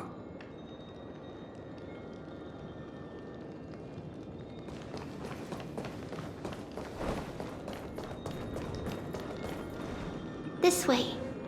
Now, we'll go through this shelf. But how? With Yanis's power?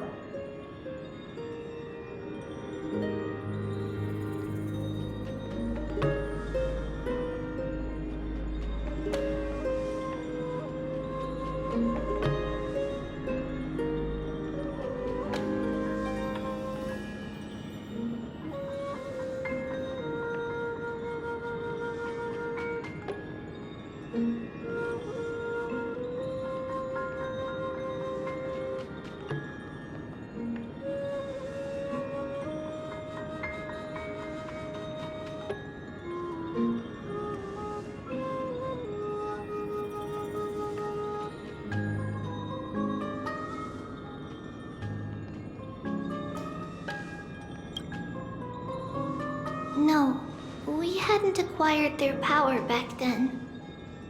So, this obstacle, it was simply a mirage? Yes, the answer is right on the shelf. Go ahead and give it a try.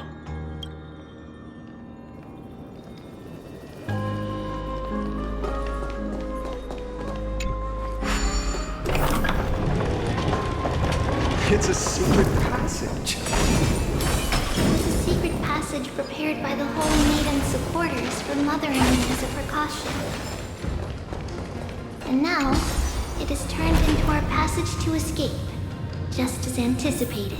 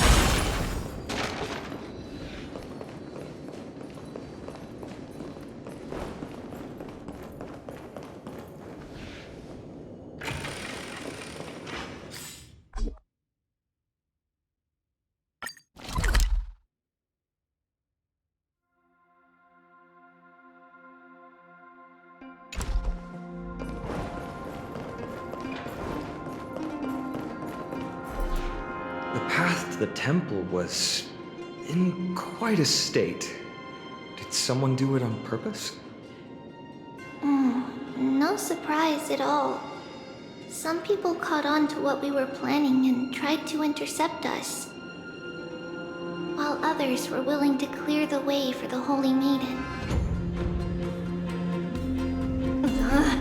I can't move it. I can't climb over it either. Move it! I can't climb over it either. No soul. Time Titan? Is that you? Take a look. This is pure genius in action.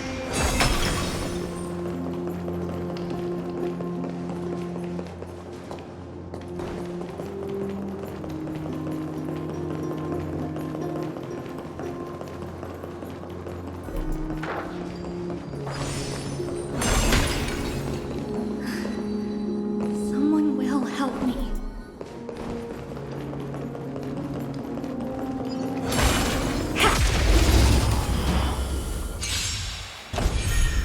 Lose some, win some.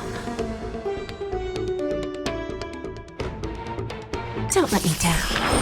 Expand your thinking. Watch it grow. Time to cleanse the filth. Just a graze. Open sesame. Endless riddle. Nothing but a void. Amazing. But then again, it's me we're talking about.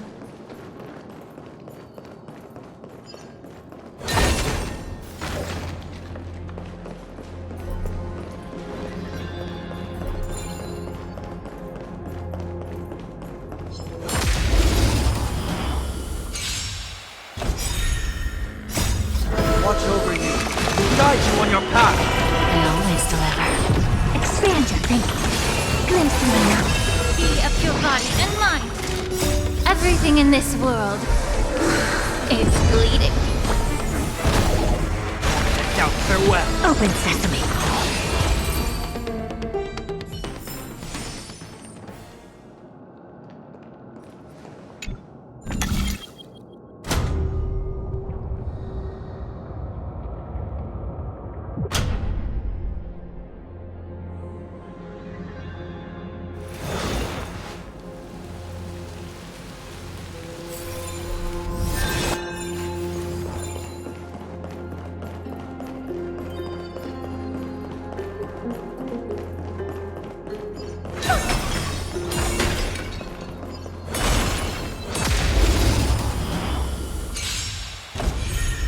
Don't let me down.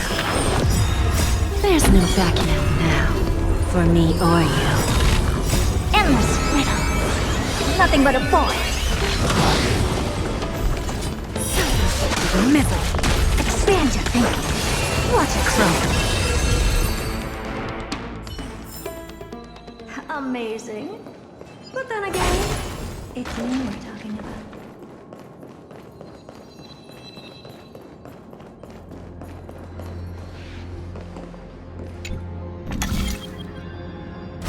Just like this. Regardless of our actions, the past will remain unchanged. It was someone else who helped Trebios in the actual events of history.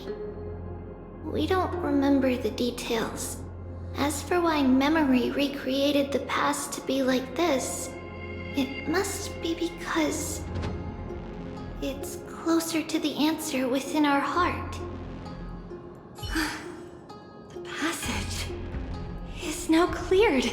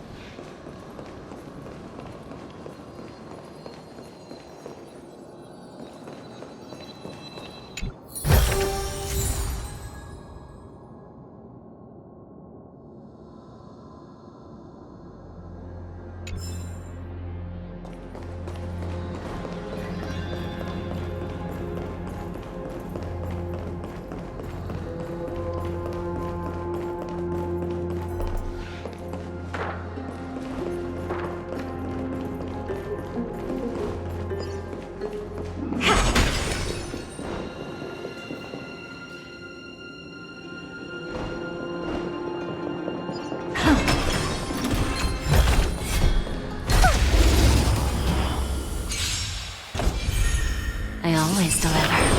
Open sesame. What a crumb. Time to cleanse the filth.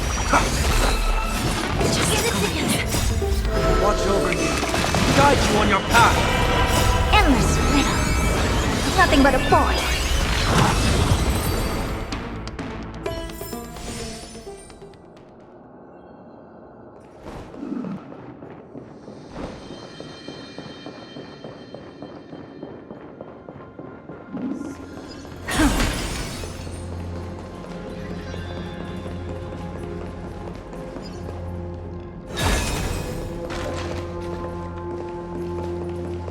Ornix, it's you again.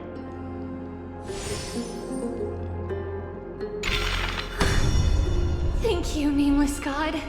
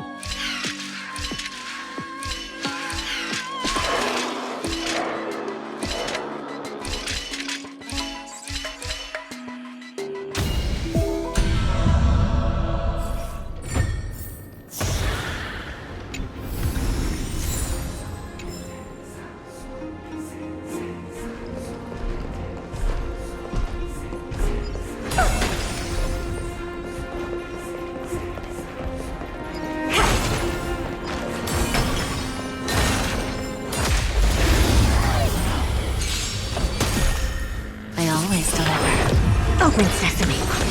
What a crumb. Time to cleanse the filth. Expand your thinking. Bending the rules. Amazing. But then again, it's me we're talking about.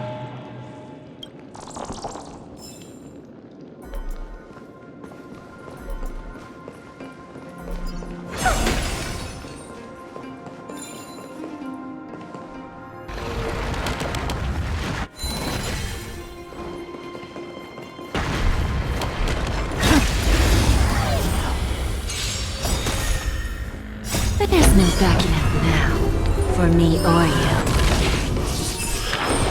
Open sesame. Glimpse my mouth.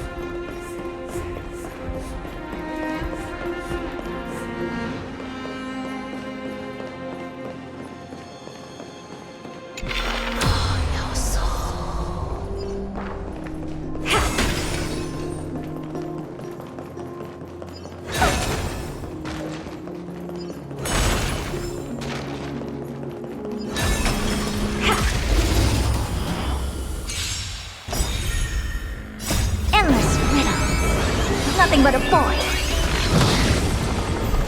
Expand your thinking. Watch it grow.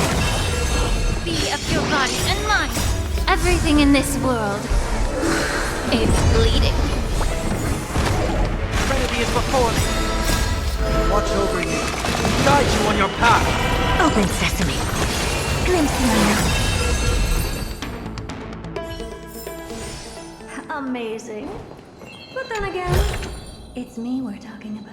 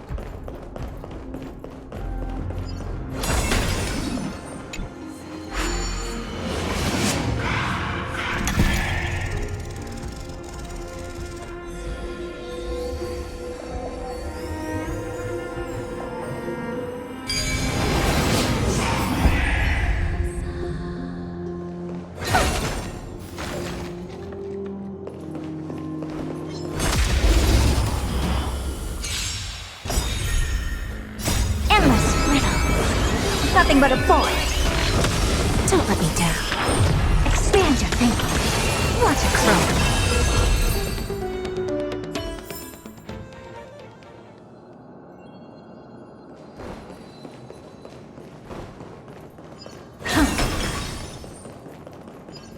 Take a look. This is pure genius in action. I always deliver. Open sesame. Glimpse the unknown. Time to cleanse the filth.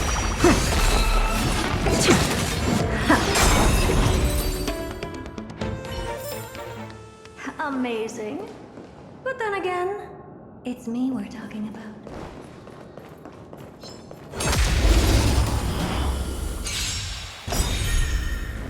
Endless riddle. Nothing but a boy.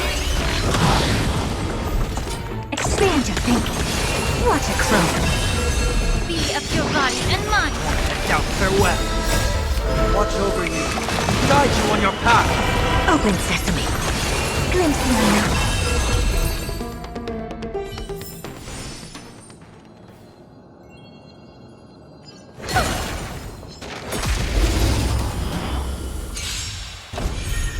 Don't let me down. Expand your thinking. Watch it grow. Endless riddle. Nothing but a boy. Amazing. But then again, it's me we're talking about.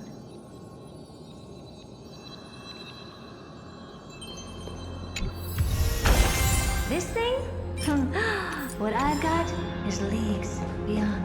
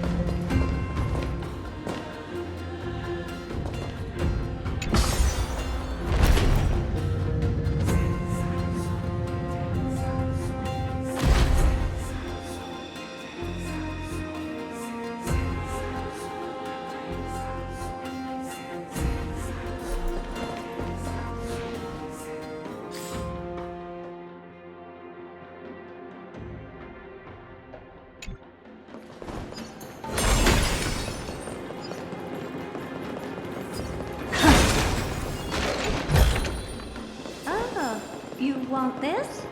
Fine. Take it and amuse yourself.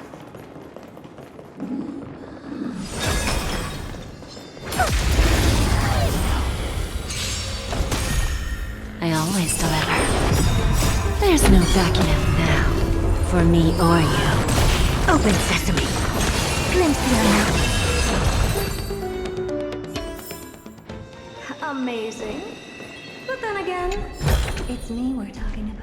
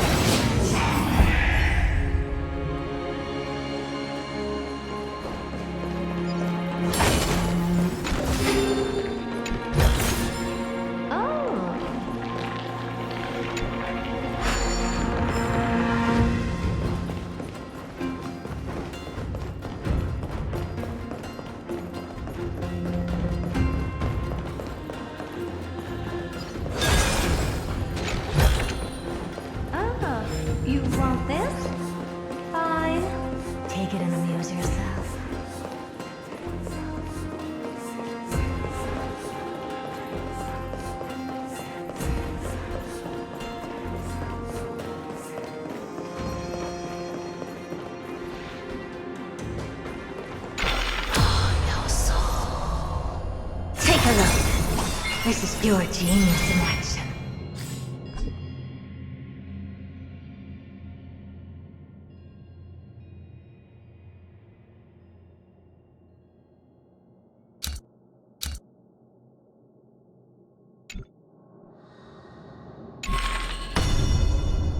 Take a look. This is pure genius in action.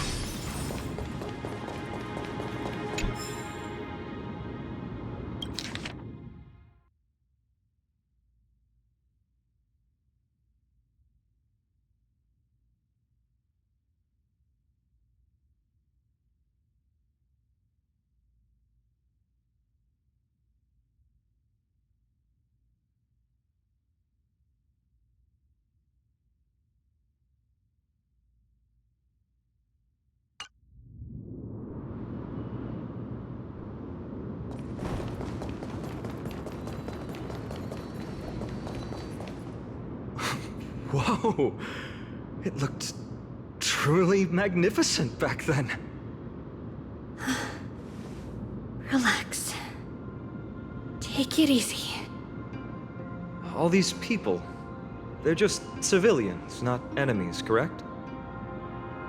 Mostly, but it might not be the case later on.